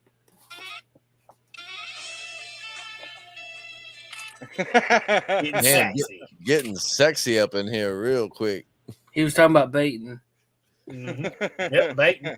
The baiting. No, like I said, man, if somebody uses religion to feel better than everybody around them or to make money, they can go eat shit. But if religion makes you a better person, it gives you purpose, you benefit humanity because of cool, man. I'll never try to talk you out of your beliefs. That's great. Like, you do what is inspiring you to be a better you. Like, as cheesy as that is, like, cool, man. Well, I think you had said something one time on like a real early podcast about how you really wasn't sure what you believed, but yet at the same time, like, you ain't gonna tell nobody that their way is the wrong way. Right. And I was like, I don't remember exactly how you lined it up, but I remember thinking, like, this dude's a little weird. And then I was like, I can respect that view. After you made the point and was like, you're not gonna, you're gonna do you, and you're not gonna try to tell somebody how to live. That their way may not be your way, but you're not gonna be like, hey, that's not the right way. Everybody, I was like, okay, I can respect that. Oh yeah, I mean, like I said, I have met, like, there's a guy, his name is Jarrod. He lives in Colorado. We share a mutual friend. Like, this one guy is basically both of our best friends. So it's like I'm in competition with him, I guess, for best friendship. But this guy is a Christian, but like, he is the best example of a Christian you could ever meet. Like, he's not he doesn't judge people. He's just a great human being. Like, he is such a nice guy, and he never tries to push his religion down your throat. I mean, if you want to talk about it, hey, he's game. But at the end of the day, like, you believe what you believe, and I mean, like, he is a shining example of what it is to. And it's like, so his religion makes him a better person. So why would I try to talk him out of what makes him such a good guy? What gives him purpose and drive in his life? Like, I just feel like people, like staunch atheists that want to dispute why God's not real. Like, what's the point, man? Like, it's making him a better person. It makes him happy. He's doing good in the world. He's influencing people positively. Why take that? Just let him believe. What I was listening to, I'm a little mad. Seth thought I was weird at one point, though. So, I remember listening to a Dane Cook comedy skit or something he had, and he said God bless you to someone, and they go, I'm atheist. Oh yeah, the hope they print the Bible on him. I remember. Yeah, he goes. So what do you hope when you die happens? He goes, I'll become one with earth and become a tree. He goes, I hope that happens, and a big burly man cuts you down and prints the Bible on you. I mean, that's my thing, man. I'm not religious, but if somebody says, I mean, I'm like, dude, if somebody says, God bless you, like that, I'm not religious, but that doesn't offend me. Like, thank you. You're, I don't know, man. People just look at life differently. I look at that as somebody trying to be positive and like, so cool, man. Whatever. I'm not offended by that. That's like the whole Merry Christmas, Happy Holidays thing. Oh, did you know that Merry Xmas is not cutting Christ out of Christmas, by the way? No. Look it up. Xmas is Christmas. It's just going to Latin, and it's a Latin numeral of X, which basically it ends up correlate like with Jesus. So Xmas is not cutting Jesus out of Christmas at all. Not saying some people in the modern world haven't done that as like their way of cutting Jesus out of Christmas, but like in its origin, it does not cut Jesus out of Christmas by any means. Look it up. Look up the origins of Xmas. I had a big thing on the radio about it. Nice. Christmas used to. I feel like when I was growing up, Christmas wasn't just a Christian holiday anymore. It became an American holiday. It's become a capitalist holiday, and I say that as a capitalist, but I mean it's a capitalist holiday. I mean it's long left Jesus and went on to Amazon, and it's But I love / hate Christmas at the same time. Like I love the magic of it. I just hate the greediness of it. Even people that I knew growing up that wasn't Christians, like they did Buddhism or anything like that, they still celebrated Christmas because they saw it as more of an American holiday. Oh, okay, I got you. So it wasn't a religious holiday; it was an American holiday. As some people saw it. I got you. We had a friend. It was one of my closest friends growing up. He's one of the reasons why I could never be racist. So this guy, he's a black guy, and he's like one of my closest friends growing up, man. Just a wonderful dude. Like if he was your friend, man, God, this dude had your back. He'd do anything in the world for you. And it's like his grandma was a Jehovah's Witness, and they don't celebrate Christmas. But he wasn't a Jehovah's Witness. And I remember like growing up, like even up through our 20s, like, he always loved Christmas. But like Christmas to him was just another day because he woke up and his grandma refused to acknowledge it. And he always wished that his grandma did acknowledge it. So we started every Christmas. We would go, like, we would put our money in. Like 1 year we bought him an Xbox and a bunch of games. And then 1 year we bought him like the Xbox 360 and a bunch of games. But like me and some friends got together, and every year, like we would give him a Christmas, because he really wanted a Christmas. And it was just like, he was like, because his mom died. I don't know what she died of. It was a disease. I don't know if it was cancer or, like what it was, but she died when he was young, and then he lived with his grandma. And his grandma was a wonderful woman, God rest her soul, but she just didn't celebrate Christmas. And it was like he missed like the magic. He was like, man, I miss like the magic of Christmas. And I was like, I got you, man. We got you. Yeah. Nice. Seth, what I was in a podcast with JP. How was I the weird one? I don't remember. How compared to JP was I the weird one? Hey, he thought I was cool to hang out with when I drove a moped to go hang out at Kmart. I just want to know when I'm trying to think like when I'm side by side with JP, how am I the weird one? Probably just because of the way, like you were saying, though, your point of view, and he thought it was weird. But and I'm not sticking up for him; he can speak for himself. But the way I took it was, he was listening to it. Well, that's kind of weird. So hence, you're a weird guy. But he could respect the fact that you had a different view and weren't pushing religious anything on anybody. I mean, I'm totally I'm a weird motherfucker, but like compared to JP, like I am the most normal guy in the world. Like JP is the one that was out there, man. Oh, I miss JP. Well, see, because now you're the weird one. Right. Without JP, my true weirdness shines through. JP, it's funny though, because like we talk about it, and it's like JP, has said like he didn't really start being himself until like his early 20s. And it's like, he like when I talk about like high schools and going like being in high school, going to parties and having girlfriends, playing baseball and all of this, that's all completely foreign to him. Like he was like, I didn't even start like, getting mine until I was like 19. Well, I will say, I didn't actually become myself until me and Seth started hanging out. He started taking me to clubs, because all I used to do is go to the pool Going to hall. clubs and shit. We went to clubs where people wheeled each other. Damn.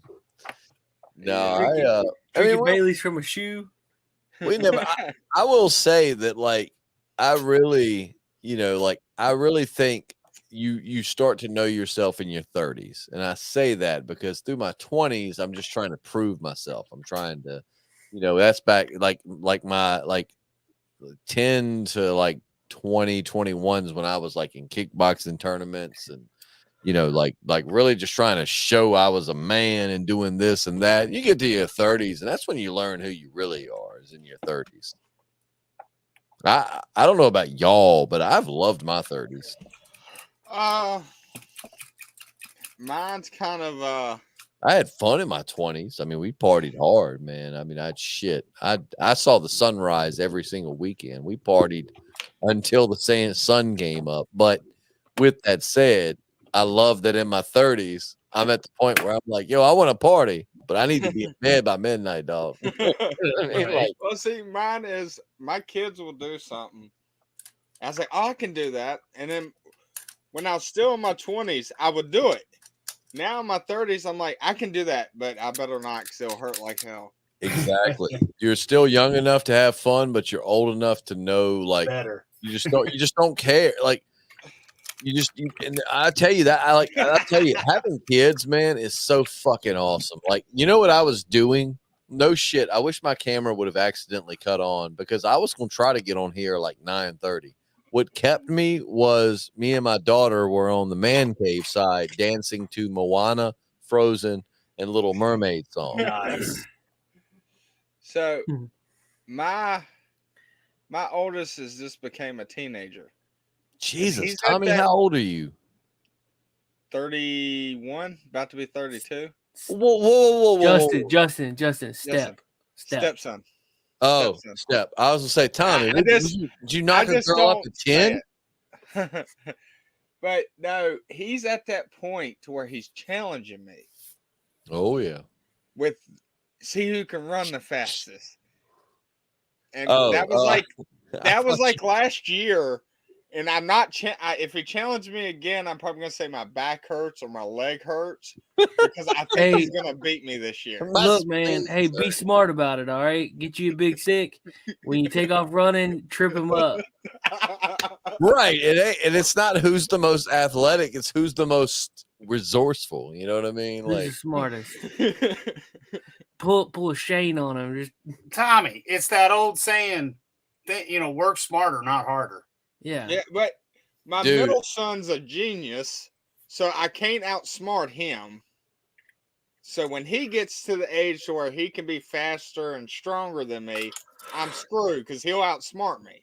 Wait, who said he's smarter than you already? So yeah, Ryan is the smart one. Oh, I don't think I've ever met him. He's the one with curly hair. I've never met him. He's the only mixed kid we got that actually got curly hair. But I've never met him.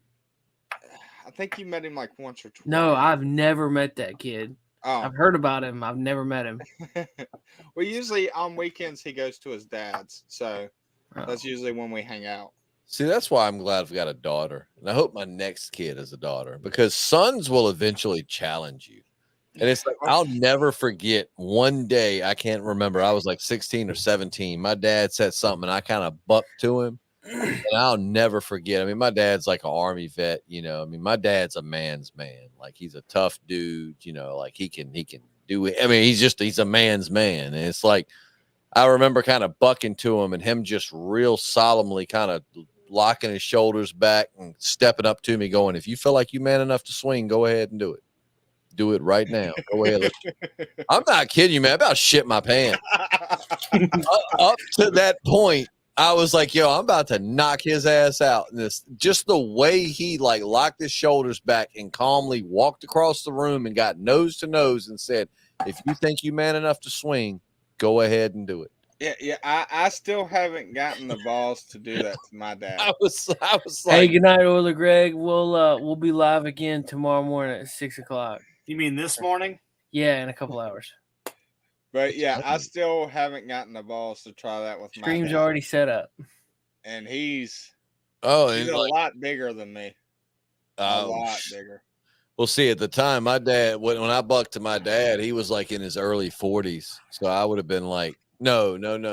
So I would have been like 17. He'd have been like 37. So he'd have been like close to my age. But I mean, it just that was the one and only time, like for a millisecond, I thought, yo, I'm gonna take his ass. And then like he showed me, like, yo, I'm ready for it. Let's do this. Is your dad I've been bigger waiting than for you this are? moment for all my life, boy. Come on.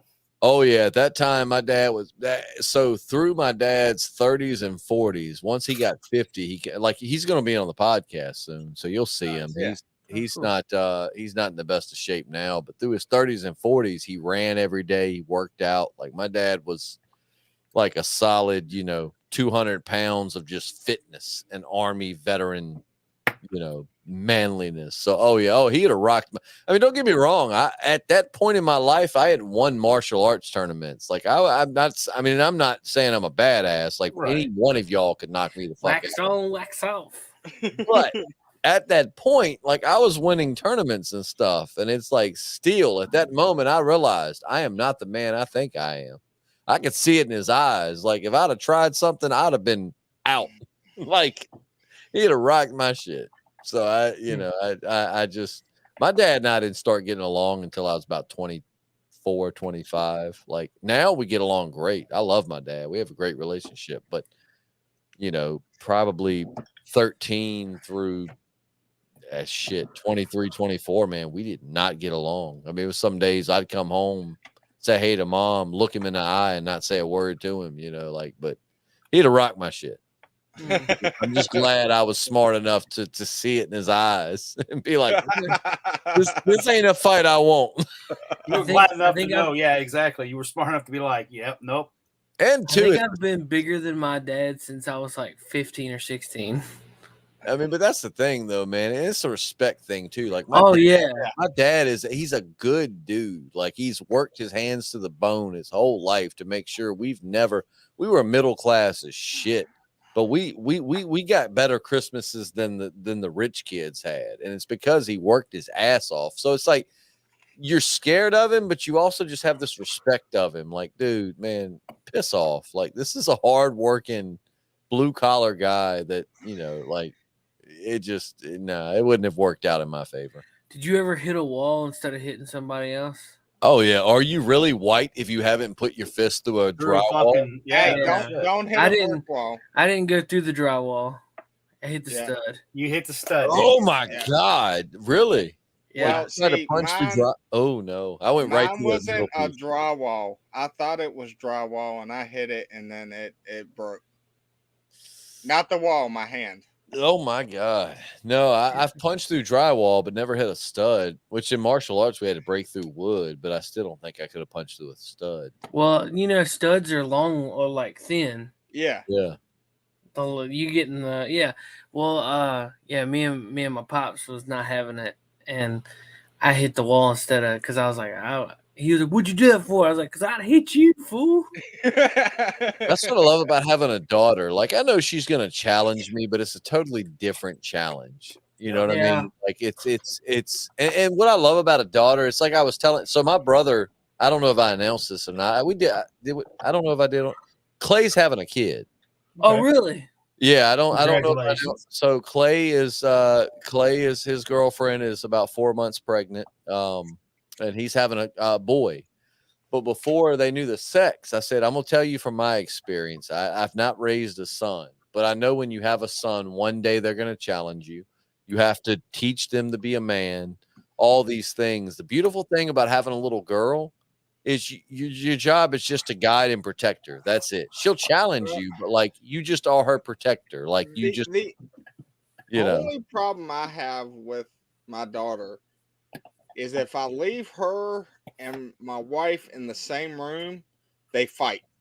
Eventually, that they'll get along for the most part, but if they're there the whole day, they'll end up having an argument, a fight, or something. I swear you can't have two females in a room for too long, or they'll fight. Not two alpha females, no.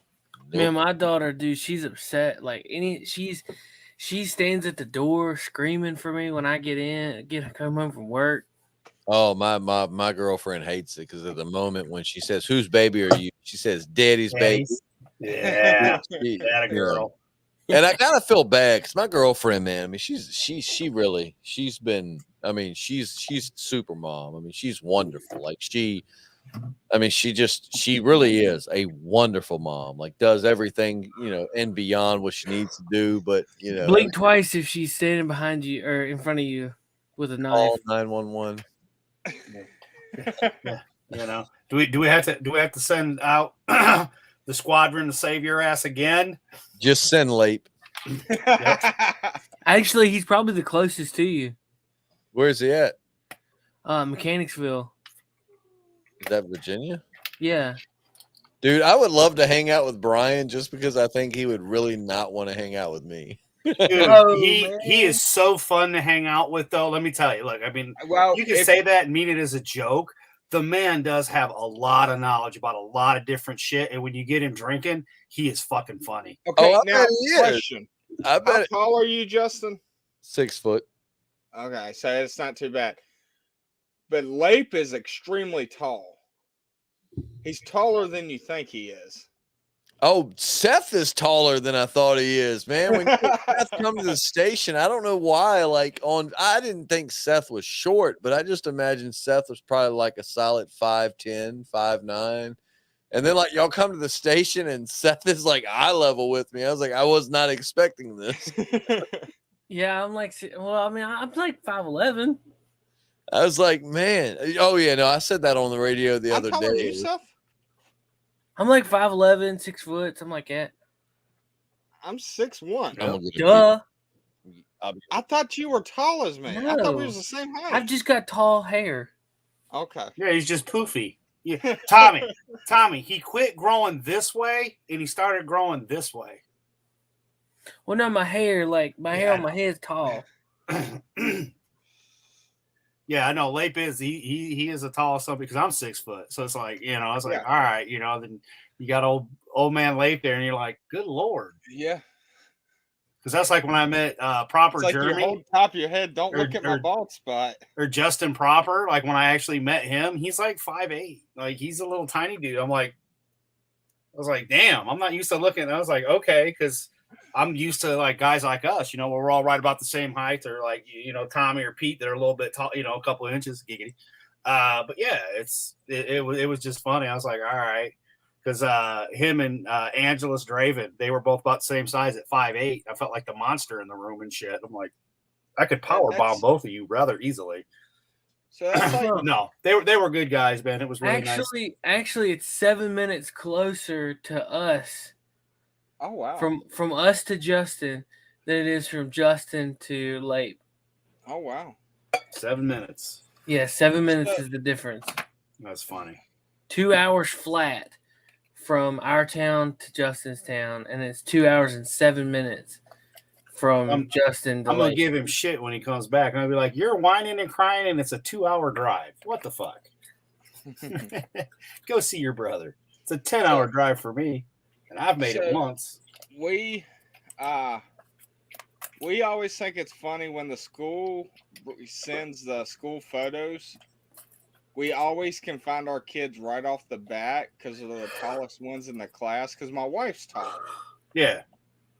And so, like, you got Nevaeh, she's like a lot taller than her classmates. She looks like she's like been held back twice, and she ain't. She's at the same age level. She's just a lot taller. Right. Aiden's kind of slowed down, but he's still right there at the tall kids section. But Nevaeh, she is like massively growing. So wait a minute. Your brother moved to Roanoke, and Roanoke is like 2 hours from you. I mean, come on. It's only 2 hours. I'm gonna get Seth to go hiking with me one day. Dude, I'm down. Like Because My pretty work much schedule. everywhere we hike is either in or right around Roanoke. Like it would either be like 15 minutes from you or maybe 30 minutes. But like everywhere we hike, it's right I'm around. down. I just need a heads up. I'll let you know. Matt and I were talking about planning one sometime and then like towards the end of this month or early February. So I could be able to give you like a week or two's notice on it. Like just meet us and we'll rock and roll. So you're talking about like mental health, man. I think hiking is one of the, like when I feel, I mean, because I work 2 full-time jobs. I have a fucking kid. I have a podcast. I got a lot of shit going on in life, man. I got family drama going on behind the scenes that I never talk about. You know, it's like hiking is that one thing that just, man, just gets you away So wait, from all that which shit. kind of hiker are you? Are you the type that talks, or it's just complete silence? Matt does most of the talking, and I mean, we're kind of a mix, man. I mean, we talk some, and then we have stretches where we don't really talk. We're just kind of observing and Pretty sights, take it in the air. yeah, just seeing what's around us and enjoying it. And then I mean, I'm just go with the flow, man. If you're a talker, I'll talk with you. If you're quiet, hey, I'll be quiet, and we'll just look at Yeah. I'll get on here and run my mouth all night, but in real life, I'm actually a pretty shy person. I'm not timid, but I'm not going to talk your head off if you're not talking. So, but I'm trained for the last 16 years of my life. If there's a microphone in front of me, I run my mouth. Yeah. Makes sense. Well, yeah. Tommy, you gonna come hike with us too? I'll hike. I've hiked before. Now we do mostly black diamonds. So I've never like gone hiking. I've like taken off walking out my backyard, but see, a green diamond means it's flat. A green diamond ain't no damn different than a highway. It's just a flat path. Yeah. A blue diamond is moderate, so there may be parts that get you a little out of breath, but overall, any average person can do it. When you get to black diamond, that means like it's rated difficult. Like, don't do this unless you're somewhat experienced, because you're probably gonna climb a little rocks. Double black diamonds, I've only done 2 of those. Double black diamonds are the ones like no shit. When you get to it, it will say, if you are not experienced, there's a decent chance you're gonna die. Like, don't do this. Yeah. Like I've done the Cascades, the difficult one. The Cascades, I'm pretty sure I've done that. That's the waterfall at the very end. Oh yeah, They closed down the difficulty one because people kept dying. See, when we found out we were having a daughter, so I've been hiking for a very long time, since I was a kid. But when I found out I was having a daughter, I realized that I had a legacy to leave behind, like someone who was one day gonna want to like see what her dad did and see what he was like before her and all of that. So I started keeping like a journal of my hikes, and I also started taking a lot of pictures, and I've got like a photo album that usually sits on my coffee table, and it's of the different hikes that we've done. And it's like, one day, as cheesy as it is, one day she'll look at it and be like, oh, maybe she'll want to go hike those trails and be like, my dad used to hike these, but that's kind of why I did Cascades were on this. there. yeah. Well, the whole picture thing, man, that's awesome. Because when one of my best friends died, I went back to look through my Facebook to see like if we had any pictures together. The only picture we had together was at graduation. Oh, I tell people, man, take pictures, because I told, like, my little brother's 22, and I told him, I said, man, go to the bar, right? We only have like 2. We're a small town. I was like, go to the bar and look around at all the people you know. And in 10, 12 years, half of them are going to be dead. That's a sad, sobering reality of getting older. Is like they're going to die. There's some of them are going to overdose. Some are going to have car wrecks. Some are going to have whatever. But like they do. And then like at the end of the day, like if you don't take pictures and stuff, so I like take pictures, man. Like, capture the moments. Well, that's the main reason I wanted to even get involved with the podcast, because I was like, at some point when I pass, my kids can look back at what person I was. And they're gonna be like, he was terrible at Walking Dead trivia. Yeah, Yep. I was. Mary Who the was a heck was hell of an Mary? actor, though. I just love that you're a good sport, Tommy. I'm gonna tell you, anybody that I can just like joke around with that doesn't get butt hurt about it, like you earn cool points, because some people get so defensive over dumb. It's like it's just in good fun. It's like, you know, I mean, I'm terrible at certain things too, but you know, it's like you're a good sport, man. You're a good sport. It makes it fun. Heck yeah. But no, take pictures, man. Life's short. And I mean, you know, just take pictures. Just like hiking, man. If you go hiking with me, we're gonna take a selfie. I can tell you that now. It's All something. right, Justin, I'm going to share this, and you're going to get to see it. Oh, there's the doohickey. I think that's the right button. Yeah, it is. All right, there we go. There you go. So, Nice. Yeah, so when we went up there, and then Well, you know how tall I am. Look at Lake. So there's, you know, because I'm 6 foot, so that's about, you know, we're all right about 6 foot here, and then we got Tommy up here a little bit more. Tommy and Lake, man, Yeah. they like the skyscrapers. Yep. And then the best picture, oh yeah, because I had to, because you know I'm a smart ass too. It's like, yep, you know. But and then Seth, being Seth, right? Because we're talking about taking pictures. Got a picture of me and my daughter with the star, because you know she was taking the pictures of us. And he's like, "Well, do you want one with your daughter?" And I was like, "Yeah, that'd be great." So I mean, it was literally, that was her first time ever there. That was my first time ever there meeting the guys. She of course knew the guys because of the show and whatnot. And, you know, it was just great, you know. And even Seth was just like, "Let me do one with you." Funniest thing, man, made me laugh so hard is we were trying to find a place to eat, and you know, when you get people come in, you want to like go somewhere that's nice, not like nice, but you want to go somewhere that's a good restaurant. You don't want to go to McDonald's, you know. Yeah. So we're like, we go somewhere to eat, and something got said about Bojangles. And I was like, I mean, it's all right. It's fast food, you know. Oh, it was Tommy. Tommy said something about Bojangles. No. I'm like, what is Bojangles? You're like, no. Like, it's a chicken place, but no, that's not the kind of restaurant. Yeah. Because we went to the one restaurant, and they were throwing a big Adam was like, let's just go to Bojangles. I'm like, no, man. You hit that up for breakfast. No kidding. Because I love local establishments that are the mom and pops. Like there was a hot dog place that was on Guys Diners, Drive-Ins, and Dives, which we didn't end up eating at, but I plan on the next time I roll through. But like we had Frank's Pizza, which was awesome. Whoa. There's a Frank's Pizza in Roanoke? There's like 4 of them. There's a Frank's Pizza in Danville. Oh. Yeah, there's like 4 of them up here. 1 in Salem and 3 in Roanoke. No kidding. Frank's Pizza in Danville's great. It's pretty good. One in Roanoke was good.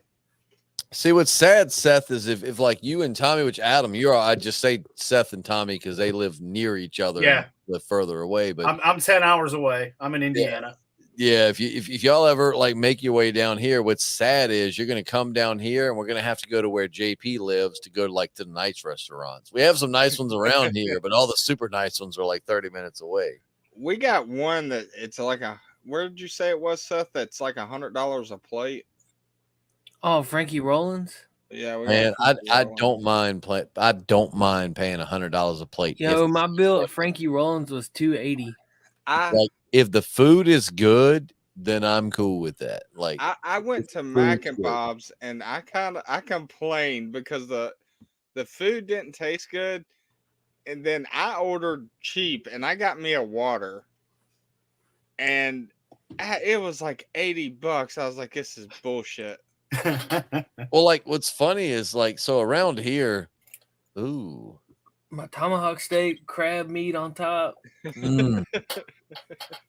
Damn. See, I can't go to nice places like that because I'll say, well, can I get a cheeseburger and some fries?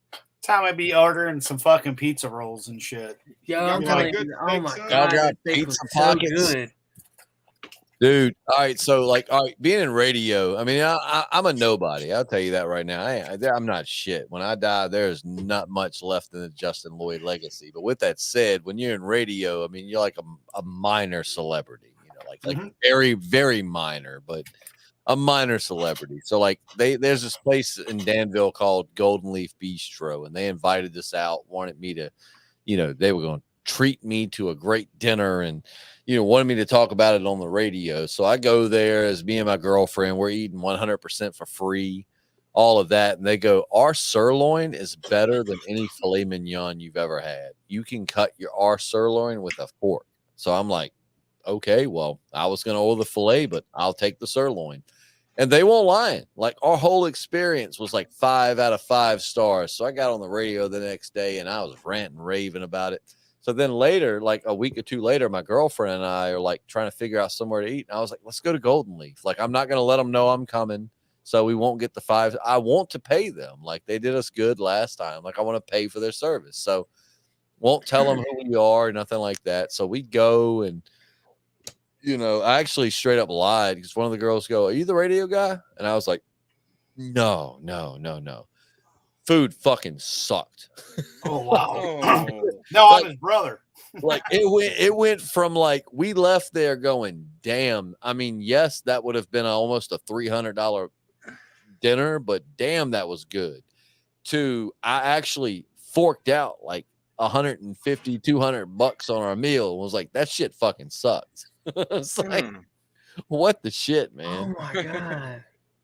Because like when they knew, like, Right. hey, this is the guy from the radio station. Like, make sure you do him right. Make sure you cook your steak right. Make sure you're on your point. All this. So they actually got the illegals out of the kitchen for your food.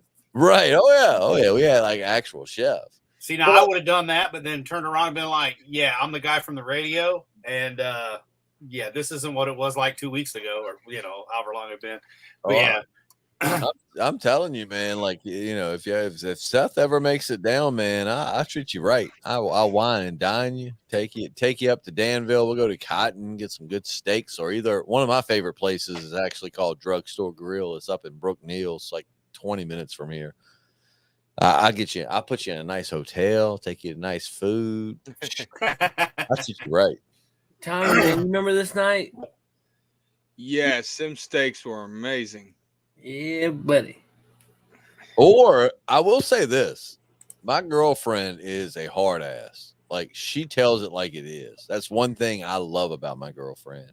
She will tell it like it is. If you cook something and it sucks, she's gonna tell you like that shit won't good. My girlfriend is a very, she'll tell you what she thinks, and I love that about her.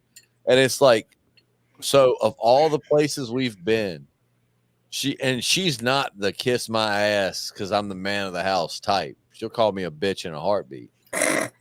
Like, she ain't got no problem with it. She'll be like, what up, bitch? And it's like she told me straight up. She was like, I really, we've been to steak houses. I've never had a steak better than yours. So it's like, while I want to take you out, I almost just want to fix y'all a steak if you come down. Oh yeah. Like, let me fix you a steak. Let me cook it on the, because she told her sisters, she was like, I honestly don't like going to steak houses because they always disappoint me because they're never as good as Justin's. I'm like, yeah. The only thing Well, I mean, like, the steakhouses are great, but at the same time, like, they're so expensive. Overly expensive. Man, I tell Tommy this all the time. Hey, come on up, bring you something to throw on the grill. Let's have a good old time. He'll bring it up. I'll season it and cook it, and then we'll just sit down and have a great meal. And it's awesome. I love sit down, just chill, do that more than just about anything else. Dude, let me tell you how wild Matt is.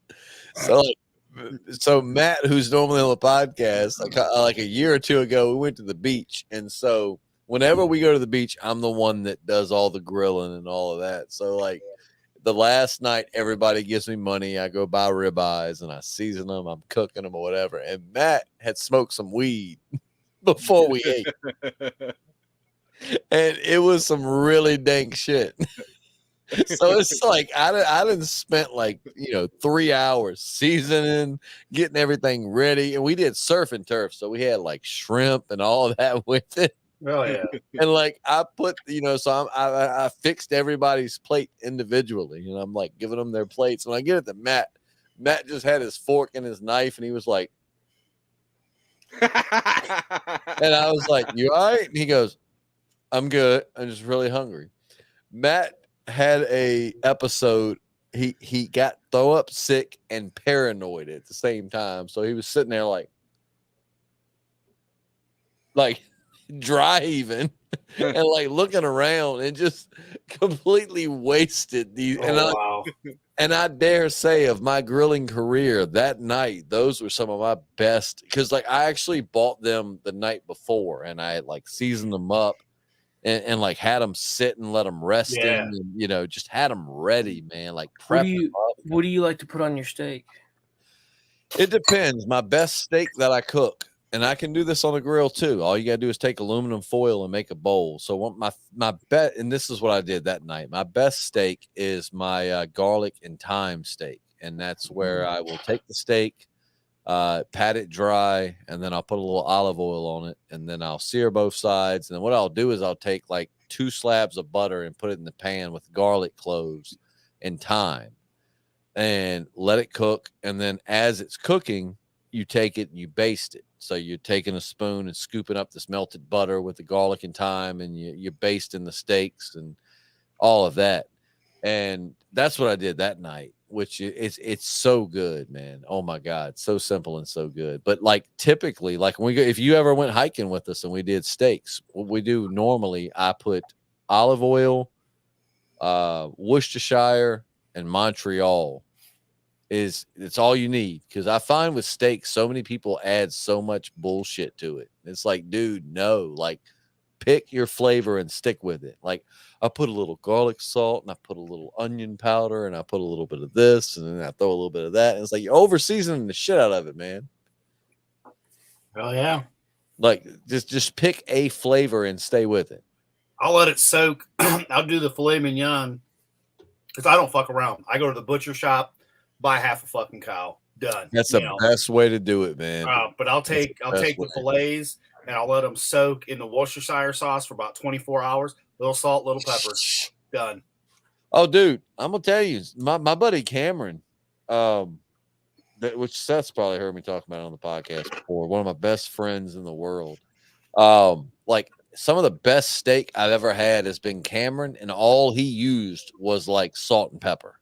Like everybody goes for all these crazy seasonings, and it's like salt and pepper. If you salt and pepper it right, like a steak is amazing with just salt and pepper. I think the biggest issue is people don't know how to grill. And they'll have it too hot, or if you're cooking, as you know, low and slow. I mean, I had a propane smoker, and I smoked a corned beef. Now, before you can smoke a corned beef, of course, you got to pull all that brine and shit out of it, right? Oh, yeah. But I smoked corned beef, and it was excellent. And it's just one of those things, do some research. But like for my wife, it's the same thing. Like I know how I like mine about a medium to medium well, little pink. Medium she likes well? her shit done. Like, and she's gotten to the point over the years though, where if it's a little bloody, it's okay, but it's better because if she heats it up in a microwave, then it's not that way. So that's the steak she'll eat like the next day versus the one that's ready to go right now. See, I'm a medium rare person, but when I go to a restaurant for the first time, I'll say medium, because some people take medium rare as I want it blue on the inside. It's like, no, I want pink. So I'll say medium and to gauge how they cook steak. And if they do it right, then the next time I'll say medium rare. But I like mine. I like a lot of pink and red in mine. I usually just say rare. So you like yours basically still breathing? Yeah, he likes it. He just wants them to cut the horns off, wipe its ass, and throw it on the plate. I mean, a lighter. I'm with you though, man. Like, I mean, I don't go quite rare, but I do like I'll say medium to see how they cook it. And if they actually do it right, then the next time I come, I'm saying medium rare. And Like, then you're I like, it's a haven't- totally different cook, and they fuck it up. Yeah, Oh, I yeah. haven't done that in a while because, like, there for a while, like, I was having real bad stomach aches after I would eat rare, so I kind of cut that out. That hit after 30. I wish Seth was a little bit closer because, man, we have some banging ass cookouts at my house, man. Like every Memorial Day, and I know we're just far enough away that it's like annoying. it's inconvenient. Yeah. You know, Inconvenient it's- is a 10-hour trip. A 2.5 hour is not. See, and like Pussies. I would tell Seth, like I Seth and Tommy, I'd be like, dude, every Memorial Day we do a Memorial Day seafood boil, and we do surf and turf. So it's like James is, working the seafood. We got crab legs, we got shrimp, we got sausage and corn and potatoes, and then I'm on the grill doing the steak, and then like I'll do 10 ribeyes and then cut them up, and then we'll mix it in with everything, and then we have this long ass table, and we'll just pour it out in the middle. Everybody throws in like $20 to pay because crab legs are fucking expensive. Yeah. And but like 4th of July, like, man, we are a cooking out group. Y'all were just, if y'all were a little bit closer, I'd be like, yo, y'all just come down. Like, number one, you're gonna have a ball because we're a fun Oh, group. dude, Tommy's dad throws down a shindig on the 4th of July, buddy. Oh, see, and we do too. Like There's a live band. We don't do All the live beer band. you can drink. We do slip and slide beer, flip cup. So like my yard is all a hill in the backyard. So we have a giant slip and slide going down, and we play slip and slide flip cup. And it's funny shit. We do an inflatable slide, and then a shit ton of variety food. Yo, I got a bounce house. Yeah, and a bounce house. No, I got a bounce house. Oh yeah, you got a bounce house too. Oh, see, I got something similar for my daughter, but like we blew it up one time, and Yeah, that's in my garage. It was such a bitch that like now it's deflated, covered in snow on my backyard, my back porch, and I'm pretty much probably gonna throw it away. That's like kind of like I filled up. We got one of them bubble pools that's blue, and you blow up the ring for the kids. And I mean, it was pretty deep, and they swam in it one time, and this thing costs like $200 because it was the big one. Dude, this bounce house is probably like a 8x10. But they only got to swim in it once because a squirrel fell in it the next day and died in it. And I was like, I don't know if they should be safe getting near it now. Man, I got to get y'all to come down for one of our like really Seth and Tommy, which I'd say Adam too, if you're willing to come down like 10 hours. But y'all should legit plan to come to our seafood boil. Like it is the shit, man. Like we play cornhole and beer. Like I mean, like we just legit we play music and we drink all day, and I mean it's a fun event, man. Like Tommy doesn't do seafood. All right, well, Tommy, guess what? I'm cooking steak, brother. So okay, but he just didn't tell you that it's tube steak.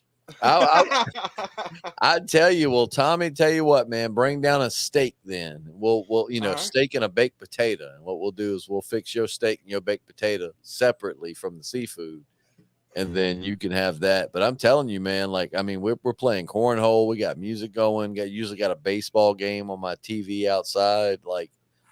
We do it up. Like y'all should really come down. I only know y'all through the internet. Like I'd love to hang out with y'all. I have never played cornhole. I played horseshoes, but never cornhole. Tommy, I feel like you're more redneck than me. How have you not played cornhole? It's Tommy. All I'm gonna say is this: if you challenge me to cornhole when I'm sober, you're probably gonna win because my competitive brain is gonna think too much into it. But man, Seth, you remember Matt that was on the podcast back in the day? Yeah.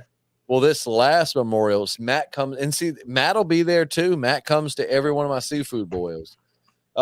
Matt and I last seafood boil teamed up to play cornhole. Legit, never came close to losing. So bad to the point after 3 or 4 hours, Matt and I both were like, does anybody, because we were just playing winner stays up.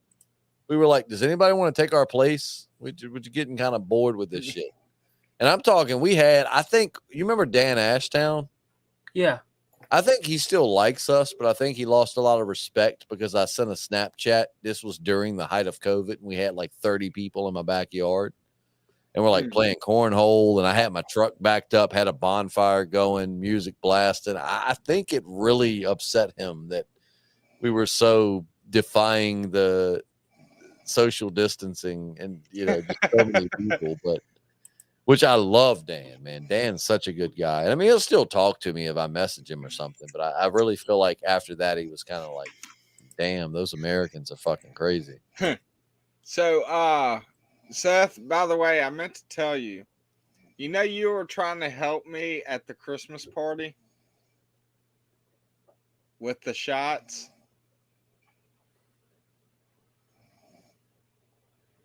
Huh? You said you kept giving Kristen shots. You said this is the help. Oh yeah.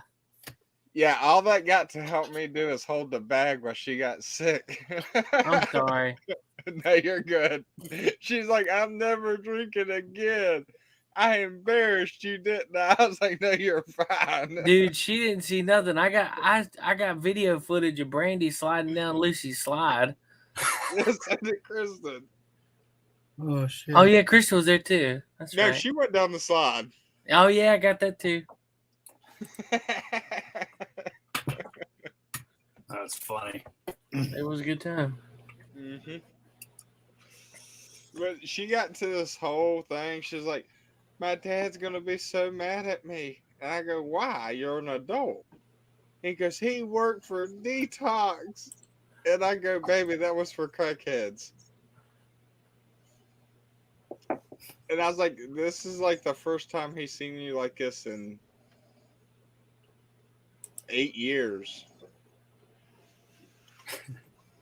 She was in the funny motions of where you drink too much and you go through the lovey-dovey stage, and then you say the apologize stage, and then the crying stage, and then finally the getting sick stage. Oh, we all know about that getting sick stage. I haven't actually been legit. Have y'all drunk. met Charlie before? No. I've seen pictures. That's my boy. What is he? He is his mom was a full-blooded shepherd, and his dad was a Rottweiler lab mix. So mine is a Beagle Bull, which I was terrified. I've never owned a pit before because of all the stories and stuff. All the bullshit stories. Yeah, they are. I love pits, man. They are great dogs. And that's what surprised me. This dog is lovey-dovey. He's It's all excited in how when you I raise get it, man. home and everything. And the only thing I got to worry about is he's so strong, I have to be the only one that can walk him. Right. Oh no, pits, man. What's funny is Petey on Little Rascals was a pit bull. Yeah. Like Yep.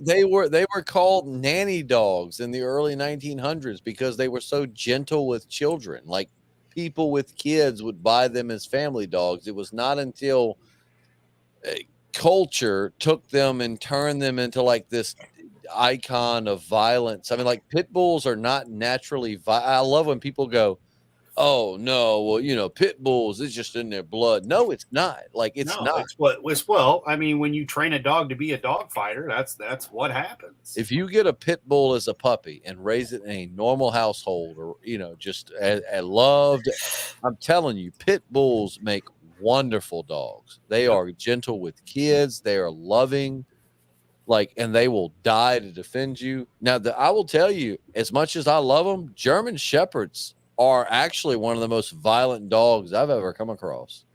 German Shepherds are just inherently 9 out of 10 are going to be violent. They just German. German. And I love German Shepherd is my favorite breed of dog. I've had 3 of them, but they just naturally will kill anything that they're not used to seeing. Seth, what kind of dog do you have? Shut up, Tommy. Who you got, a Shepherd? Yeah. Dude, I love German Shepherds. Charlie is I'm a about third. to send this one to the moon. Wow. What's he got doing? A German Shepherd. driving and me She's puppy being a nut. dog. She's being a puppy, and I'm not used to it. Yeah, Dude. I was just about to say, Seth's not used to puppies. That's all. Charlie is like 6, and he's still Charlie's only fault. Charlie only has one fault. Well, 2 technically, but one. He barks at everything, but I kind of want that. Like as much as it gets on my nerves, like I love knowing no one's gonna break into my house without Charlie letting me know first. It ain't gonna happen. But Charlie's biggest problem is he's sneaky as shit. He's all about food. Oh yeah. And so like he will like just pull dishes out the sink. Aside from that, though, I mean, Charlie is. Doobie's different. His box of treats is at eye level with him. He could get them if he wanted to. See, I'm telling He won't get them, but what he will do is he knows every time he goes outside and comes back, he gets a treat. So he wants to go outside 50 times a day. That's why it's a bad idea to do that with a dog. But You can tell him good boy, all that, pet him, and then eventually if you're going to do tricks and whatnot. But that's the worst thing. But if he you, does tricks afterwards. Like he'll Right. sit. Right, but and what I he'll mean wait. is if you get a dog used to when they go to the bathroom and then you give them a treat, they're going to do that kind of shit. That's kind of like if your wife shagged you every time that you did something good, you'd be doing good shit all the time to keep getting shagged. It's the same with the dog. Remember, dogs. you'd dogs are be smart. rebuilding that deck every year. Oh yeah. Yep. Every, There's Whether a it needed reason it or my not. hands are so strong. I give great back rubs. Hey, hey guys, man, I'm dying. Hey, is this our longest stream? Yeah, I think so. 4.5 hours. There we Holy go. crap. Well, see, now if you would have started at normal time, it'd be even longer. Giggity. Yeah. Well, it'd be 4 hours and 39 minutes and 53 seconds. sorry, No. I ruined your Black Panther party. Nah, man, I'm just tired. I've been up since 5 o'clock. Dude, You know the life. yeah, I know. I was about to say, man, shoot. What's funny is normally by this time I'd be dead. I don't know what's in me tonight, but like I get up at 4 a.m. every morning, and like for some reason I'm ready to go. If y'all were like, "Yo, we're gonna ride down tonight, let's party," I'd be like, "Yo, I don't know what's into me tonight, but I got the energy for it. Let's do it."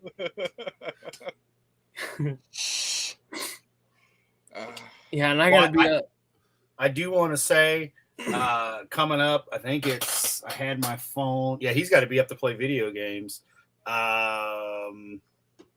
It is tomorrow. So Sunday is Brian TV's birthday. So I want to give him a quick, hey, happy birthday, Brian.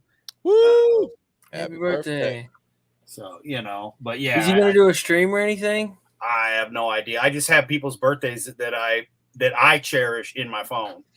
Dude, you're a gentleman and a scholar because I don't have that.